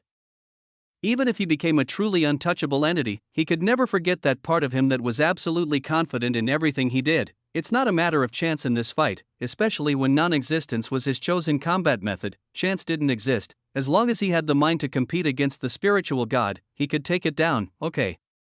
He placed his hand on the containment unit and let a pulse of power run through it. With that motion alone, the containment unit shattered. I've done enough thinking. I just have to flawlessly execute now. He had to kill chaos. Neither doubt nor uncertainty would stop him anymore, not after he'd come this far. And so, a night passed. The artificial sun signaled the start of a new day, and more importantly, the start of a huge event on the third island. The crowd was already packed into the arena. Hundreds of thousands of people watched in person, while millions more watched through broadcasts. The announcements had already passed. The anticipation levels in the stadium were too high for the announcers to interrupt. They merely introduced the two people who were preparing to fight and got ready to make the call. Damien and the Dragon Lord looked at each other from across the battleground. The final moment to decide whether this event would end in blessing or catastrophe had come. Chapter 1826 Confrontation 6. Really, the arena couldn't be defined better by anything other than the crowd's cheers. They were explosive. Their voices and the stomping of their feet shook the entire city of Terra where the arena was located. Compared to the previous days, they were much more plentiful. This final match was one they'd been anticipating. After all, Damien was a new star who rose like a rocket, dominating the competition. Meanwhile, the Dragon Lord was a seasoned veteran who had experienced countless battles. Everyone wanted to see how the new and the old clashed. And, more importantly, this was the first time in history that a fight against an area lord was being publicized. Not only would Damien fight him in front of everyone, but he'd do it in a place where their energy manifested into the physical plane, giving the common people a chance to actually understand how the battle was progressing. The exciting event drew millions into the arena. Its size had to be expanded just to accommodate them, and even then, the area outside was swarmed by those who wanted to watch on the big screens. Damien faced the Dragon Lord in this climate.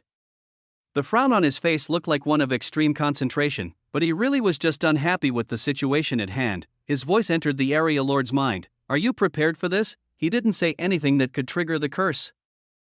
But it was enough for the Dragon Lord to learn that Damien knew what was going to happen. He glanced at Damien with a strange expression. I am not, he responded, and I am not able to entertain you at this time. The announcers were no more than flies at this point. The way they riled up the crowd and prepared the stage made it difficult for Damien to delay. In fact, they were already in the process of starting the match. He looked into the Dragon Lord's eyes, trying to find any semblance of fighting spirit. However, he only found the hollow emptiness of someone who had already resigned to fate. Now, the moment you've all been waiting for. Let the final battle between Damien Void and the Dragon Lord. If there is one thing I do wish to say. The Dragon Lord's voice cut through the announcer's words. Begin. I'm sorry. Boom. The first impact was loud. The sounds that would otherwise be non-existent were recreated by the arena's systems. In that moment, two things happened. Half of the arena was covered in a sea of black flames. At the same time, a metallic defense structure took hold of the other half, preventing the fire's spread. The crowd immediately broke out into cheers. but Damien was no longer paying attention to him. His entire focus was on the Dragon Lord in front of him. The goal is not to win, no, it was something much harder. To stall and stall and stall until he had no choice but to win.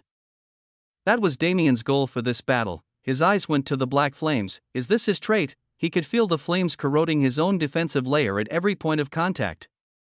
They had a sort of ethereal burn that could be felt in the soul, and though they burned nothing in the environment, they were deadly against non-existence itself. Damien and the Dragon Lord both stayed planted within their territories. For the first few seconds, they analyzed the interaction between their energies at the center of the arena. To say that one of them had an inherent advantage was wrong. The Dragon Lord's theme was to burn the enemy's energy and existence, leaving them with nothing more than an empty vessel. Meanwhile, Damien trapped his enemies and cut through them in a single blow like an assassin, ending them quickly. Their strategies and energies were inherently too different to be directly compared. So, in a match like this, they were forced to find more creative ways to face each other. My web won't work the same way against him. It was pointless to try and trap someone who was able to melt the cage. To leave the complicated things in the background and simplify, the current match was like one between a metal elementalist and a flame elementalist. That couldn't be allowed, especially when the key to his plan was landing the final blow at the exact timing that he wanted to. He needed to eliminate the variables caused by the usual method of combat, minimize and compress. Damien's thought process ended with the conclusion that he couldn't fight this battle at range, as people in this realm were rarely able to mobilize enough power while moving. Battles were carried out in the way Damien was already used to. The casters themselves would stay in position and let their abilities do the moving. If Damien could attain mobility, he would already have an advantage that others didn't possess. The Dragon Lord wouldn't be able to predict it, right? Boom, a huge wave of fire crashed down onto the metal construct. The concepts within were all related to banishment. Defense, fortitude, and ambition were all targeted at the same time. Damien was forced to respond by increasing the tenacity of his web. The defense aspect was meant to break the physical factors protecting Damien. While he was busy trying to fix them, the banishment of fortitude and ambition would heavily affect his mental state. He's smart. Ambition wasn't something people usually targeted, but it was just as important as more obvious targets like fighting spirit. Ambition was the core concept that drove a practitioner. If it was taken away, they would lose a lot more than they realized. To truly take away someone's ambition, the caster had to have dominance over their enemy. They had to prove that the weight of their own ambition overshadowed that of those they faced, and when that difference was made true, the opponent would crumble. It was a brave move to try a stunt like that from the start, but Damien figured it was more of a probe than anything. The Dragon Lord didn't put any real effort into banishing the concept. He only wanted to see what attitude Damien responded with, and currently, he was of the mind to defend as best as he possibly could until he grasped the concept that he was trying to bring into reality, a form. A familiar form that I can use to bring the elusive things into the light. He pondered on it for but a few seconds. There were only a few things that could fit the criteria for the form he had in mind. So thinking was useless. Only, to actually turn his current domain into a weapon that could be wielded, is going to be extremely difficult. Nevertheless, it was better for him. Because his job was to hold the Dragon Lord back, his current defensive strategy was perfect for that goal. He only needed to bring that concept into reality when the time was right, and, conveniently enough, that it seemed the main body had also arrived at his designated battleground. Chapter 1827 Confrontation 7. The scene was set at the top of an active volcano. Quite an inconvenient battle environment for most people, but nothing major for the two in question. This place was just barely past the Dragon Lord's manor. That place remained at the foot of this volcano because the terrifying flames were enough to burn even an expert in non-existence. These flames were the basis of the Dragon Lord's power, and they were a perfect tool to use if one wanted to see one's enemies suffer. Maybe that was why Chaos waited here. It wasn't difficult for Damien to find him after leaving the containment unit. He made his aura clear to the only person who recognized his existence, calling him to their battleground in something like a show of courtesy. He waited at the top of that volcano for Damien to arrive, and without time to stall, Damien did exactly that. When he approached, the figure he saw was the same one he met in the containment unit. The monk's body was clearly the same as his ego, but there was something very obviously different about him. Chaos was not a human. As a being born from emotions and energy, its only humanoid feature was its preference for the human form. Occupying Eximus' body, it looked like a poor imitation of a man and at the same time the ideal of a very specific type of person. It was a contradictory appearance that matched the contradictory force of chaos itself. "I have been waiting for you," a voice deep and booming greeted Damien. It felt like a dark mountain whose oppressing pressure made it inhabitable to only the cruelest and most desperate creatures. "You doubt this is not your true form, is it?" Chaos immediately saw through his disguise, but Damien didn't think it was because he could read the void. Rather, he must have given himself away when he made contact with the Dragon Lord. Was that one little clue enough for you? "Seriously, I guess you picked some things up after scheming for millions of years," he said, gazing at the spiritual god with a look of subtle disdain. His disguise lifted naturally. Damien was feeling cramped in another body, anyway. It was better for him to show himself before their battle, and now that he'd shown himself, it was better for their battle to begin as soon as possible. "You look like you wish to fight, however, I will not entertain you," Chaos suddenly said. "What?" Damien responded in surprise. "As I said, I will not entertain your instinct for battle." "Not until you have answered one question of mine." Damien naturally frowned. What kind of development was this? And why the hell did Chaos think he would go along with it? "You can ask your questions if you win. Do you think you can stop me from attacking when I want to?" Boom. "Perhaps not, but I can assure you that you will not be able to touch me." Chaos reappeared in a completely different place, unaffected by Damien's sudden strike. "Though battle does indeed interest me, I must know." Chaos looked over at Damien. In that moment, he felt the world change. The skies turned red and Exima's physical form was usurped by an energy being made of black and red light. Two vague eyes and a mouth formed on that being's face, twisted horridly. "Where did you receive your surname?" Boom, Damien attacked without realizing it. In this environment, with chaos running rampant, a similar effect was produced to what the battle arena intentionally did. Non-existence was manifested, and all things came to light.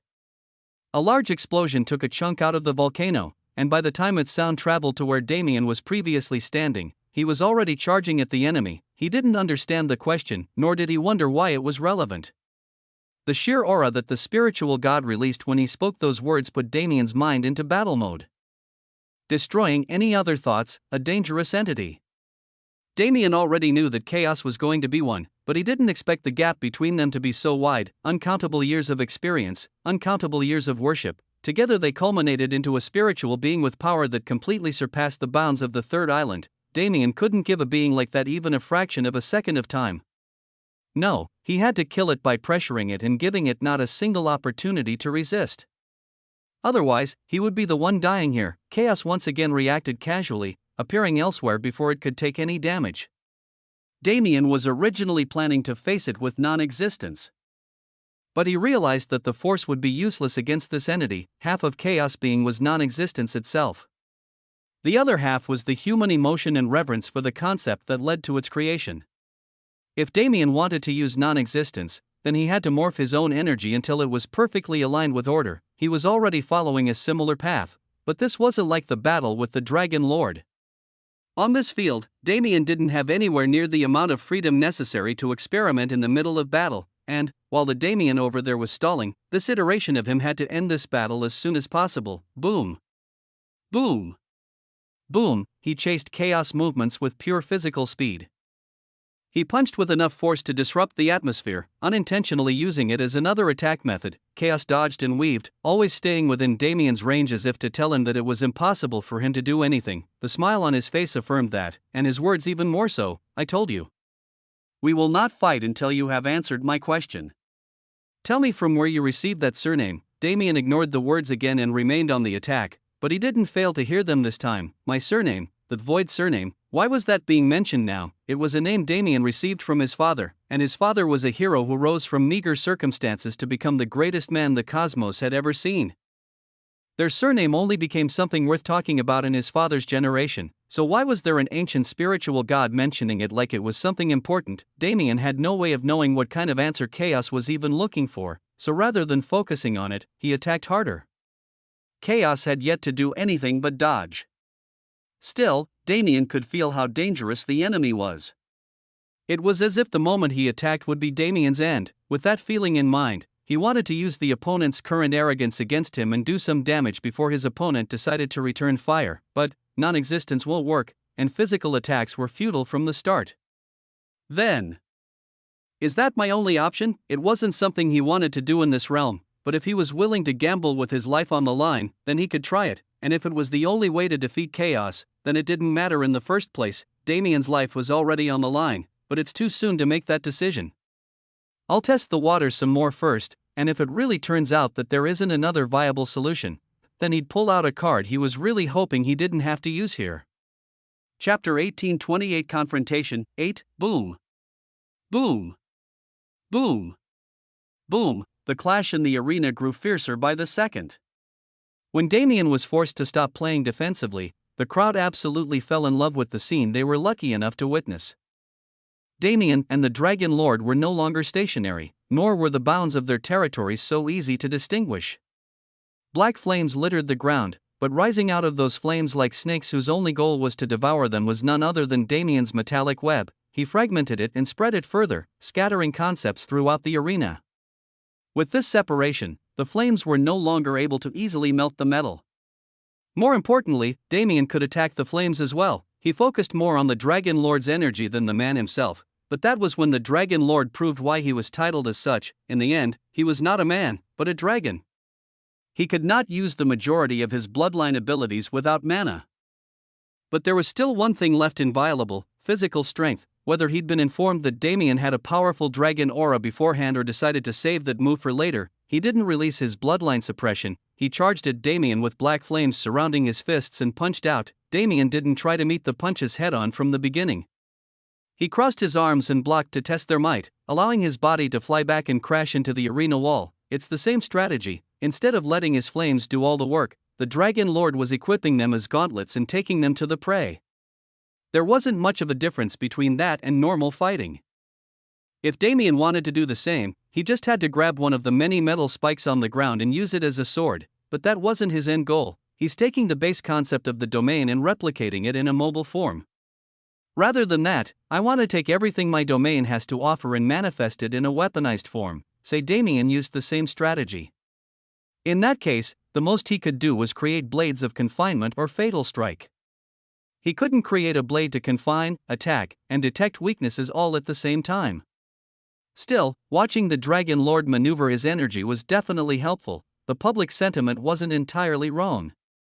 Though Damien wasn't weak enough to be called a real underdog. He was indeed a newcomer.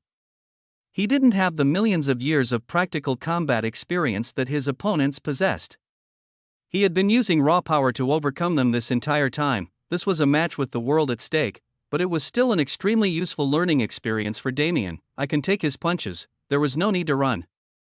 Maybe the Dragon Lord could swallow the non-existence used in Damien's territory, but he was confident that the man couldn't touch the version of the concept that existed in his soul. In that split second when Damien was in the wall, the Dragon Lord approached as if his plan was always to turn him into a meat pancake. He slammed his fist out again. But Damien responded only by doing the same. Boom! The spectators went wild as a huge collision took place just below them. The entire arena wall shattered into pieces, revealing the many facilities that existed under the stands. However, Damien and the Dragon Lord weren't there anymore. They had moved to the other side of the arena already. Within that single explosion were two impacts.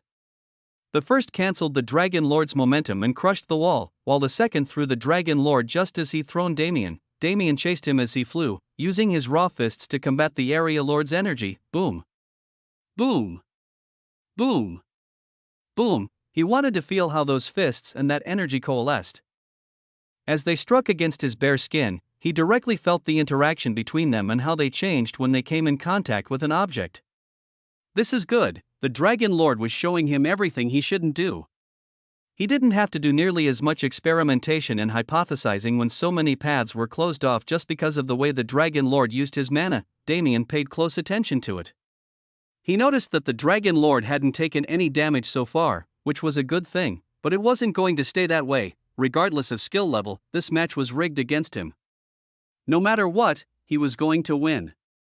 If he took too long and made it seem like he couldn't complete the job, then someone else would take it into their own hands to make the Area Lord explode. Damien needed to both do damage and keep his enemy from taking too much damage. It's complicated, but it's not impossible. All he needed was a weapon. Concentrate. Boom. Damien threw a powerful punch and pushed the Dragon Lord away from him. Minimize and compress.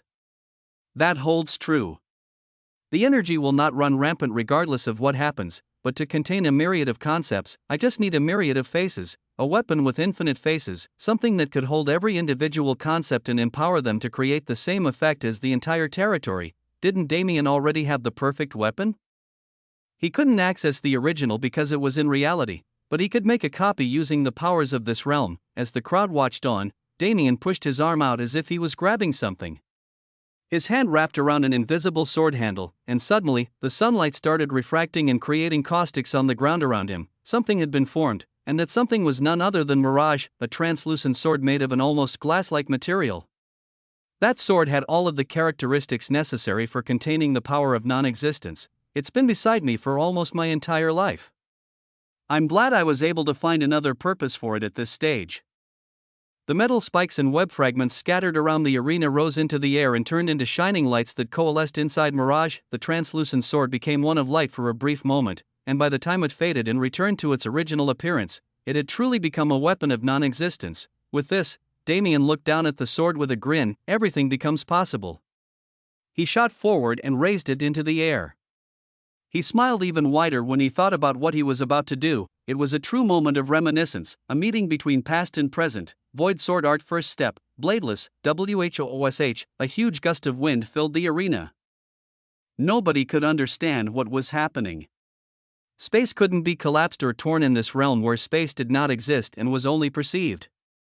However, somehow, through some esoteric means, Damien created something that looked awfully similar to a tear in space, and as it enveloped the area where the Dragon Lord was standing, the first drop of blood was drawn in this battle.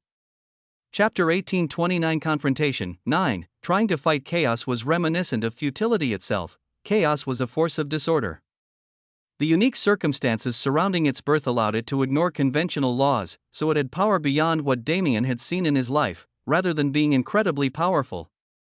Its nature of bending reality made it incredibly difficult to face. The laws of non-existence were twisted whenever they came close to the being. Nature itself rebelled against its natural order and twisted into something unrecognizable just because the spiritual god existed in its vicinity. Facing such a being, Damien realized that everything he tried was going to be futile. He genuinely couldn't do anything in this state. For the first time, he'd met an enemy that was like this. Usually, it was only a power gap separating Damien from his enemies. As long as he reached their level, they were no longer terrifying. Chaos was different in that there technically was not a level of power in the land of nothingness. Everyone started and finished with the power to control non-existence. To become stronger, one had to understand how to use the power one possessed properly. In that sense, Chaos and Damien were at the same level. The problem was that Chaos was an entity born from the folds of this space. Unlike the children who were birthed in the land of nothingness, it was birthed from nothingness itself after it mingled with the emotions of the populace. Damien could try as much as he wanted, but no matter how he shaped or formed it, non-existence would not be able to harm Chaos. His eyes narrowed as he accepted this conclusion. Even if it was bad for the current him, the knowledge that such a thing was possible was still a good thing to have. Sometimes, using the opposing force was necessary. It pisses me off that I have to do this. It literally hasn't done anything yet. When it came to non-existence, there was only one force that could be called true opposition. And to access it, Damien frowned as he gazed at the black and red energy form in Eximus' body. It pisses me off that I have to do this. It literally hasn't done anything yet. Chaos was standing there smiling as if nothing Damien did mattered. It had no intention to attack or fight. After all, even if it weren't for its question, why would it fight? All it needed to do was stay alive and all of its plans would come to fruition. Damien was the one who urgently needed to kill it so that the control skill affecting the island's strongest people could be dispelled. Damien had to provoke it into a fight and kill it. He could try giving it an answer to its question, but why would he give away possibly sensitive information? In the end, he would learn the reasoning behind the question once he devoured Chaos. There was no need to entertain it. Then, to provoke it into a fight, he needed to injure it. That was why the colorless energy around him suddenly turned pitch black. Damien covered himself in void energy and cut his connection with the land of nothingness. He reached beyond the veil and pulled out a force that diametrically opposed everything about this realm's existence. For the first time, existence met the land of nothingness. The realm was very obviously not happy with that. Rumble, the skies were suddenly filled with black clouds as the redness caused by chaos was swallowed and spit out.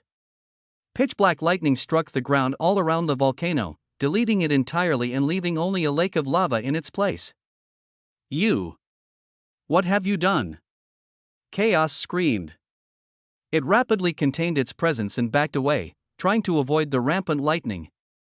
Its attitude changed immediately once it realized what Damien was trying to do, but it was unable to stop it. It didn't care if the enemy died here, but the storm had the power to kill even the spiritual god. It urgently wanted Damien to stop his madness. Unfortunately, its words fell on deaf ears in a literal sense, as Damien's hearing was too consumed by the sound of a raging nothingness to register chaos screaming. Damien frowned. He could feel the non-existence he connected with clearly in his heart. Though it didn't like that he was using existence, it also wasn't opposed, as it knew that Damien's resolve was real. The force trying to strike him down and erase his existence was a different face of the concept. It never had just one ego. It was a collection of an uncountable number of nameless faces, all with their own personalities and preferences. Every single interpretation of non-existence had its own face. He claimed one for himself, but he had now offended another. This rage, this pure power of extinction, was the perception of non-existence that his own form of the concept hated most. "Well, I was never planning to die here," so, a fork of black lightning flew on a direct path to Damien and arrived in an instant. Rather than dodging, he held his hand out to catch it. Boom! A huge sound shattered the surrounding rock as Damien wrapped his fingers around the energy. His eyes glowed as he looked down on it. He was currently surrounded by void energy. What did a mere non-existence think it had the power to do? Damien looked up at the clouds and put energy into his hand. Using the strand of lightning as a leash, he dragged the clouds closer and closer. They tried to resist his will and failed all the same. It had to be remembered that chaos could only win against Damien because non-existence didn't work on him. He couldn't use the void to attack yet, or else he would have been incinerated in a single second. The void wouldn't help him solve problems where it was unnecessary. However, in moments like these, it didn't mind allowing him to shine. The resisting clouds of non-existence were dragged to ground level. When they were just above his head, Damien slammed the leash into his own chest and pushed it into his soul. The clouds had no choice but to follow. The face of non-existence that chose to challenge him was forced to be devoured, turned into food for another face. Are you insane? Even chaos couldn't believe what it was witnessing. It had never encountered a force that had the power to kill it. Even the ancient gods who defeated him the first time could only seal him and hope that future generations would be able to finish what they started. That fact allowed it to develop an unparalleled arrogance. It played around and acted whimsical with Damien because it genuinely felt not a single ounce of threat to its existence. This was different. The storm alone had enough power to erase it, and the storm was only a byproduct of what Damien was originally trying to do. Damien was a real threat. The first one Chaos had ever met. The instant the storm receded, Damien had to die. That was what Chaos thought, but Damien had a bit of a different opinion. His eyes were practically shining with light as he accepted the godly power within him. And, as he became a manifestation of existence within the realm of nothingness, he grinned. With this kind of power, even chaos itself had to tremble before him. Chapter 1830 Confrontation, 10, WHOSH. By the time the wind died down, nobody had time to question how Damien possibly gained the ability to cut through space. Unlike the mostly defensive stance that he took throughout this battle and the even playing field that he and the Dragon Lord seemed to be on, Damien instantly started dominating with Mirage in his hand. He dashed like a comet, a beam of light that only turned back into a person when he was ready to strike. His sword was fast and domineering, full of powerful strikes that sent the Dragon Lord tumbling backward. At the same time, he was able to exhibit snake-like properties with his movements, dodging around the Dragon Lord's counterattacks and striking vital points to stagger him instead. There was no set form to Damien's swordsmanship. There wasn't anything like a pattern that could be followed, because Damien was never a swordsman. The sword he picked up out of necessity covered itself in aura to acknowledge his struggle, but he never progressed to the esoteric realms that people like Longchen had reached. His swordsmanship was originally just a brutish mess of stabs and slashes, but that changed along with his personality. The current Damien knew how to be on both sides of the coin. So he was more varied in how he maneuvered the sword. Like always, he based his movements on the countless sword styles he'd seen in the past and created something wondrous out of it. The crowd was left in awe. The Dragon Lord was still fighting back, but Damien could be said to have a complete monopoly over the battlefield right now. He was drawing blood with almost every strike. His concepts of non-existence pushed against the Dragon Lord's physical body and the energy he shielded himself with, cutting through like it was only pressing against butter. It looked like Damien could aim for the kill whenever he wanted to. However, since when was that his goal, the Dragon Lord could tell that he was not losing stamina properly. Compared to his number of injuries, their actual effect was minimal. Damien was definitely striking him with a lot of power. The pain he felt was not an illusion. However, was he being healed? No, that was not possible. Instead, it was more likely that Damien was using the confinement properties of his energy to keep the wounds mostly sealed. Why, was he trying to stall? Or, no, the expression on his face is that of a madman. There was a light in that man's eyes that craved blood. He seemed like an honorable person when they first met, but he changed the moment he saw blood. He clearly wanted to torture his opponent before killing. You may be strong, but I will not allow myself to be tormented. He had committed many sins in this life.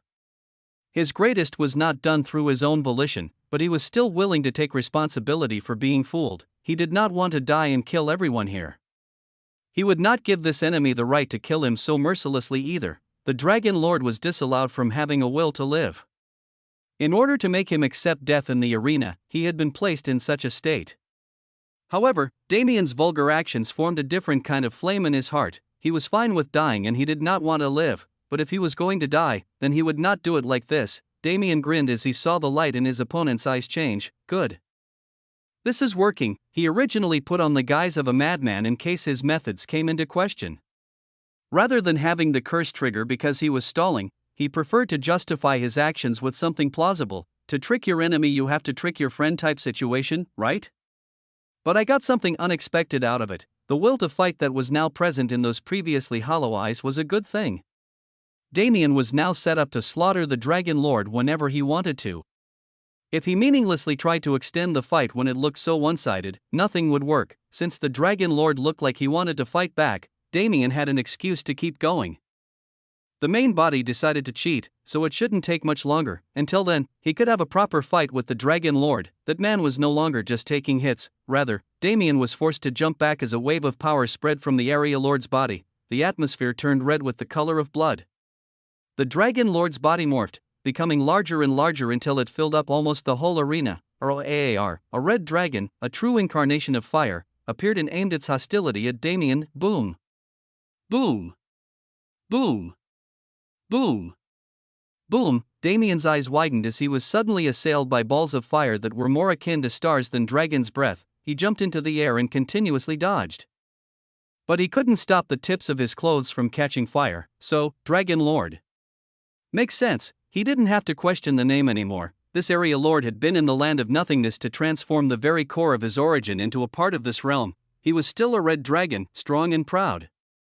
However, any and all abilities of his bloodline were now laced with non-existence and compatible with the realm's laws. Yeah, this is the kind of boss battle I was looking forward to. Boom. Push. The raging flames encompassed nearly the entire arena, but Damien's acute eyesight found him a path. He dashed, his path like a spark of lightning striking towards the ground, and approached the massive creature. Push. The claws of a dragon swung out with the intent of turning his body into a paste, but Damien was prepared for it.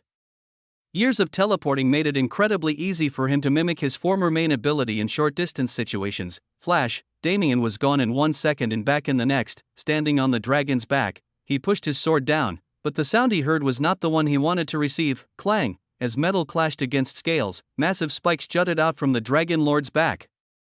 Damien was forced to jump again to avoid being impaled, but that was exactly what the dragon wanted. He couldn't attack someone on his back. But he had been alive long enough to develop solutions to such obvious problems. He flapped his wings in a strange pattern, creating a draft of wind that flowed up onto his back and formed a jet that propelled anything there into the sky. The scaly thorns were drawn by the gust and became projectiles that aimed for Damien. He observed the entire situation with a grin on his face. For the first time, the crowd's cheers didn't seem so ominous. Even he had to admit that, in this moment, he was having fun fighting, but it was fated to end soon. The moment the main body caught chaos, the Dragon Lord would also die, so he had to make the most out of this fight while it lasted. Chapter 1831 Confrontation 11. The instant Damien finished consuming the storm, chaos charged. The lightning that blocked his way was removed, so it had to take this opportunity to eliminate the threat to its life. Chaos, in reality, didn't have a personality. It had an arrogance formed by its life as a supreme concept, but any sort of emotion or personality he showed was just an act. As a spiritual god, the only emotions he could show were those that related to the concept. Even then, rather than being true emotions, those were just another manifestation of chaos. The ego of the spiritual god had little to no control over its actions. It was merely born as a byproduct of the creation of a physical form. However, there was one time that any being could show true emotion regardless of whether they were allowed or not. When their lives were threatened, even beings who didn't know fear would at least feel a sense of self-preservation. Unless they were specifically trained to dull this sense, it was impossible for anyone to avoid it. For the first time in its life, chaos felt real emotion. It felt a desire to live that forced it to kill the man in front of it. The curiosity it had about his name was not small. That name held immense value that Damien himself was clearly not aware of. It needed to know if Damien was in any way related to that person, but it could no longer fulfill that desire. The black and red energy of chaos ran rampant, sparking into the atmosphere in a form similar to the lightning that struck moments ago. It moved in close, but not nearly close enough for hand-to-hand combat. It stopped its movements within just a few feet of Damien and rapidly retreated, holding its hand out and releasing power. A huge red dome was formed with Damien at its center. When chaos closed its fist, the dome pulsated, releasing waves of power that bore into Damien's body. Infection was what chaos was most familiar with. At some point, anyone would turn into a chaotic being when injected with enough of the energy. It wanted to use its energy to convert even a single fingernail of Damien's so that it had something to latch onto when attacking continuously. However, the light-covered Damien no longer had any openings. He overgeared himself for the sole purpose of slaughtering and devouring chaos. It wasn't that he evened the playing field. He shattered it and gave himself an absolute advantage. The pulse of chaos couldn't penetrate his skin in the slightest. That's not to say that chaos can't damage me anymore, but I won't fall to casual attacks. More importantly, when Damien decided to attack, to use existence in a place where nothing existed was impossible. However, its presence created such a violent reaction that it could be used as the perfect weapon. Damien merely exerted the energy of existence where chaos stood and the realm broke apart, becoming a field of black lightning. That lightning was no longer controlled by a face of non-existence. As Damien devoured its face, he wouldn't be affected by it either. However, for chaos, being inside of a zone where existence and non-existence clashed was like being thrown into a meat grinder. His physical body was instantly torn apart. The energy form that truly represented him escaped, but Damien was already in the process of chasing it. Existence made chaos look weak, but it was not weak by any means. I will not die so easily.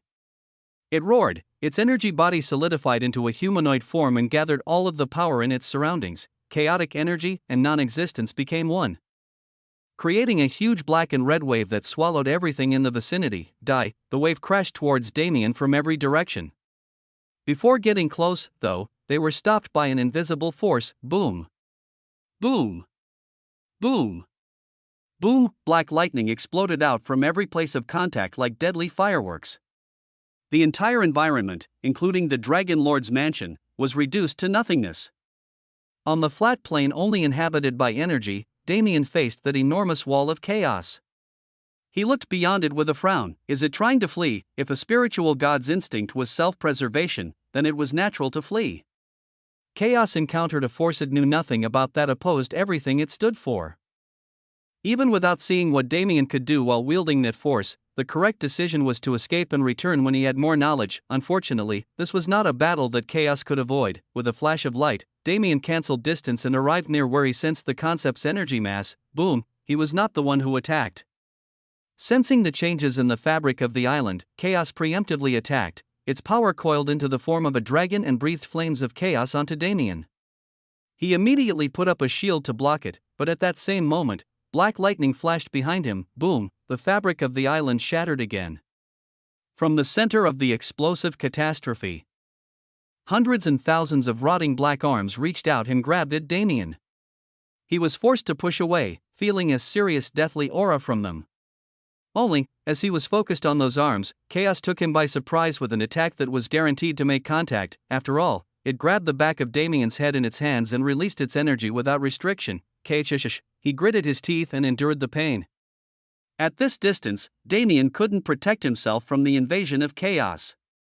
He was just barely ready for it because he'd devoured a fragment of its power before, but it still wasn't enough. The red and black energy flooded his spiritual world and soul. The peace in his soul was instantly devoured.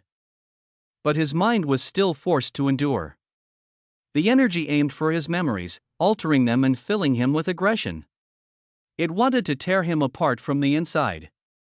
The goal wasn't to kill him immediately, but to control him so that he could be killed in a single instant. The shining light on Damien's body became brighter as he forcefully expelled the energy. Rather than moving away, he grabbed the spiritual god and made sure he couldn't run away. The energy of devouring flooded out of Damien's palms and crawled up Chaos' arms. This is. So you are truly, boom, Chaos detonated his arms and ran away. His words weren't meant for Damien, but for himself. He felt the force that wanted to consume him vividly. With that alone, he made the decision that fighting simply wasn't worth it. See, spiritual gods became stronger as the faith people had in them increased. Chaos definitely had a good following, but he was never expecting Damien's intervention.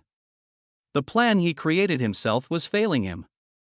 After all, over the past 2 days, countless Chaos worshippers had been captured, and numerous more were forced to go into hiding to avoid persecution. It was originally meant to be a front, but the Chaos worshippers didn't know that yet.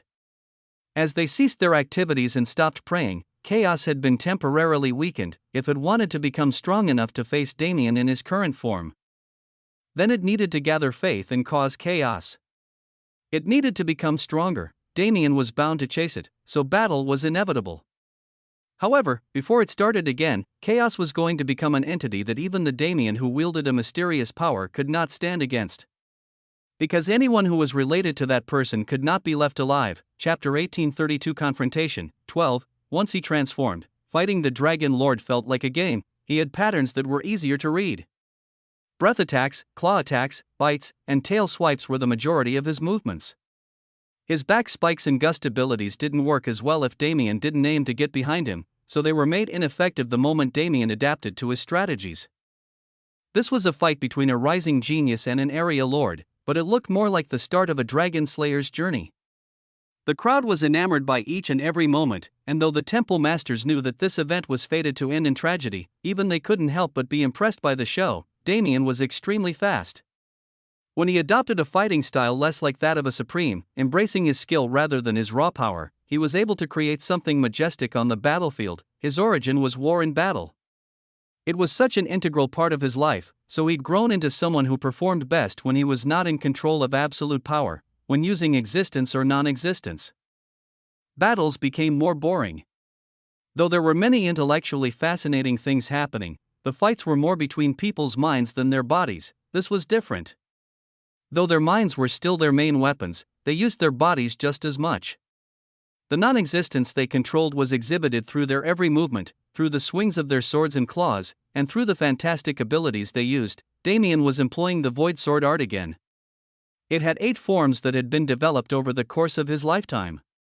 Unlike anything else, these techniques were unique to him in every way. Despite having to use them with non-existence alone rather than their original laws, he was able to flawlessly display their power. Void sword art 4th step, spatial collapse. Collapsing space in the land of nothingness was impossible, but collapsing its reality was not. Damien targeted the very fabric that held the realm together and forced it to twist into a massive spatial distortion that swallowed the Dragon Lord's body. The sky became the ground and the ground became the sky.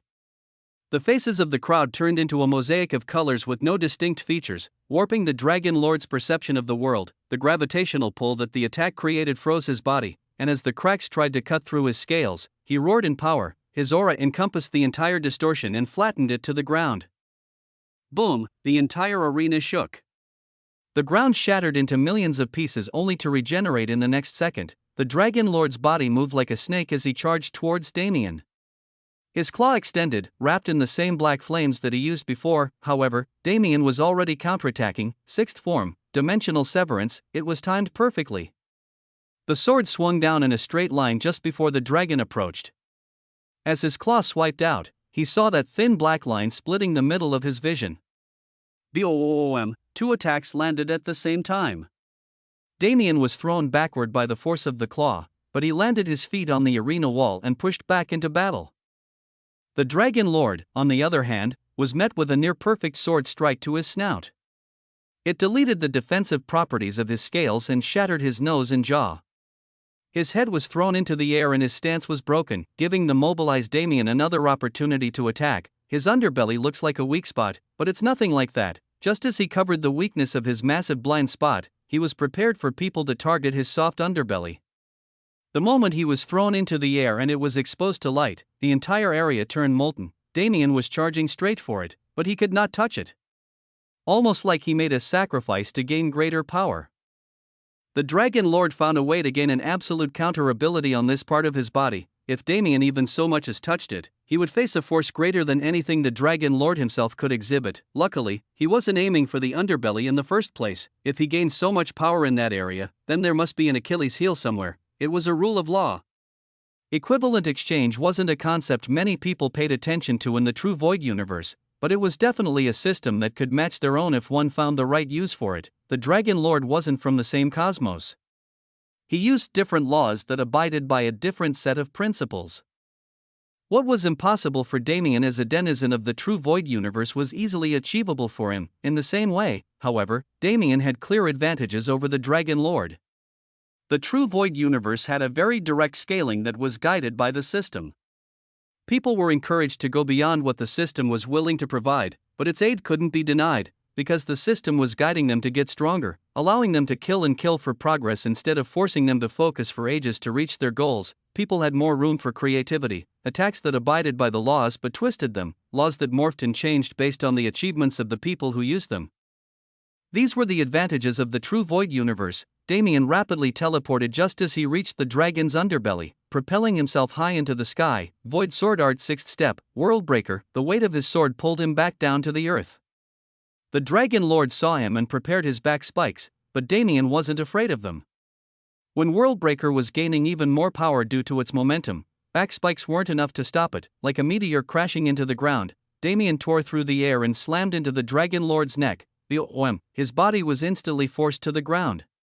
His neck made a disgusting crunching sound as several bones were broken. The back spikes shattered one by one, and Damien controlled their essence to add to his attack power. The ground shattered once more, dropping Damien and the Dragon Lord into a pit below the arena. The floor tried to repair itself, but it no longer had that kind of capability. The Dragon Lord was releasing ample amounts of energy to combat Damien's technique, while Worldbreaker itself was releasing waves that slammed against the arena barrier and struck fear into the onlooking crowd. It's time. They had been fighting for some time now. Damien could feel the Dragon Lord's energy becoming wilder and wilder. At this point, the bomb will go off whether I like it or not. Damien glanced up at the Temple Masters. Through a transmission that only they could hear, he sent them 5 words that made their eyes go wide. Regardless, he wasn't going to let chaos have its way. If the bomb was going to go off no matter what he did, then he was going to be the one to set it off. He looked at the Dragon Lord who was struggling below him. To the crowd, it looked like he was still defending against the effects of Worldbreaker, but that had already passed. At this point, the Dragon Lord was leaking energy at increasing intensities, and Damien's oppressive energy was the only thing keeping it from combusting. He already won this battle. The internal injuries the Area Lord had sustained were catching up to him. Especially now that Damien had released the chains that kept him alive, the arena was wild with cheers, shaking the entire city, but the rumbling happening now was only partially their fault. With one last glance, Damien stabbed his sword into the open flesh he revealed with Worldbreaker, and the Dragon Lord dutifully fulfilled his fate as a living nuclear bomb. BOM. Chapter 1833 Confrontation 13. Chaos was running. It was running for the nearest settlement it could find. It needed to cause chaos. It needed to incite people to embrace disorder and his own power. It couldn't fight against Damien. It realized that no matter what it did, Damien had become an entity that it couldn't touch. The power of existence could not be underestimated. In a realm where nothing was allowed to exist, a force like that was inviolable. Existence and non-existence were never meant to clash in the first place. If they were placed in each other's environments, they would be instantly stronger than anything else. When placed together in the void, they were equal. Using the two forces one after another was possible for the most skilled supremes, but using them as one was almost impossible, as was the task of putting them together. to reach the level of absolute. There were so many people in the land of nothingness, but how many had left? How many of those who left were able to achieve power higher than that point? Damien had never interacted with an absolute, nor had he ever heard of an absolute existing before. He didn't doubt that they did, but their numbers were so few that it was better if they were believed to be the product of storytelling. Bringing existence into the land of nothingness was supposed to be impossible. There was only one void physique in the infinite cosmos, or it wouldn't have been possible for even Damien, since he achieved something so impossible and gained more control over non-existence because of it. How was chaos supposed to stand against him? Spiritual gods were extremely powerful entities. In most cases, the longer they lived, the more powerful they became. They could never be truly killed, as they would return as long as people continued to believe in their concept. They wielded power that went against the laws of nature because they were embodiments of the laws of nature. Chaos was no different. Until now, nobody had ever been able to touch a single fleck of his energy body, but Damien wasn't just able to touch it. He was able to manhandle it as he pleased, and if his mysterious energy managed to touch any piece of that energy, it would be abolished. Chaos was opposed to existence. Unlike non-existence, it wasn't directly opposed in such a way that neither of them could do anything to each other. Rather, a spiritual god of chaos was a special entity that would never be allowed to exist in existence. It was the opposite of the order that governed reality. Chaos was an important part of existence, but it was never allowed to overshadow order. Damien was now the arch-nemesis that chaos never wanted to meet, and he was chasing it like there was no tomorrow. After all, there really wasn't a tomorrow. The clones' battle was coming to an end. Damien had to catch it within the next few minutes, or everything would collapse. Still, he wasn't afraid. My previous doubt wasn't unwarranted. If I was abiding by the rules of the realm, this fight would have gone differently. He had to admit that he wasn't technically a match for chaos. It made him feel wrong to cheat for the win like this. But he did what was necessary. That was how he comforted himself. Rather than following ethics uselessly and fighting a losing battle, he preferred to end things quickly by using everything at his disposal. And though it still makes all of this feel pointless, I already did it, so there's no point in complaining. He was experiencing the joy of a relatively even fight with his other body. Wasn't it fine to experience absolute domination in this one? Chaos was definitely fast. Without a physical body to inhibit its movements, it really wasn't a force that could be stopped through ordinary means. Unfortunately, Damien's entire problem was that his means weren't ordinary in the slightest. How could that person have a descendant? I thought, chaos was focused on the wrong things. So absorbed in its thoughts and its search for somewhere to enhance its myth, it didn't even notice Damien's approach, or perhaps it could be attributed to the fact that his energy was currently untrackable in this realm. Regardless, Damien appeared behind chaos at an unknown time and followed him, seeing what it was up to. When he found nothing particularly interesting about the spiritual god's rambling, he locked down the area. Boom! Boom! Boom! Boom! Boom! It wasn't discreet in the slightest. A large area around chaos was suddenly filled with an immovable wall of black lightning explosions. The spiritual god turned around in fear, finally registering Damien's presence. What the hell are you? It screamed furiously. How is this possible? It wasn't fair. It wasn't fair in the slightest. Why did someone like him have to exist? Why did he have to come to this realm at the worst possible timing? Chaos was reminded of an individual who came to the land of nothingness billions of years ago. He remembered the last time he suffered from an extremely similar situation. Back then, the person in question was not bothered by the cycle of all things and chose to seal him rather than kill him. The person in front of chaos now was clearly not planning to do the same. It couldn't fight back. It couldn't resist. For the second time in its life, chaos felt what it was like to be on the receiving end of that kind of treatment. Damien had the chance to humiliate the spiritual god, but he chose not to. He didn't understand its sentiments. After all, he shook his head, resolved to end things quickly and without complication. It might seem unfair to you, but do me a favor and die for the sake of everyone else's well-being. Damien held his hand out. Chaos immediately felt the aura of death around him. No, this wasn't it. No. No. No, this wasn't how it was supposed to end. No. No. And oh, it had no choice but to die here, but it couldn't allow this person to leave the realm and become absolute. Another face of chaos would be born in the future, and for its sake, Damien needed to die now. Chaos screamed as if it was fed up with its circumstances. Fine. Fine.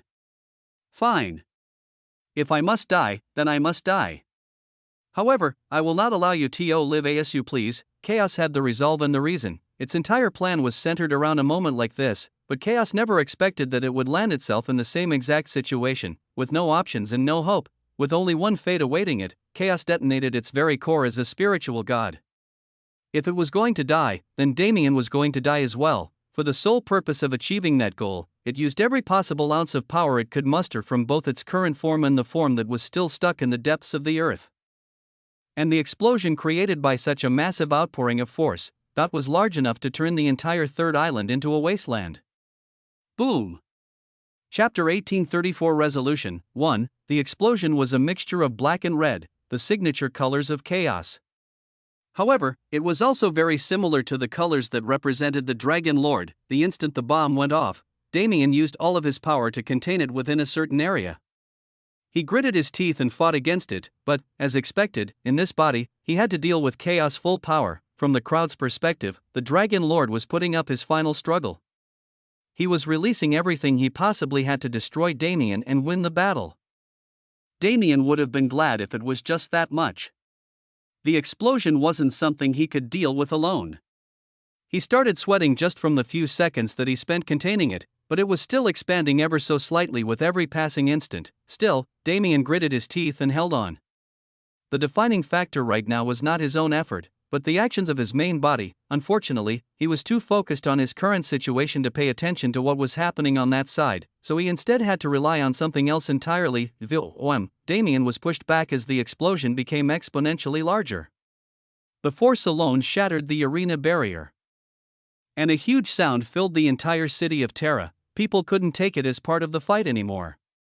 Looking at Damien, he wasn't just blocking the Dragon Lord's attack, no, he was fighting for his life in that arena. Chaos ensued just as planned.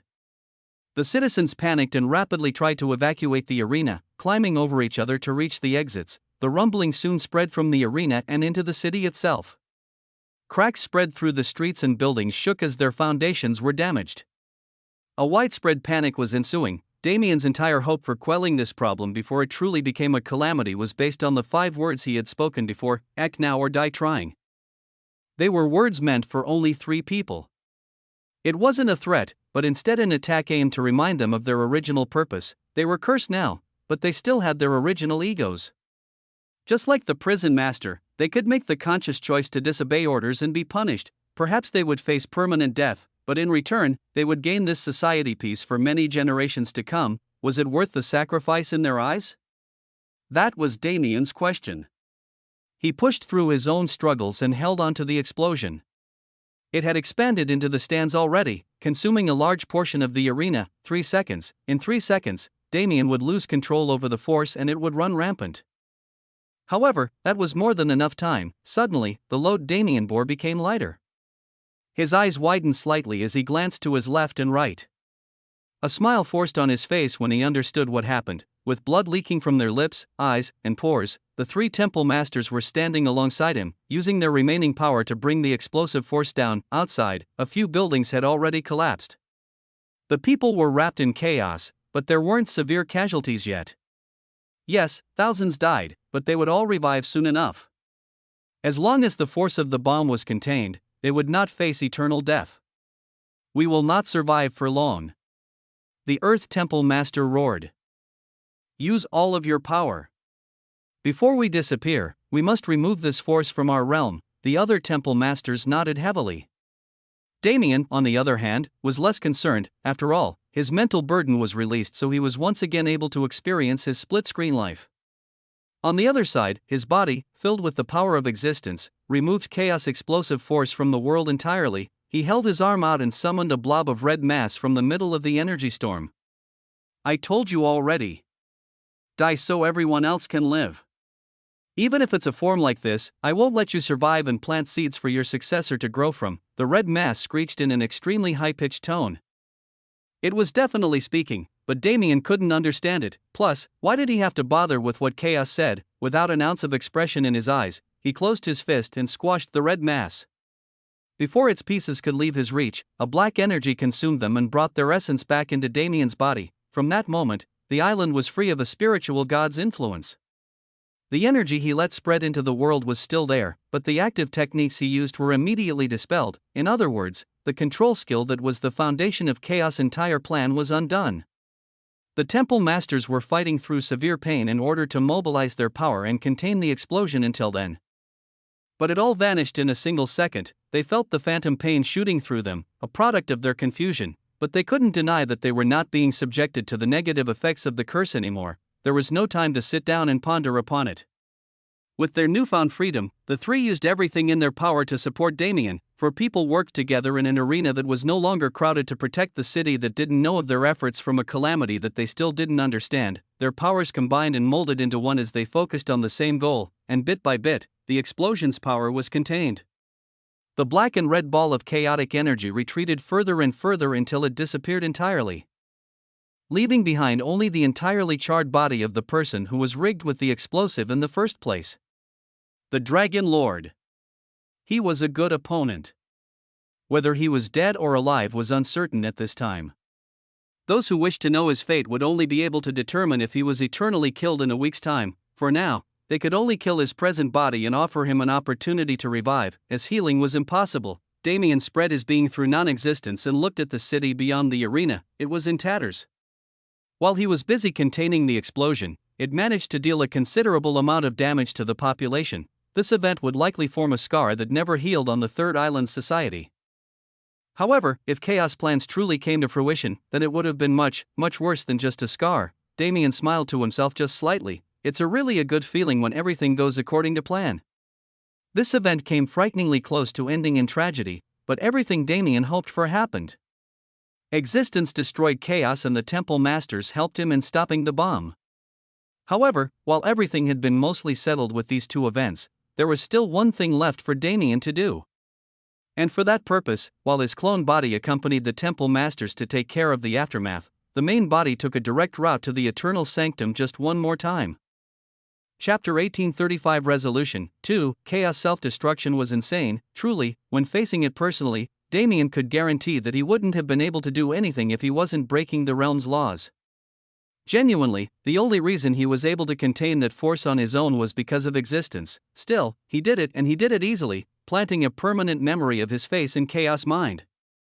The current iteration of the spiritual god was dead. Damien was planning to check his original containment unit to scatter any remaining traces of him as well. However, the Third Island had been too far entrenched in the cycle of order and chaos. Eventually, people would once again feel discontent with peace and the creation of a new spiritual god would begin. Damien only made sure that the spiritual god who was born would remember what happened to its predecessor and hide itself. The rest was up to the temples and their masters to figure out. There really wasn't a need for Damien to go to the Eternal Sanctum. The prison master was free of his chains at last, so he didn't have to worry about the escaped Chaos faction members. In fact, when he arrived at the prison, the area lord was already gone. It was clear that he'd gone to chase them from the moment he realized that he was free. He just wasn't a fan of the island's methods. He couldn't find a better solution to the problem, as none had been able to utilize non-existence to eternally kill another in any situation. While he was using existence, though, he was going to make the problem much smaller. That way, it would take at least another few billion years for Chaos to take hold once again. He entered the prison while its warden was away. Its prisoners did not react to his presence, likely because they'd seen many strange visitors recently. Were they expecting what Damien was planning to do? Definitely not. If they were, then they wouldn't have been so calm. I can't keep wantonly breaking the realm laws. I may have eaten that one face of non-existence, but it won't be fun if I keep offending the concept. In the end, he didn't want non-existence as a whole to see him as an enemy, nor did he want to dominate it through force. As such, this was the last thing he could do before putting existence away. From the beginning, he was able to distinguish between the good and the bad people in the prison. There was a decent percentage of the population that was reformed by the system. They wanted to leave and resume their peaceful lives in places far separated from the things they did in the past. The prison was too much for them. It tortured them until they broke, and when they broke, they became rational humans again. Now, the system was still flawed. The number of those who went insane and only kept themselves alive through their desires for vengeance and blood was far, far higher. Those people were the roots of chaos. If it weren't for the fact that their souls were already atrocious before they were placed in the prison, then Damien could absolutely call their punishment cruel and unusual. A certain level of degeneracy was necessary to hold a grudge for such a long time without ever changing, and just like chaos, those people were terrible for the island's ecosystem. Thus, as Damien positioned himself as judge, jury, and executioner, he deemed that they deserved to die. His senses spread and registered every single person in the prison. They were then sorted and categorized. Nothing more needed to be explained. Damien carried out their sentences right then and there, leaving a note for the prison master when he returned about the reformed prisoners who remained. He left the eternal sanctum entirely. Finally, he returned to Terra and met up with his clone body. Now that I think about it, I technically used existence and non-existence at the same time. He only pulled it off because he had two bodies, but it was still a considerable accomplishment, and, more importantly in the current moment, as the two of them merged together, his badge glowed and changed. It went straight to the platinum level and then ascended once more, disappearing into flecks of white light. Good, he could now leave the island whenever he wanted. That moment was pretty much now, but he couldn't quite go. He pulled his clone body away quickly, but he was actually in the middle of a meeting with the three temple masters. Now that they'd merged, he was the one who had to take care of it. Mostly, it was only for them to thank him. While Damien went to the eternal sanctum, Damien explained everything to the temple masters. They finally learned that chaos itself was the cause of everything, and though he didn't explain how, he made it clear that chaos was gone for the time being. The city was brought back to its original state after only a few hours. Reversing change was easy in a place where change itself was not meant to happen. The damage to the population was still evident, but the temple masters were experienced in dealing with public affairs. They broadcasted a message across the entire island and truthfully revealed that chaos was the cause of everything. They told of the massive plan that was set into motion because it was destroyed before ever coming to fruition. And they framed Damien as a great hero, giving the people a figure to rally around so they could maintain hope. Of course, Damien was leaving soon, but it was fine as long as his actions inspired someone else to take his place. Until then, he was sure that the temple masters would be able to handle any troubles that arose. This incident taught them a lot. They proved themselves as people who truly cared for their populace. That was enough to guarantee that they would change for the better. Damien had some slight attachments to this island, but he was not sad about leaving it behind. He was happy with what he'd experienced thus far and he was ready to move on. After staying for a few more days to oversee the peacekeeping efforts, he bid farewell to the few people he'd become acquainted with before approaching the shore. Now, he could officially say that he was more than halfway done with the trials of this land, and from his experiences on the third island, he was sure that the hardest had already passed. Yeah, I'm not doing that again. One large conflict in this realm was enough. From now on, Damien wanted to focus only on himself. As he stepped onto the fourth island for the first time, he realized that the islands were supporting his thoughts. After all, this island's test was exclusively reserved for individual participants. Its inhabitants were busy with their trials, leaving the island itself desolate. The island catered to Damien a lot more than its predecessors. It was an island where one was required to bathe in the liquids of emptiness and have their bodies baptized. This process could take a very long time for some, and those who could not adapt would be forever entrapped in the darkness. So, pretty much, I'm not going to encounter another person for a while. Damien left the shores and immediately approached the lakes of emptiness. If it was about being accepted and molded by non-existence, he was confident that he could leave this island within an incense stick of time. He raised his foot to take his first step into the waters. Chapter 1836 Harmony 1. Wait, a woman's voice stopped him. Damien turned around curiously. He could have sworn that this island didn't have anything like a population, but it seemed there were indeed people living on its shores. The majority of the island was filled with black water everywhere.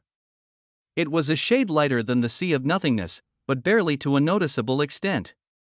There were some small Eastern-style buildings in a few places, but they looked old and abandoned. Seeing how the woman was approaching him, she didn't seem to carry bad intentions. As such, Damien decided to entertain her. As long as he wasn't sent on another quest to save the island, it was fine, right? What is it? He asked. His tone wasn't rude, but it properly conveyed his urgency. Ah, the woman said, I did not mean to disturb you. However, there are certain rituals you must complete before stepping into the waters of nothingness. If you enter without completing them, your body might be rejected and erased. Rejected? Damien echoed. Yes, the woman responded, nodding her head furiously. I will not deny who I am. I am a coward who faced the waters and could not find the resolve to enter, so I have lived on this island for many years and observed its challengers. It is certainly possible to succeed without partaking in the rituals, but those who do tend to gain much more security than their counterparts. Damien's eyes narrowed as he scanned the woman up and down. As she said, she had the aura of someone who had been stuck in stasis for a very long time. It may have been fear that kept her away from the trial when she first came to the island, but it was now contentment. She was fine with her circumstances, therefore she did not wish for change. Though her heart was warm, the rest of her being seemed tired of existing. Is she trying to help me because I'm special, or is this something she's been doing for years? It was definitely the latter. Damien didn't even need to consider it. As he scanned the island seriously, he noticed that there were no more than 10 living people in the small structures decorating the shore. Most of the structures were made for other purposes, likely to aid those who came to challenge the island. How long have you all been living here? I stopped counting after 1 million. The elder is the only one who still counts the time, so you may ask him if you are truly curious. Damien nodded. He looked into her eyes and asked another question. Then, was compassion something you possessed from the start, or did you develop it after living here for an uncountable amount of time?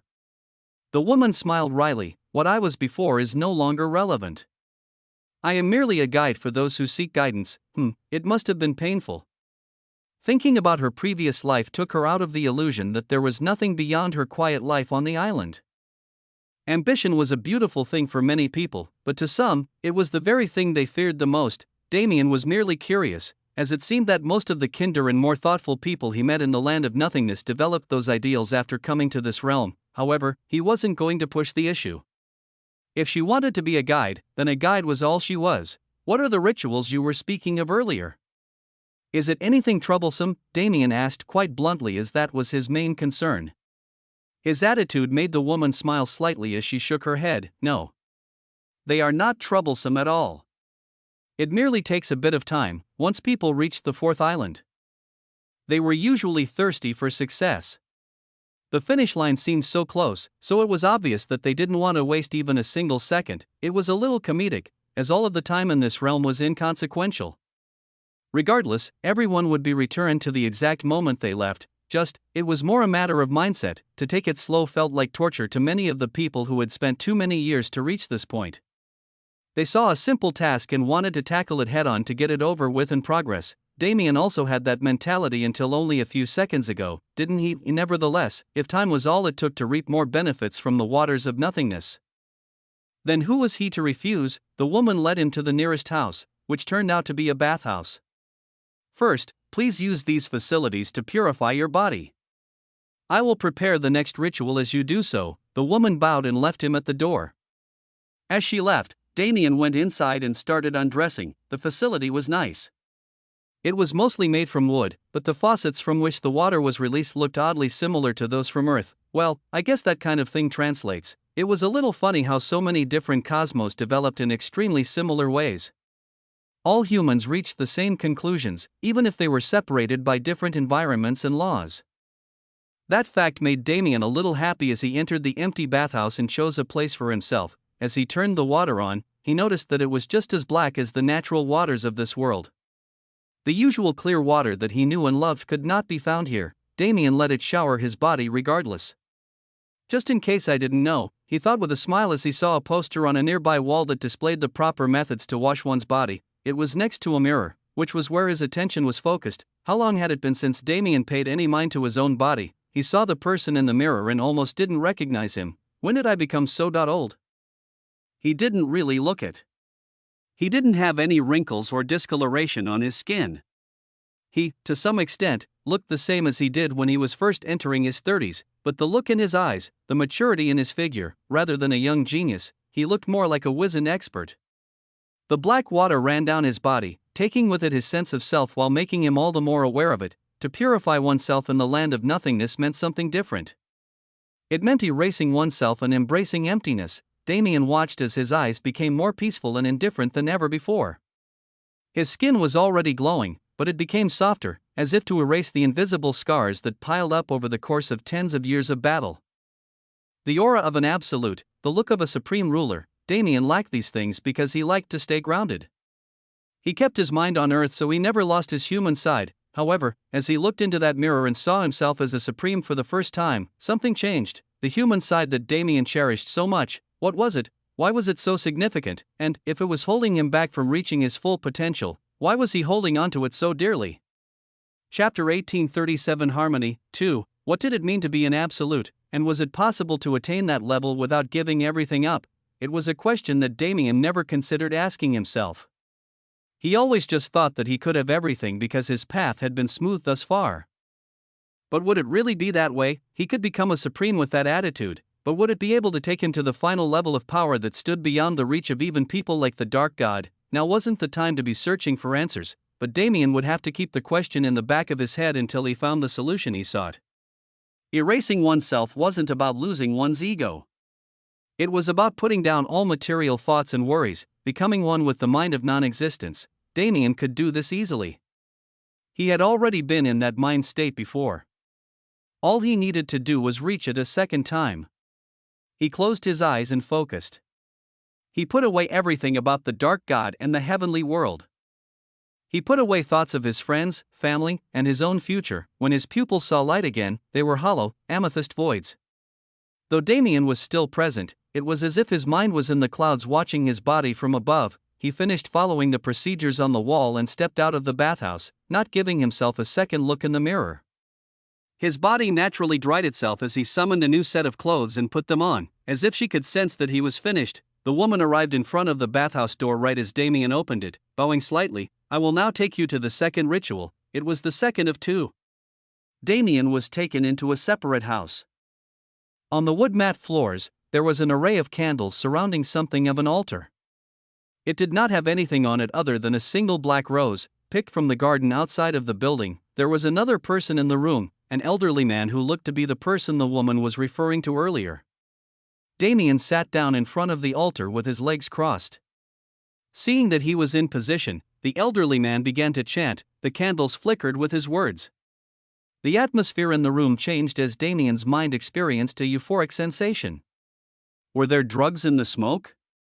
Damien couldn't tell, but he knew that his body wasn't being negatively impacted by anything. Since he was already present, he quietly allowed the ritual to proceed, focusing on the man's chants to see if he could decipher anything. The structure is completely different from anything I can make out. The existence and non-existence that this man experienced are too different from mine, so I cannot use my own knowledge to understand his. Still, Damien listened. He tried his best to understand the message and emotions carried in those words. Though he was still clueless by the time it ended, he was glad he did so. It was a new experience. Perhaps it would help him in the future, and perhaps it wouldn't. Regardless, it was an experience that defined Damien's existence. No more words were spoken after the ritual ended. As if they didn't want to break Damien's state of mind, the elderly man and the woman both remained silent. Even while leading him back to the waters of nothingness, the woman only used motion to convey her intent. It seemed that Damien's preparations were over. He followed the woman's example and sat in a meditative stance on the lakeshore. He closed his eyes, feeling the nearby presences disappear. As his mind drifted into the blackness, the liquid from the lake leaked out and created a puddle under him. More and more water came out, cocooning him in its grasp and dragging him into the main water body. Both his mind and body were submerged in non-existence, and once again, he was shown a story that he had never seen before. It depicted a man who wanted to be king. He fought hard for his entire life, winning the hearts of the subjects and getting closer to the throne. When he reached it, however, he found that he could not sit on that seat. Why? Did the people not like him? Was he not worthy? No, he was both well-liked and worthy. The citizens would surely follow him in their most desperate times and listen to him when they needed advice. However, nothing the man did proved that he was worthy of being king. He had to find that which made him worthy.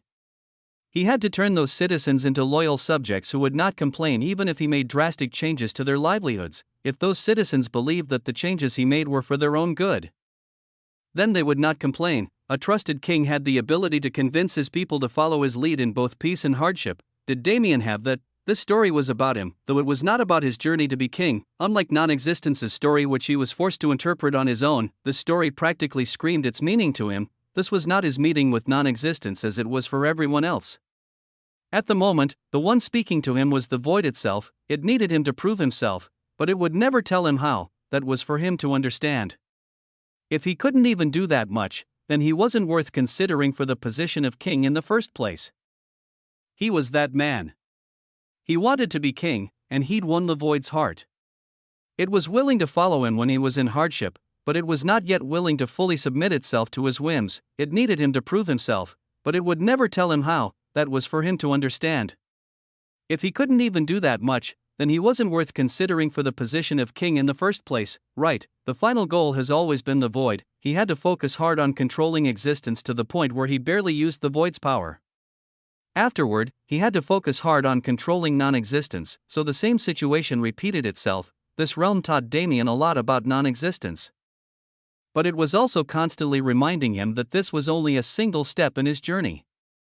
It may have been one of the last ones, but did that matter if he fell halfway up the final stair? From the very first moment when the void physique unlocked and saved him from his misery, his goal was to go above all existing laws and stand atop the pinnacle of all things. Was that why his mind was being plagued by thoughts of being absolute recently? Now that he had reached such a point in his training, the world itself was telling him to stay focused and never lose the grit that brought him this far. All Damien had to do was confirm it. I will not be satisfied until I conquer the void. It was the meaning of his name, wasn't it? It was the very dream his father had for him when he chose it, wasn't it? The second he made that vow, his time in the waters of nothingness ended. Non-existence wanted to enter Damien's body and become one with him from the moment he entered the water. The void was only holding it back so it could hear that promise from Damien himself. Now that the void was no longer inhibiting its path, non-existence flowed into Damien's body and soul instantly. His very existence was being changed. Harmony was finding a place for itself in his being. Chapter 1838 Harmony 3. The transformation wasn't meant to fully convert one's body into an entity of nothingness. To do so meant erasing everything other than the nothingness itself and would merely destroy any semblance of what a person was. This procedure was designed so that non-existence could find its own place within the physical body and soul. It aided practitioners in reaching a state where their bodies could house both existence and non-existence without drawbacks. For those whose existence was much stronger, it would take a much longer time to come out of the waters. One's body could refuse to adapt to the non-existence, and they could also be restricted by whatever they saw when they entered the lakes. There were many factors that trapped hundreds of thousands of people in the darkness. Refusing to let them go, Damien was not one of those people. His void soul easily housed non-existence without needing to change, and his body was the same. In total, it only took 3 days for Damien to speak to the void and then finish his transformation. He was immediately ejected from the lake when that time came. His body returned to its previous position, cross-legged on the shore. However, he did not stand up or exit his meditative state. As he confirmed that he was moving towards the void, his goals changed. Of course, Damien was still using this realm to learn non-existence, but he had to take the external situation back into mind. The moment he left, his war with the dark god would begin. He only had a little bit of time before he had to confront that man directly. While he was in this realm where time didn't exist, he needed to get as strong as possible. That entailed not just training non-existence, but existence as well. Sitting on the shore, Damien summoned the energy of the void again. As he swore on the third island, he could no longer use existence in the land of nothingness, but that didn't stop him from connecting to it. Problems would only arise if he manifested it externally. What Damien wanted to do now was check on the relationship between his existence and non-existence. Their individual levels were different. The goal was to balance them and make them equal in every aspect. It's actually more complex than I thought. Damien thought existence would easily win as he'd spent more time with it, but he was wrong. Existence had more strength. He knew how to use it with more proficiency and power. However, his connection with non-existence was stronger.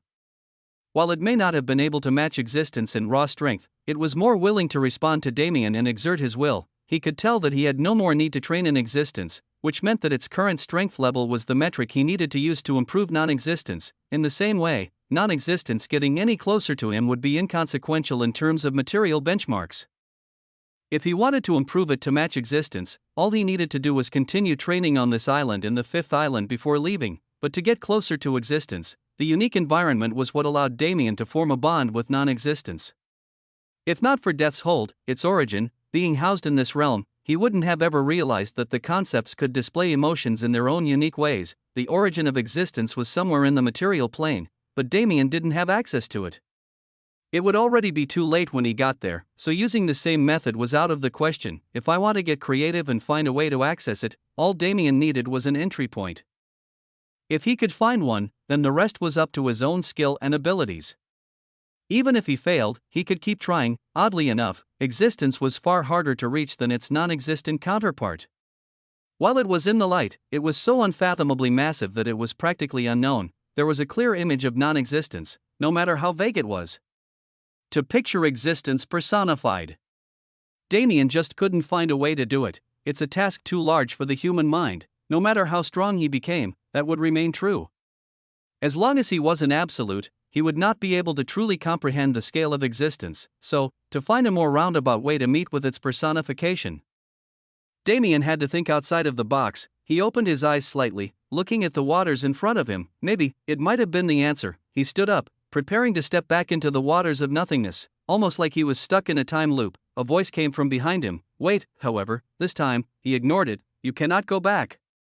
If you return, you will truly be consumed. It seemed the woman had seen a greedy practitioner die in the past and wanted to keep him from experiencing the same fate.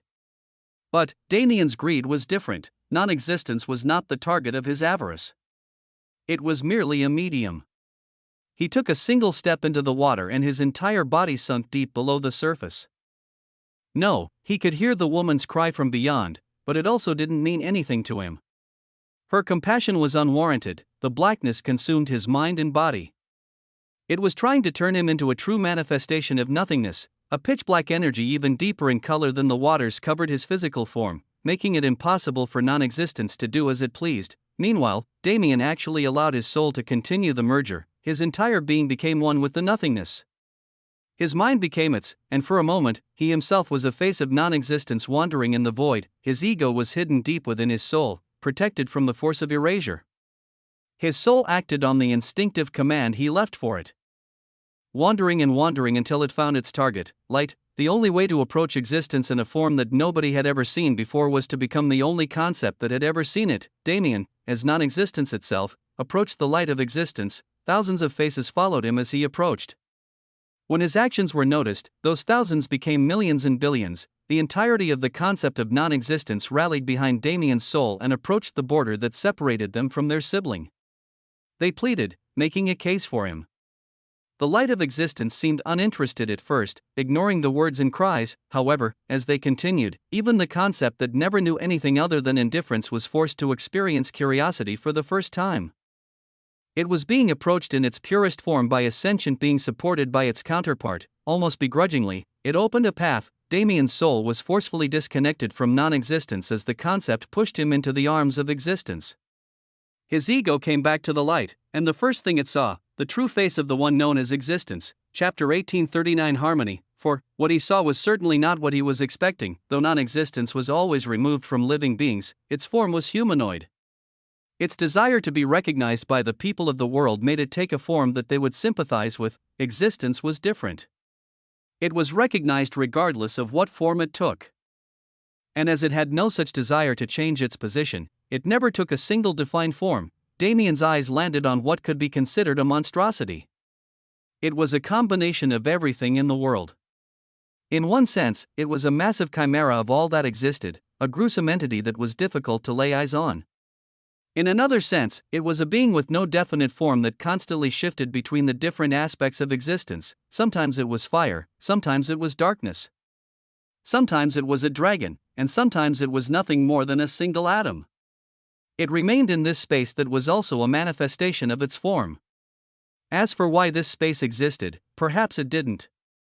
Perhaps it was created for the sole purpose of giving Damien a chance, which was why existence was unable to find a proper form for itself. Or was it just indifferent? Damien stood in that space with it, but it didn't acknowledge his presence in the slightest. I can't sense a hint of emotion from it. It had every emotion in its being as even they were a part of existence, but it never displayed them on its own.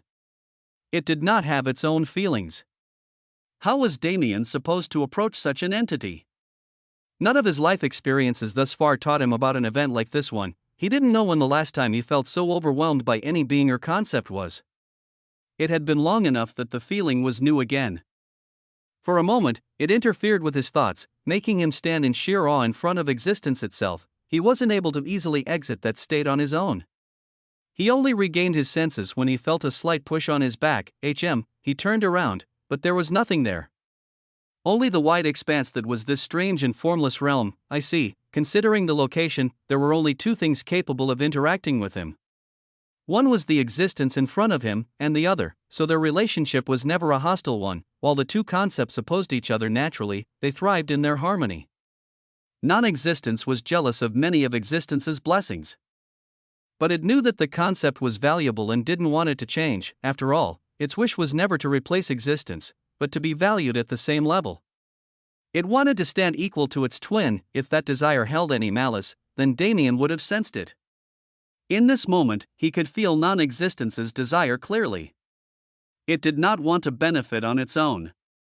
As it had submitted to him and trusted him with its wish, it wanted him to help existence reach a similar state. They're like real siblings. Damien thought to himself. He felt as if non-existence was telling him that existence still wanted to feel the emotions that it could. Only, it never had a sense of self. It needed Damien to help it attain that.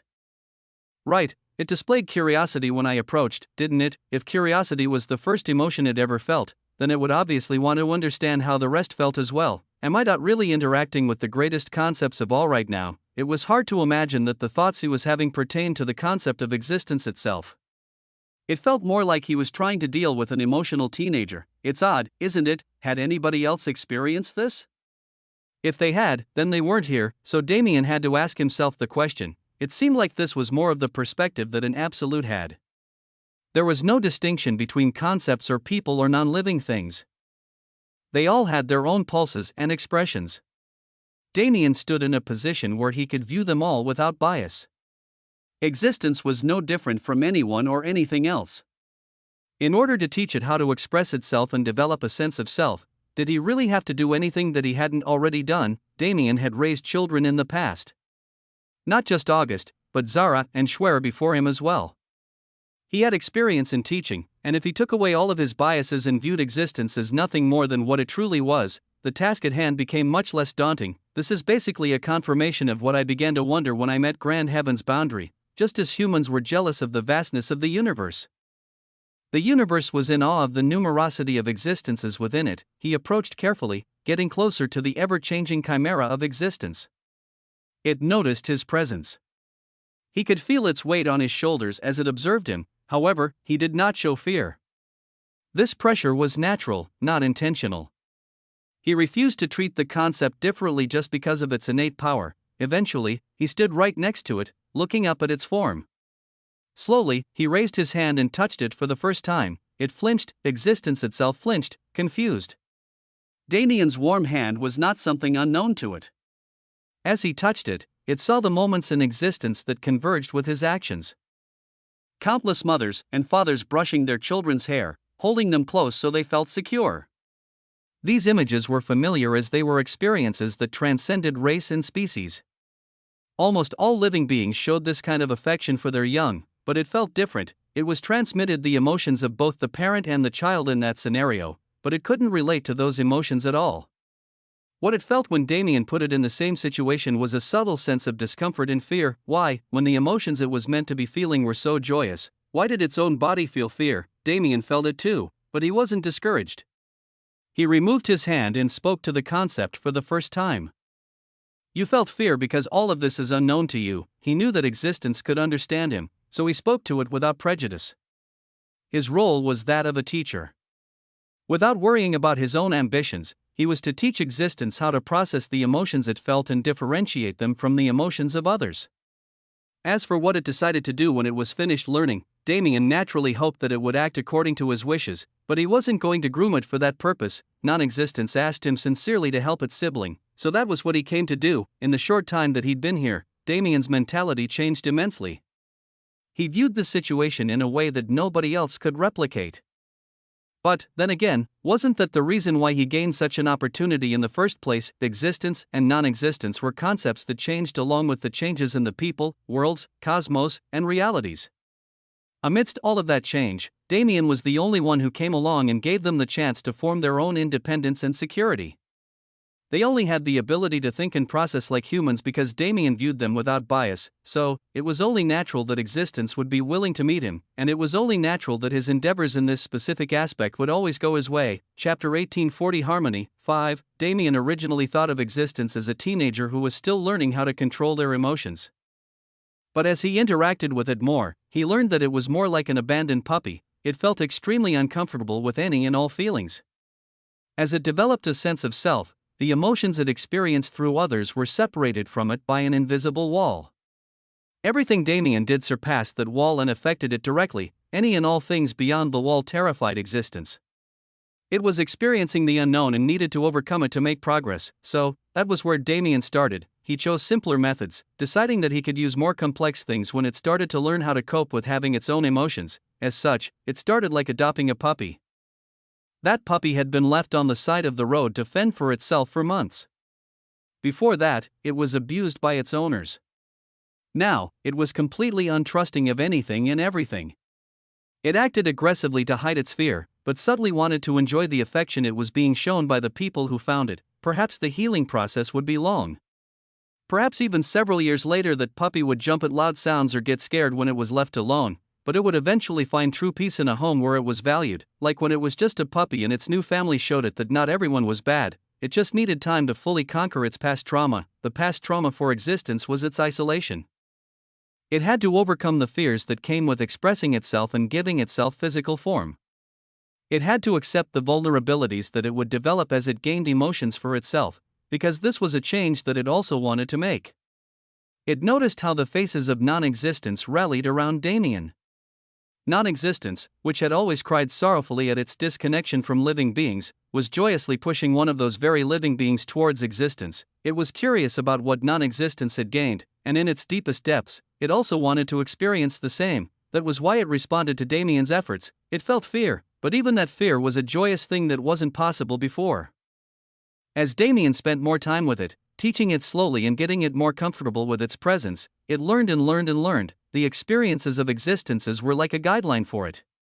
Previously, it was only able to feel those things from the perspectives of others, but now it could view the same scenes and form its own emotions based on them. Of course, it wasn't such an extreme change. Existence had to be indifferent to an extent. It was not allowed to interfere with reality. That would be the equivalent of a man tearing a hole in his own stomach to touch his liver. However, it was enough. Existence's form began to change at some point. Its large and gruesome image was molded to match the way it viewed itself. First, non-living entities and laws were removed from its form.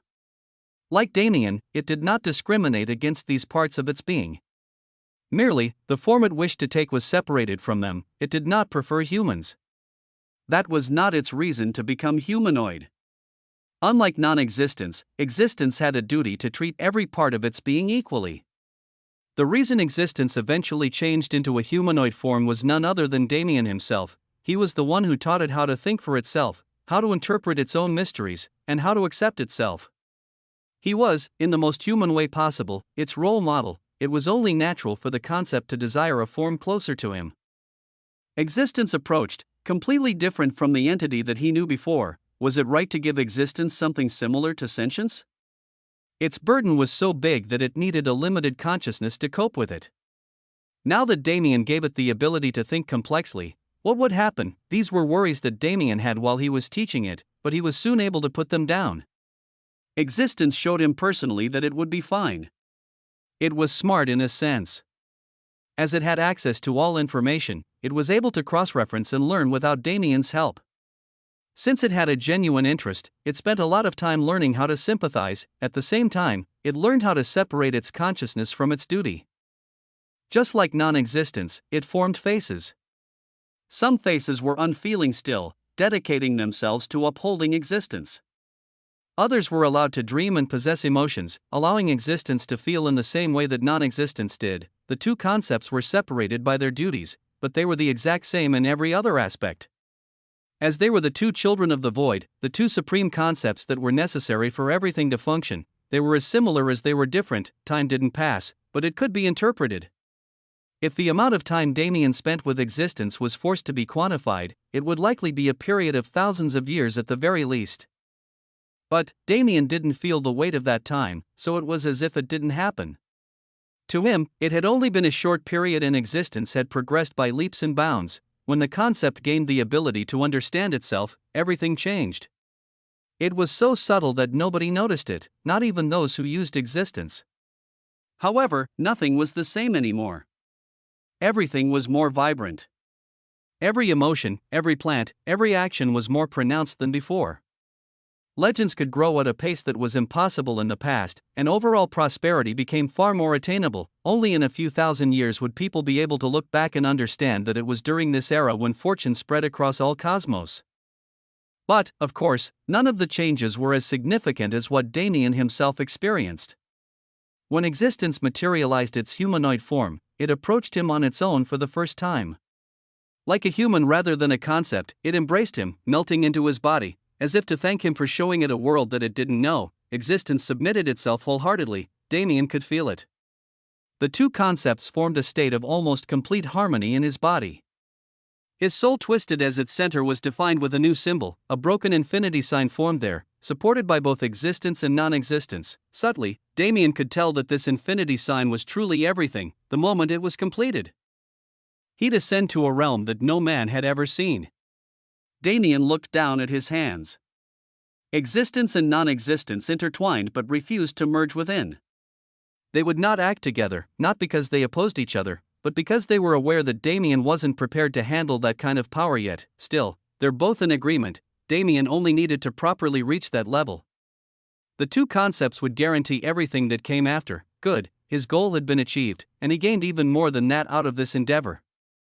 With existence and non-existence at an equal level of intimacy, he was able to leave the realm of existence happily, the land of nothingness. Really, it was the best opportunity he'd received since the very beginning of his journey. Chapter 1841 Harmony 6. Has anyone else perceived these concepts like this? It was a question Damien asked himself multiple times while he was with existence. It was such a unique experience that he really couldn't imagine someone else doing the same. But he had the subtle understanding that this was his path to becoming absolute. So hadn't at least one other person experienced the same thing? He only had such thoughts because he didn't understand how much of an outlier he was. Living beings simply weren't meant to perceive the emotions of these concepts. Before Damien came, these emotions were hidden and vague. He was the one who came along and gave them deeper meaning, bolstering the concepts in the process. However, even the primal emotions felt by non-existence before his arrival weren't privy to anyone else. The minds of living beings weren't equipped to define such concepts as existence and non-existence. Putting them into simple terms and comprehending them was already something that only the best of the best could do. To truly understand their metaphorical hearts, if anyone else was forced to bear the brunt of those emotions, their minds would break.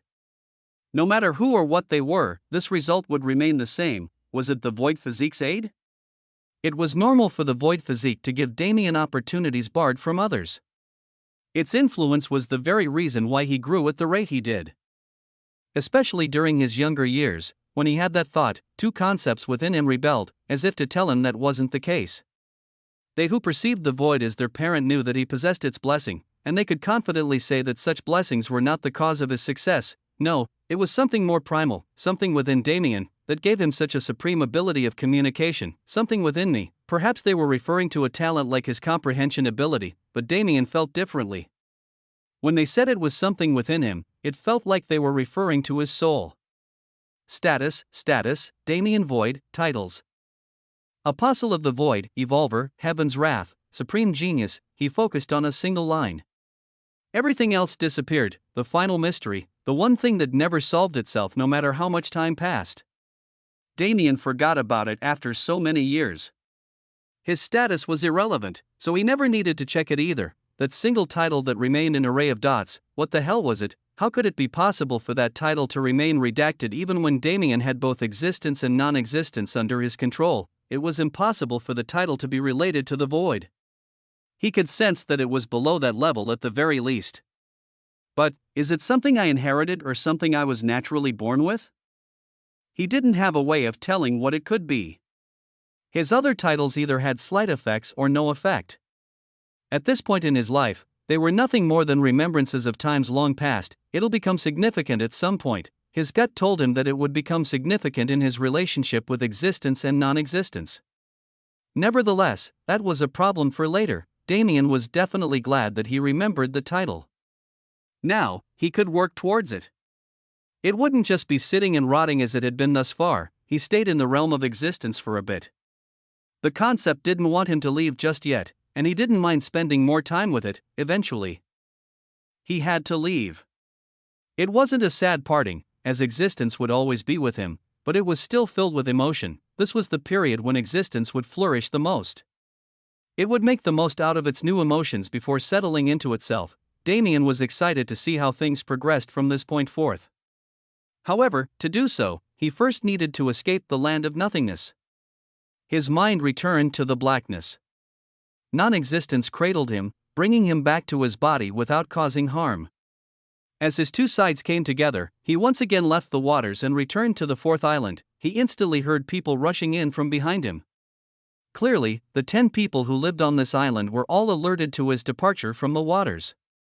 They, who heard from the woman that he returned for a second dip, were flabbergasted by the fact that he had returned in one piece. How was he not converted into nothingness? It was a question that all of them wanted to ask, but the elder stopped them before they could approach him. Damien stood up, slightly nodding to him in thanks. Both he and the elder could tell that he was no longer the same person he entered the waters as. There was a different kind of aura about him, one that was less inviting and made everyone around him feel like they were required to bow. It was the essence of a ruler. It was a sign that Damien finally dropped his biases. To be absolute was not to abandon humanity. Damien's own path to that level relied on the very humanity that he held so close. However, being human wasn't what Damien originally interpreted it as either. He didn't have to hold biases and perceptions that valued humanity over all else. He didn't have to put humanity on a pedestal and ignore everything else. All he needed to do was keep his core properties, the pieces of him that allowed him to be compassionate or kind. To empathize with both concepts and people was not human. It was beyond the level a human could reach, but it was still very reminiscent of the meaning of humanity. It's always a good moment when you find a path. To see the way forward and confidently walk without fearing the darkness was a beautiful feeling. In the end, his destination was in front of him. All he needed to do to reach it was walk. He had been in this position many times before, but it felt fresh no matter how many times he experienced it.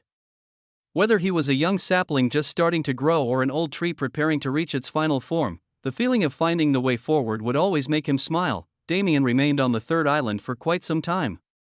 He formed his own small hut away from the society existing there and focused on training non-existence. In the meantime, several people arrived on the fourth island. Those like Kara were already close to graduating from the third island when he arrived. The pipeline that was frozen on the first and second islands continued from the third to the fourth. Over 10 people arrived. Some of them went through the rituals and some didn't. Regardless, none of them escaped the waters of nothingness while Damien was there. It was about 3 years if he had to quantify it. During that time, he expanded his imagination and communicated with non-existence. Through this training, he was able to significantly increase its level. He only needed one final push to attain the heights he strived for, and that, clearly, it was waiting for him on the fifth and final island. Chapter 1842 Fifth Island. 1. Damien prepared to leave without telling anyone. He rarely made contact with the people of the island, though that first woman and the elder would visit him from time to time. They never gave him their names, which made it obvious that they wanted to maintain distance as well. It was likely because they knew that he was going to leave the island soon, so they didn't want to get attached. Nevertheless, those two had helped Damien immensely during his stay here, so he at least wanted to do something for them as well. He first approached the elder. He was a quiet man, but also quite considerate. He was the one who showed Damien the most care.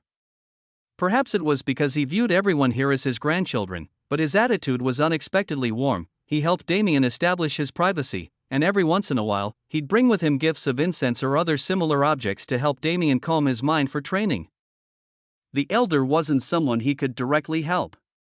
If he tried, he would be refused. Then, to help him discreetly, the elder was content with what he had.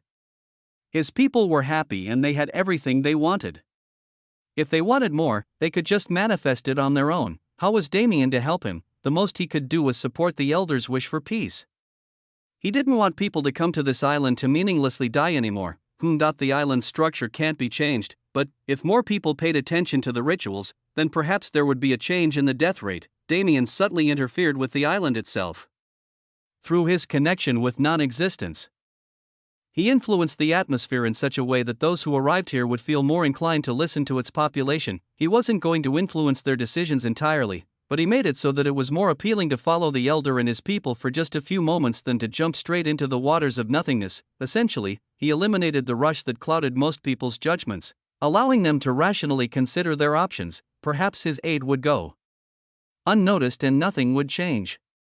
Perhaps the rituals would eventually become commonplace and more supremes would rise from the ashes. Whatever the case, there was no way to know until much later. Damien did bid the elder farewell, returning to him a gift before going to find that woman. She was interesting. Though she was content with her life on the island, she had more of a desire to leave than others. It wasn't enough to be called ambition, but it was still something. When Damien found her, the offer he made was simple. Do you want to leave this island? If he aided her in her journey through the waters of nothingness, she would clear the trial with ease. As someone who'd submerged himself multiple times in the past few years, he could confidently assure that she believed it as well. Watching him felt like watching the growth of a beast. He relentlessly pushed himself to get stronger. And the results were clear enough. Someone like him could absolutely give her freedom from this boring life. However, was she prepared to take it? This was the first time she truly considered the possibility of escaping this realm, and the main emotion she felt radiated so deeply that Damien could sense it from a mile away. Fear. Pure fear of the world she didn't know. I apologize, but I will have to reject your offer. She came to a conclusion quickly. This was her home now. It had been her home for millions of years at the very least. After such a long time, what would it feel like to return to the very moment from when she left? Everything would be unfamiliar. She hardly remembered her previous life. Rather than going back to people who still cared about her that she didn't know anymore and a world that knew her but was unfamiliar to her eyes, she preferred to remain in this situation. She was content. That was enough. She didn't strive for anything more, despite the dreams that occasionally plagued her. Damien looked into her eyes and read her emotions. She was feeling something he never took the time to consider. Right, he had barely been here for a few years. For most people, it had been eons.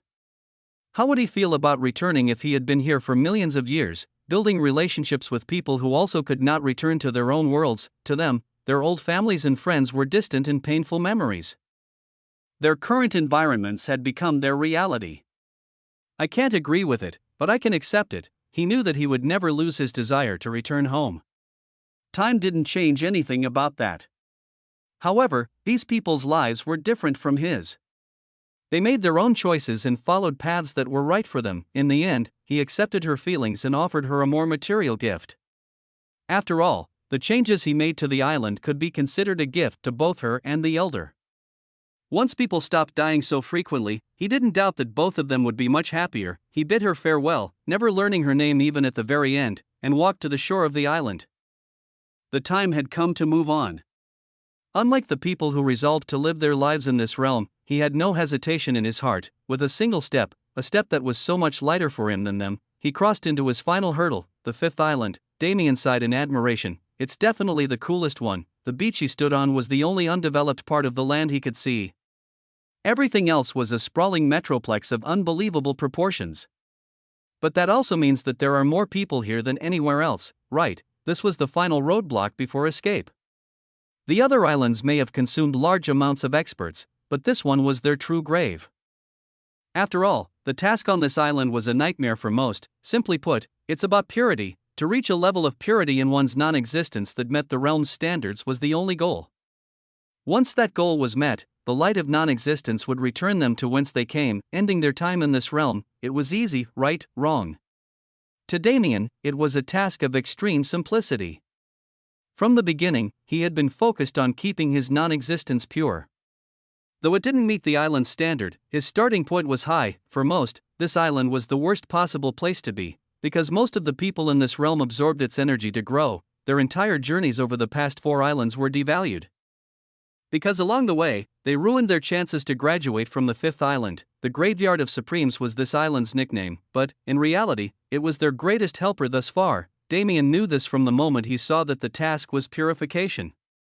He went straight into the first city he saw without a single pause in his steps. Finally, the end is in sight. Chapter 1843, 5th Island. 2. Just like the first island, there were no guidelines on the 5th. The only information these future Supremes learned was that they needed to purify their non-existence. Other than that, they were on their own. So, from Damien's perspective, what needed to be done to achieve that level of purification? I really don't know. Purifying non-existence wasn't necessarily a thing that could be done. It took whatever form it took based on one's experiences. Damien's non-existence was pure because he'd never polluted it in the first place, but, for those who made it this far with a polluted concept, the situation was different. They had to establish methods to purify non-existence before attempting it. It wasn't much different from forming a divinity. The people in this realm had to find out what non-existence meant to them. After establishing that in their core, they could chase it. Their efforts would pay off and the influence that external energy had on them would be decreased. That was why this island was the hardest of the 5. Damien already established that non-existence wasn't just a concept to him. The way he interacted with it as if it was a living being with its own emotions, and the lessons he learned from its faces in the process had already defined his divinity in that sense. What about others? For those who didn't receive the same enlightenment as him, it was impossible to define a concept like non-existence and personalize it, but this is the ideal environment to do it. This island was unique in that it wasn't polluted by any kind of aura. When people died, they wouldn't leave behind stains on the environment as they did on the other islands. These experts had the benefit of being able to die as they pleased because they would not lose their energy in the process. This way, they could test and test and test without worrying about their strength depreciating. Damien smiled. He had been staying away from death for that exact reason, but the freedom this island gave him allowed him to drop that worry. If he was able to die continuously, he would be able to practice like never before. He first entered a city just to see what the atmosphere was like, only to learn that it was mostly desolate. The people here didn't have an interest in social lives. None of them gave up like the people of the 3rd island. At almost all times of all days, they were busy training, focusing on themselves. Occasionally, there would be festivals and gatherings, but none of them were currently happening. As such, rather than focusing on the people, he decided to first find a place for himself to stay for the next few years. He wasn't joking when he said that there wasn't a single inch of unclaimed land. The entire island was turned into a sprawling city to save space and contain all of the people living there. It was a little funny to think that all of these experts were practically living in studio apartments, but that was beside the point. Damien didn't want to go through the annoying processes of finding a place to live within the city. It was a general rule of thumb that if one found empty space, one could claim it. He chose that method instead. Spending some time exploring the island was a good practice for him. Over the next few months, he met some of its people and interacted with them, learning more about the culture of this island, and, more importantly, he found that it was impossible to claim any space. The beaches were kept empty on purpose as they were places where newcomers landed, and even the mountains and volcanoes were covered in claimed properties. How was Damien meant to find a quiet place to practice? He knew that his movements weren't going to be quiet. No, he was planning to die many times in the pursuit of his goals, so he needed the space to properly do so. The land isn't an option. The sea isn't an option. Then, I'm left with the sky, right? Damien was curious about why aerial architecture wasn't considered more often. In such an overcrowded place, wasn't it obvious to think outside of the box? He was correct in that aspect, but he underestimated the difficulty of taking ownership of the land of nothingness sky. I guess this is my first training method. As it turned out, the sky was barely different from the sea. It was made of pure non-existence. Though it allowed people to traverse through it if they had enough power, it was still murky and undesirable terrain. If Damien wanted to build in the sky, he needed to first conquer it. That was when his training began. He gave up on finding accommodations and flew into the air on his own.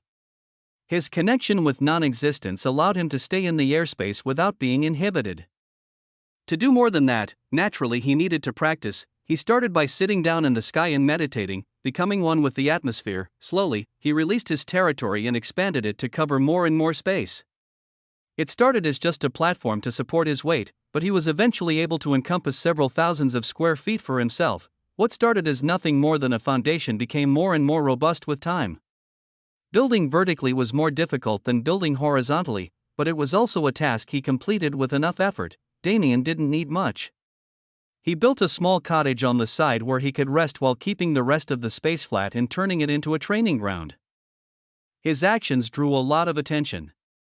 The people living under him were quite curious about why there was a shadow over their homes now, and the people who saw it from a distance couldn't hold back their curiosity. The denizens of this island began to approach Damien.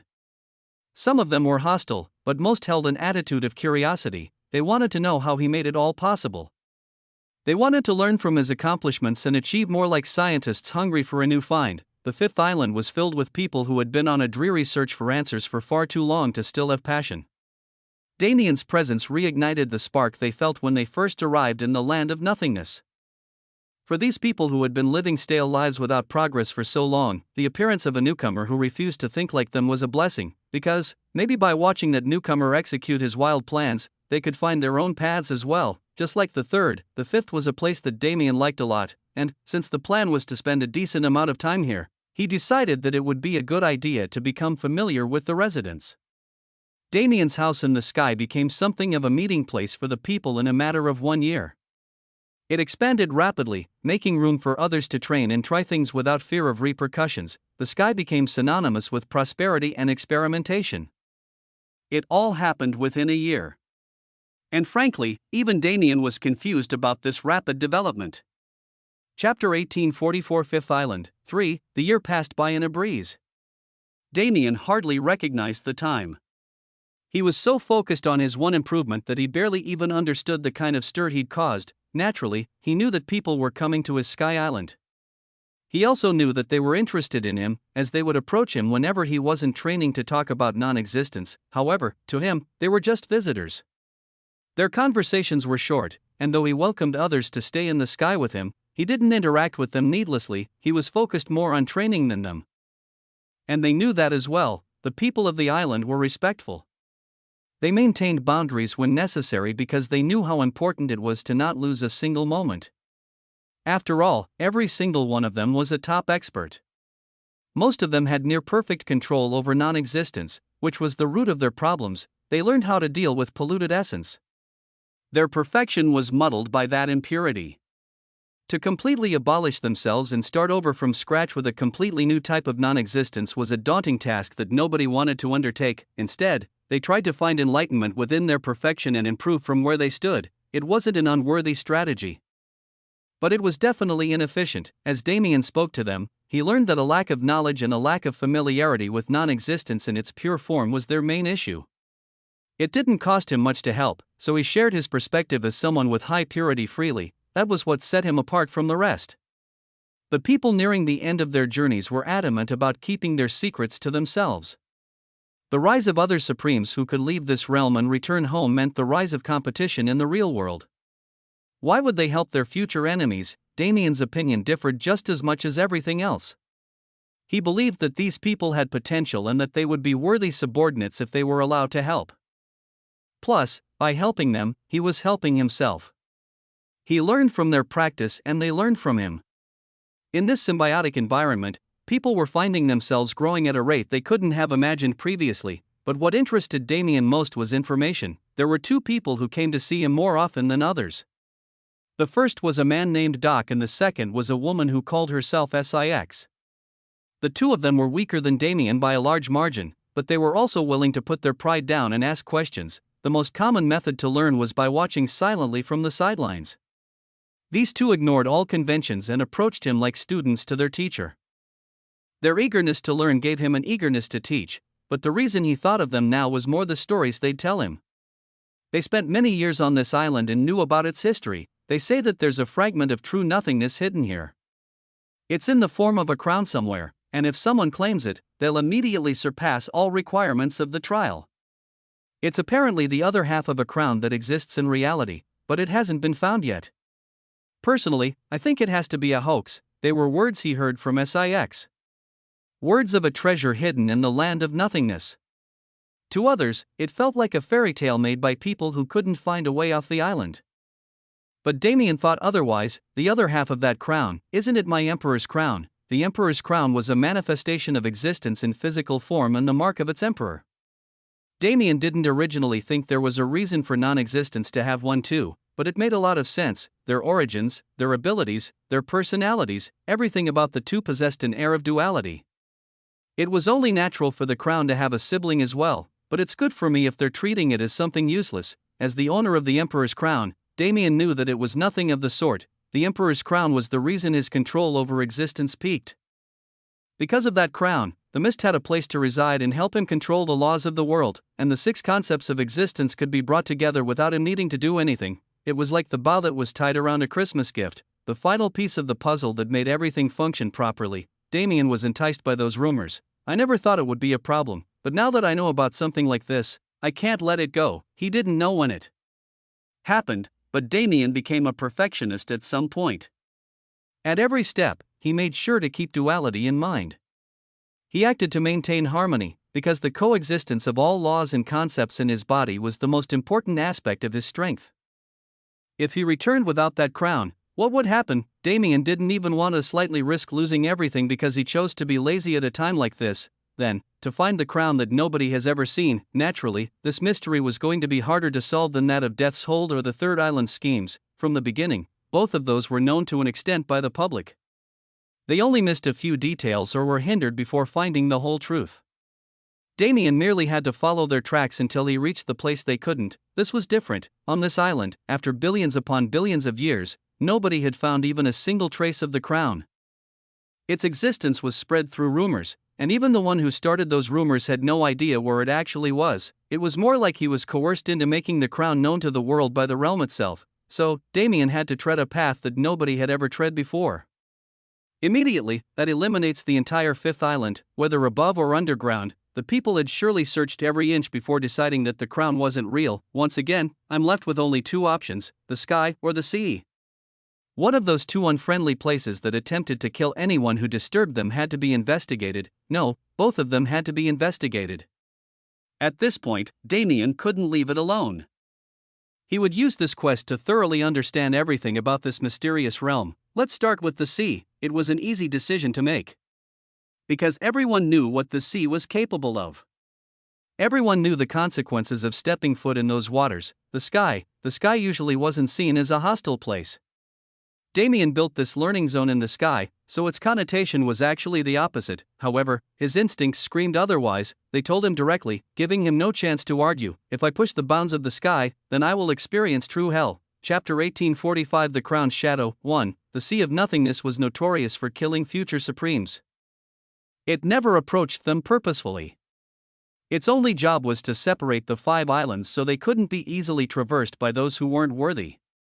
However, it was still the main cause of true death in this realm. Whenever an expert gave up on everything, regardless of which island they were on, the Sea of Nothingness was their escape. As such, the connotation behind the large body of water was terrible. After all, its force was pure nothingness that could swallow anything. Who in their right mind would approach such an entity willingly? Well, it was up for question whether he was in his right mind or not, but Damien approached it without fear. He looked out into the waters for a moment, wondering how they were different from the lakes on the 4th island, but hesitation wasn't a very familiar concept to him. Even when standing in front of guaranteed death, he showed no fear. It was a good thing that nobody was around. Damien hovered his foot over the sea like someone preparing to take their own life, but it would have been troublesome if someone tried to stop him. His goal was not death, but exploration. This grand sea had to hold some kind of secret. It couldn't exist just to separate islands, because as Damien learned through his experiences in this realm, non-existence never acted without reason. Everything had some sort of meaning, even if it was difficult to find. Damien dipped his toes in the water. He didn't immediately submerge himself, but just having a single inch of his body in the water was enough. He touched what should not have been touched. Damien fiercely resisted from the very first moment. He brandished his own form of non-existence, countering what the sea threw at him. The aura of pure nothingness enveloped him. It, like a horde of wraiths, attacked his body and tried to take him down to the very bottom, a place where nobody and nothing would find him. Damien fiercely resisted from the very first moment.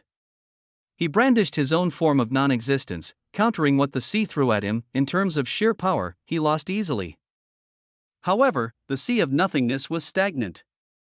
Its laws and concepts were set from the beginning. It did not have thoughts and merely acted on its programming.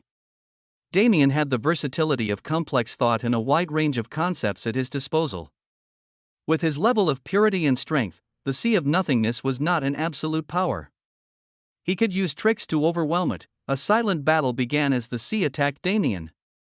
He focused on defending, putting more and more of his body into its water. When he was submerged to his hips, he was finally confident in reading and defending against the water body.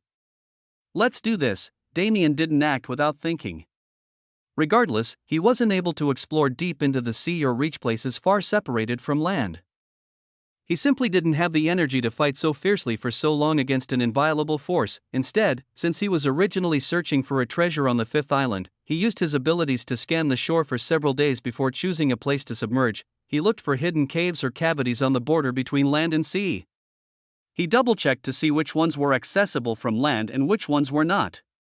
There were many cave systems that seemed to originally be disconnected from the underground routes but were connected by excavation teams searching for treasure in the past. When it came to areas that had never been explored, there was only one. Damien could tell that someone tried. There was a tunnel that led straight to this large cave that halted just before connecting. From a preliminary scan, Damien assumed that they originally did connect to the cavern, but were forced to immediately patch the connection for some reason. The path had only been traversed a few times before I went. It's likely that the original creators didn't tell anyone about their discovery when they returned to land, either that or they died before they could spread the news of whatever was down there. Damien didn't take the underground route because of that risk. He chose to approach through the natural entrance so that he would at least be prepared for whatever they encountered before seeing it himself.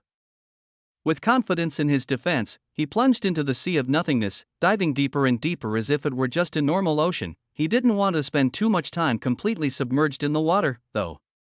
He rushed to reach the entrance, which was roughly a kilometer below the surface. Seeing the crack in the island's foundation, he swam through it and followed the path. It was a narrow fit.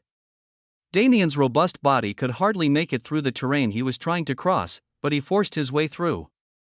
Eventually, he reached something both positive and negative: waterfall. Damien smiled wryly as his body was suddenly engulfed in the current and flung off the edge of a cliff. Luckily, the waterfall meant he'd finally entered a cavern that wasn't submerged, so he rapidly gathered his senses and slowly lowered himself to the nearest piece of dry land he could find. Phew, he treated it like it was no big deal, but fighting against pure non-existence was extremely difficult. His own force was practically apologizing to him the entire way since it couldn't interfere with the natural rules of this realm. Basically, he didn't have any help. He had to consciously combat every single concept of that sea for the roughly 30 minutes it took for him to swim here. I understand why it's considered a death trap. He didn't doubt that the strongest people in this realm could also fight against the sea if they wanted to. But, whether it was him or them, they would eventually be consumed by it if they didn't leave in time. Damien took his thoughts off of the water and focused on the cavern in front of him. He was a little skeptical at first, but that feeling was already gone. There is definitely something down here, even if it isn't the crown. It was like that treasure was calling out to him.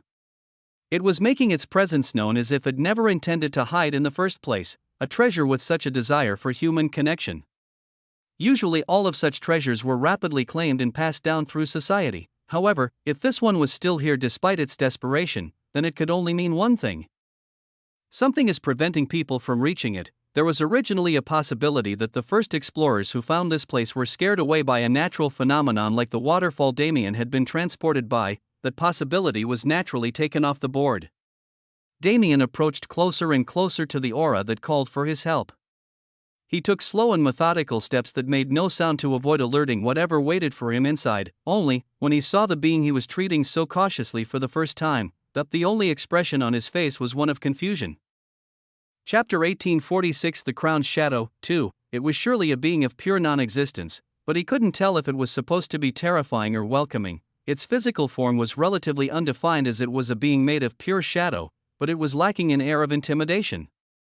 Rather, the owl-like creature perched on the rock, calmly plucking its shadowy feathers, was a little cute in Damien's eyes. Did that mean it was safe to approach it? Probably not, but Damien did it anyway.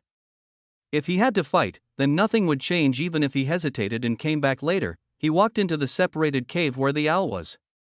It immediately snapped its head in his direction and tilted it in curiosity. The creature instantly noticed that Damien didn't have any innate hostility or greed. His attitude was more one of curiosity and necessary caution. It flew into the air and hovered there for a moment. Deciding that it wasn't enough, the owl flapped its wings and charged at Damien.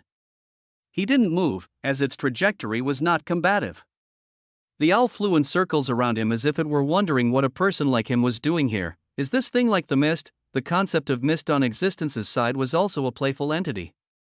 It wasn't immediately hostile to anyone, but if it sensed negative energy in the souls of those who approached it, it would not respond kindly. The mist led Damien where he needed to go when he was approaching the Emperor's crown. If this owl was also a concept and a guide, do I have to entertain it as well? Just as he asked the question, the owl swooped down and landed on his shoulder. It made a strange sound as it turned its head to look at him. Relax, I'll go. You don't have to scream, the owl bounced happily. What are you up to? Damien asked, not expecting any kind of answer. The owl cooed, seemingly displeased with his questioning. It raised a wing as if to point forward, cooing incessantly. Relax, I'll go. You don't have to scream, the owl bounced happily. Damien didn't expect it to be so expressive, nor did he expect it to be friendly. If the so-called guardian of the treasure was a playful creature like this, then why were people scared away? Did it take a liking to me? Damien shrugged. The owl seemed to like the motion as it happily rid his shoulder up and down like it was on a roller coaster. He ignored it temporarily and followed its directions, moving through the cave. He was forced to break apart the ledge where the owl was originally perched to move deeper into the system. After a few turns in a strangely complex maze of tunnels, he reached another cave that seemed to be his final destination. The owl hopped off of his shoulder and flew to the end of the cave, landing on a metallic treasure chest that was waiting there. Why is something like this here? It was an awfully human way to store a treasure. Naturally occurring treasures weren't wrapped up so cleanly. Usually, they'd just be sitting wherever they appeared, waiting for someone to grab them. With many questions in mind, Damien undid the latches and opened the chest. Inside, there was a single book, Records of the Absolute. Its title was intriguing. Damien picked it up carefully, but it was in pristine condition despite the look of wear. The pages were firmly bound and unaffected by the time that ruined the book's cover. Flipping through it, he read the story. Or rather, it was more of a biography. It starts a random cosmos somewhere in the void. That was where the author of this book first met the person known as the Absolute. It was the author's home cosmos. At the time, he was a supreme god who was just touching upon existence. He realized the existence of the void, and in his own words, that was the only reason why he was able to perceive that man at all. He walked the realm casually, as if he had nothing on his mind at all. Everywhere he went, reality itself was morphed, sometimes for the better and sometimes for the worse. The man didn't seem to care. He continued on his mindless stroll with the same empty smile on his face. Witnessing the repercussions of that man's presence in his cosmos, the author felt obligated to approach him and ask, "Why are you doing this?" The man glanced at him. The smile on his face changed ever so slightly as he responded, "I do not, for I am not." Young one, are these changes not the result of your own actions? It didn't make sense to him at the time. That strange man continued walking, changing the realm as he went, and one day, he once again disappeared. Time passed, and the changes he made became permanent. That which seemed destructive at first made way for new blessings to spawn. Because of the man, the author's cosmos flourished to a new extent, but the author was continuously plagued by that single sentence. For years and years, as he progressed through his comprehensions and mastered existence, he kept thinking about what that man could have possibly meant, because the longer he trained, the more he realized how amazing that man was.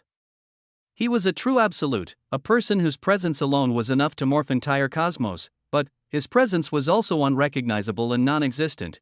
It was through the existence of the absolute that the author recognized non-existence for the first time. It was due to that man's influence that he finally entered this realm. Those words, an absolute was a being without meaning if not perceived. An absolute was no different from the void itself.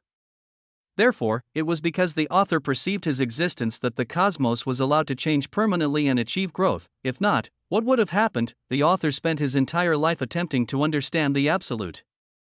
He felt that only after he did so could he truly reach his potential, but no matter how much time passed and no matter how much stronger the author became, he could never understand that man. He questioned why that man even chose to speak to him.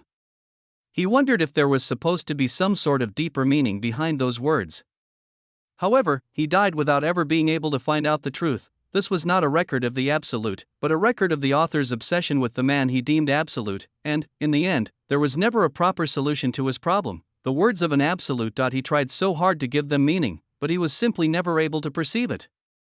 The mind of someone who was able to traverse the void was simply too different from that of anyone else.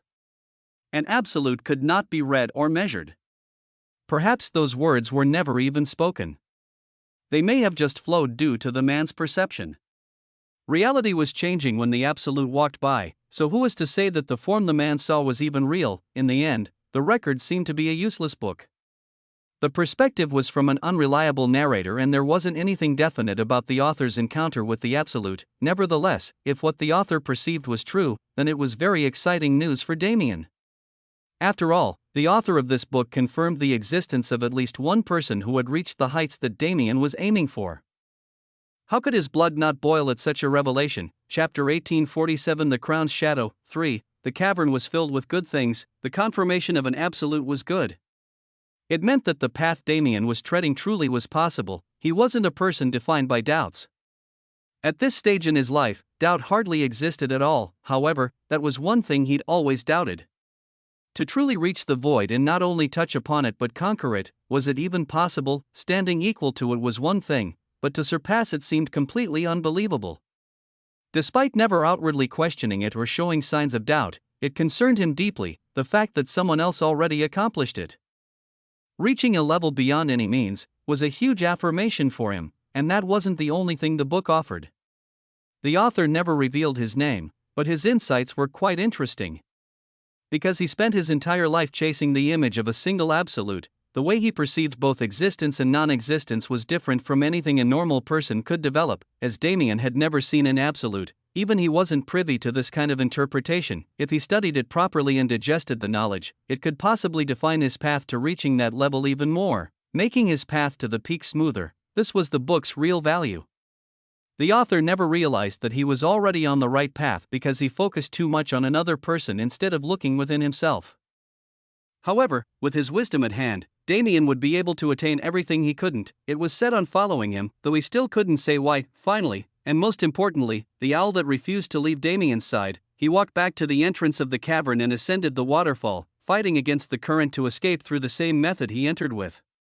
The owl naturally disappeared when he entered the water, but he found it returned to his shoulder the instant he returned to land. It was set on following him, though he still couldn't say why. Has it discovered something in me? Even the mist needed to be persuaded. This owl merely saw him and immediately decided that it was not going to be hostile. Or is the owl something that came later? What if those people encountered something else entirely? If so, then where was that danger? Damien didn't encounter it at all, which confused him, but that was not his primary concern at the moment. The owl was not harmful, after all. It actually seemed to have a deep desire to aid him. Clearly, the sea wasn't going to be the answer from the start. For something like the shadow of the Emperor's crown, only the most dangerous places worthy to house it. The sky was uncharted territory. At most, people used it to travel. Nobody was willing to pry too deeply into its secrets. At least the sea's deadliness was nearby and known. Enough people had ended their lives in that sea for its reputation to spread far and wide. The sky was an unknown danger. It was an unknown danger that every single practitioner in this realm understood was more terrifying than the sea. Why? I'm about to find out. At this point, Damien didn't believe that there was anything new for non-existence to show him. From Death's Hole to the spiritual god of chaos to the waters of nothingness, Damien had explored everything non-existence had to offer. He understood it completely, which meant that nothing it could throw at him was meaningful, or so he thought until he breached the realm's sky. It wasn't difficult. Not because he was powerful, but because he accidentally picked up something terrifying, the instant they reached a barrier that was meant to be uncrossable. That owl left his shoulder and flew in front of him. A huge aura that even put pressure on Damien was released by the beast. It flapped its wings a single time, creating enough of an impact to completely shatter the barrier. As if nothing happened, it then returned to his shoulder, cooing happily. Damien shook for a moment. I changed my mind. This guy is definitely the reason why the explorers before me ran away. The power he felt seemed inviolable. It was far beyond the level of his own non-existence, but he put it down for now. Again, he didn't need to concern himself with questions that he didn't need to answer. Damien flew past the altitude of his abode and kept going. Like he was breaching a planet's atmosphere, he experienced thinner air and colder temperatures that worsened exponentially until he was in a dark vacuum. He looked around, observing his surroundings and his own weightless body. In that moment, he felt like he had abandoned everything. He was no longer someone that existed. Is that it? Is that how it ends for everyone? Was this infinite blackness the place where his ego was supposed to go when he died? Strangely enough, there was no fear in Damien's heart. At this point in time, any who tried to challenge the sky would start to panic, trying to find a way back into the land of nothingness. Damien did no such thing. He sat there, pondering his state. As long as I am conscious here, I exist. His existence could not be denied. He was assured of that much. However, his surroundings were a place where people went when they ceased existing. There was absolute nothingness in this place, but for some reason, it was filled with so much character. The records of every ego that was ever abolished into non-existence. Is this where it finds its faces? This realm of non-existence was more than just interesting to Damien. This appearance of being both nothing at all and everything at once was reminiscent of the void, only, this nothingness was not everything. It was merely an overwhelming amount of emotion, character, and memory that seemed like everything to the human mind that couldn't grasp its true extent. Damien stayed within, calmly and quietly contemplating it. He tried to dissect its origin, but there was no such thing. This non-existence did not have faces, nor did it have any sort of intelligence. It did not exist purely because existence existed. In simpler terms, it was the purest essence of non-existence, untainted by even its own meaning. This was the absolute power of erasure that no person could ever resist. Hell, even Damien didn't know how he was resisting it at first. Only when he noticed the subtle black glow covering his body did he understand that this was also the work of his guide. That owl he picked up along the way. He could feel its essence leading him in a certain direction. It's really blocking all of the negative effects of this place while still allowing me to perceive it. The level of power necessary to accomplish such a feat, it only showed him its cute side, but he couldn't ignore that it really was a petrifying creature. Well, as long as I don't piss it off, I'll be fine. Since the owl liked him, he didn't need to question it, and since it was adamant about leading him through this nothingness, then he could do nothing but follow, right? Chapter 1848 The Crown's Shadow. 4. He felt blessed to be able to avoid such dangers easily, but he was given another reminder that this was not the product of his own power. He had yet to reach a level where he could comfortably touch the sky. Damien put away stray thoughts. While he was being guided to his destination, he focused on the ever-changing nothingness around him. This place was unique. If it weren't for the vanished egos around him, there wouldn't have been a way for him to actually understand that he was moving in any specific direction. This vein of non-existence was untouched by his hands thus far, but it was also the closest to him. His ego personally experienced this space from the perspective of one who died. He felt the grasp of non-existence turning him into nothingness clearly back then, now that he'd found a way to experience that same feeling from a secure position. All of the thoughts he had back then turned into concrete comprehension that deepened his ability to control the facets of non-existence. The journey was both short and long. Naturally, there was no way to perceive time, so it could be said to have ended almost instantly. Nevertheless, the overwhelming environment made every second feel like a year. Every single piece of that space took Damien ages to observe and understand, lengthening his perception. Still, the end goal was never the space itself. It was the singular treasure contained in this deep nothingness. The crown's shadow, it was not necessarily a crown of its own. Damien was already wearing the crown after all, it was the second half of an already complete structure. A piece of it that was always present but never seen. As such, the second crown became a shadow of the first, unseen by those unworthy of its presence. When Damien arrived at the crown, he was only able to see it because the owl highlighted it in its aura. Its physical form was specifically designed to evade the sight of a supreme, so it was only natural for Damien to miss it. If only I could use the void, not at this stage. The void would reveal these things to him easily. It would probably allow him to comprehend this space at a faster rate as well. However, he couldn't use it. No matter how much he wanted to, he could not use its power. The fourth island had to be the final time, because even then he only used it to check on his progress. Damien could tell after his encounter with the entity that it would be watching him closely from now on. If he wanted to cut corners and do things the easy way, it would remember his actions. Compared to his grand dream of ruling the void, what was a little bit of effort? If he couldn't put in the work, then the void would simply never accept him as its master. at times like these, wishing for the void was only meaningless complaining.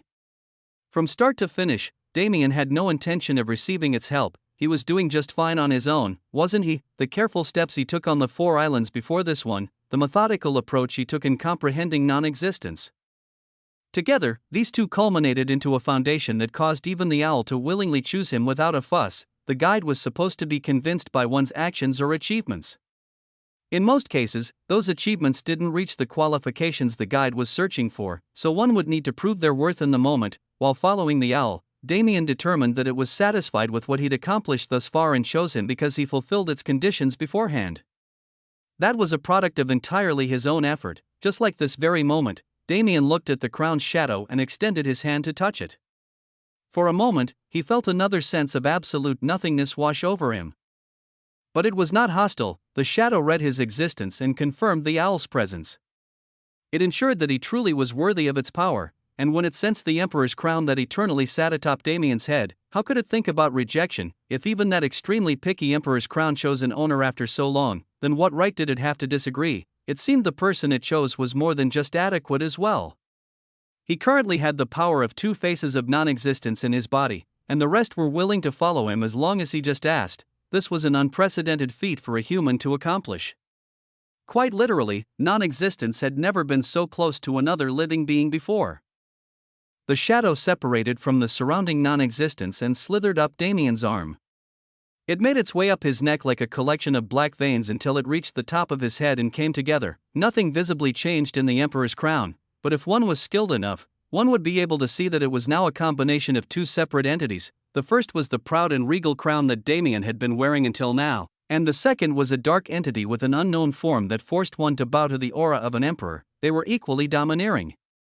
They were opposites, but in the end, they were the same. True duality. It was something Damien had been striving to reach for his entire life. Now that he had both crowns, I feel like I've finally reached the cusp of it. Damien patted his chest.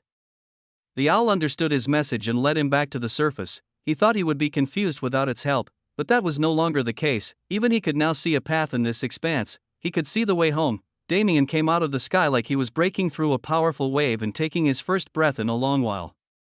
The owl came out of his body and returned to its usual pattern of flying around him and perching on his shoulder. Without a word about what happened, he returned to his abode. He didn't quite know how long he'd been gone. The people there likely wouldn't know either. They hardly kept track of time. However, Damien could tell that this was the end. Perhaps he would spend a little longer digesting everything he'd learned, but it's finally time to go home, to return to the heavenly world, to return to war, and to return to the dark god. That fated battle, that long-awaited spectacle was just over the horizon, and after seeing what he'd accomplished during his time in this realm, Damien was both extremely confident and extremely excited about that battle.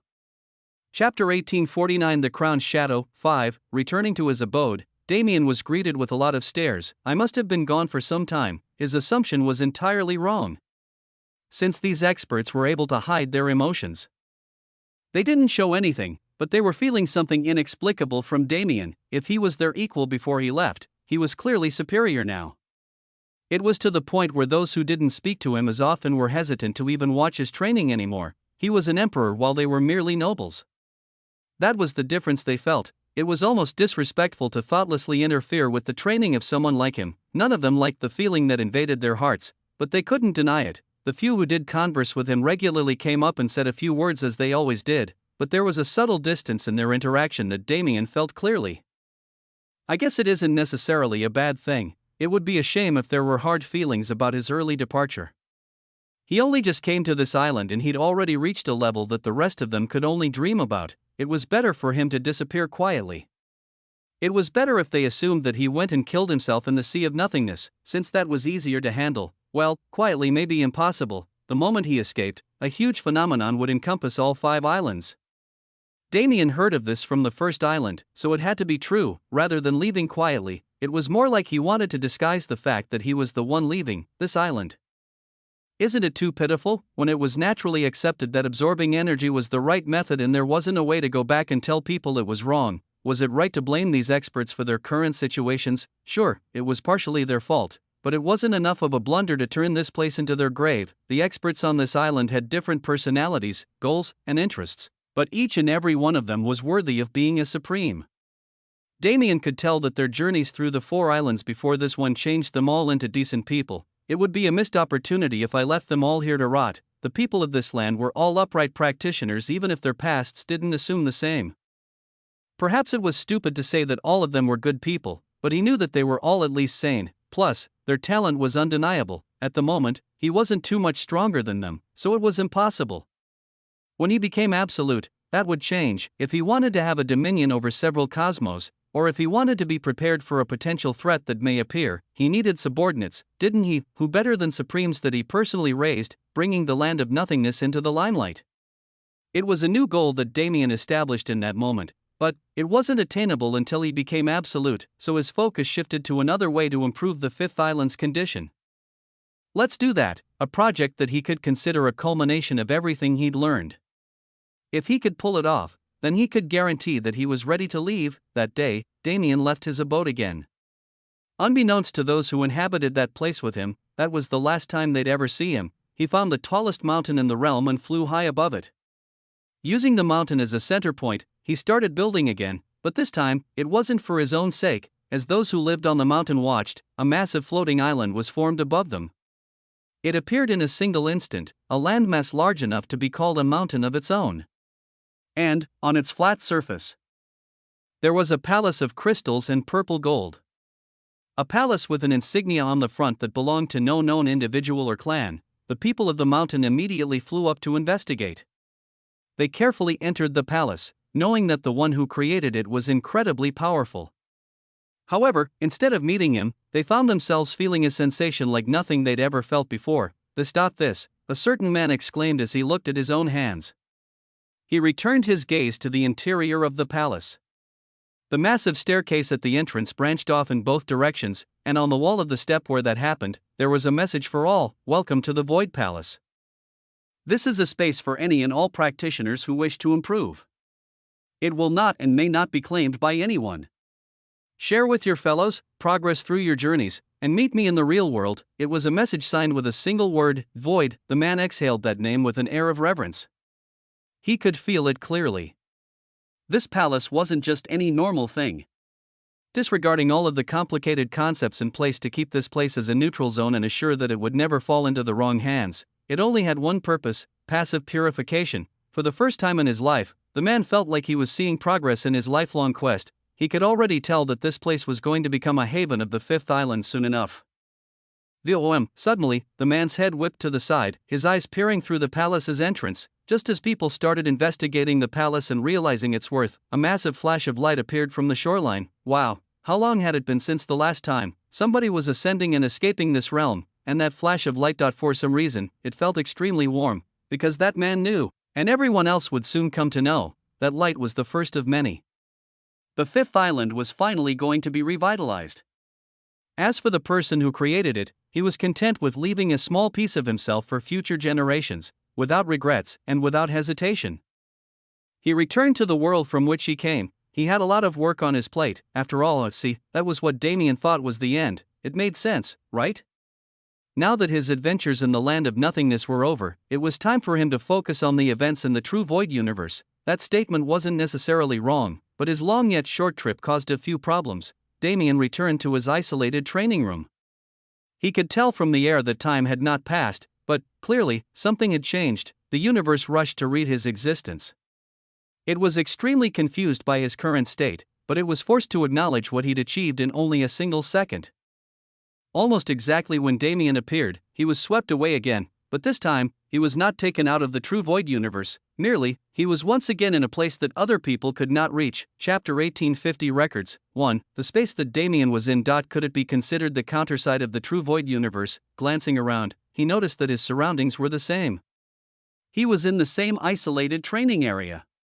He could sense Void Palace and the other grand structures all around the heavenly world. The key point that made it incredibly obvious that this was not the true Void universe was the lack of life. The only living being in this place was Damien himself. Something like this existed. Damien exited the isolated area and walked into the world. The first thing he noticed was the sky. It didn't exist. Instead, the sky was made up of flowing waves of blue energy that perpetually moved and maintained its energy. that was the model that Damien followed throughout his life. That was a direct representation of the way he wanted his own internal mana circuits to work.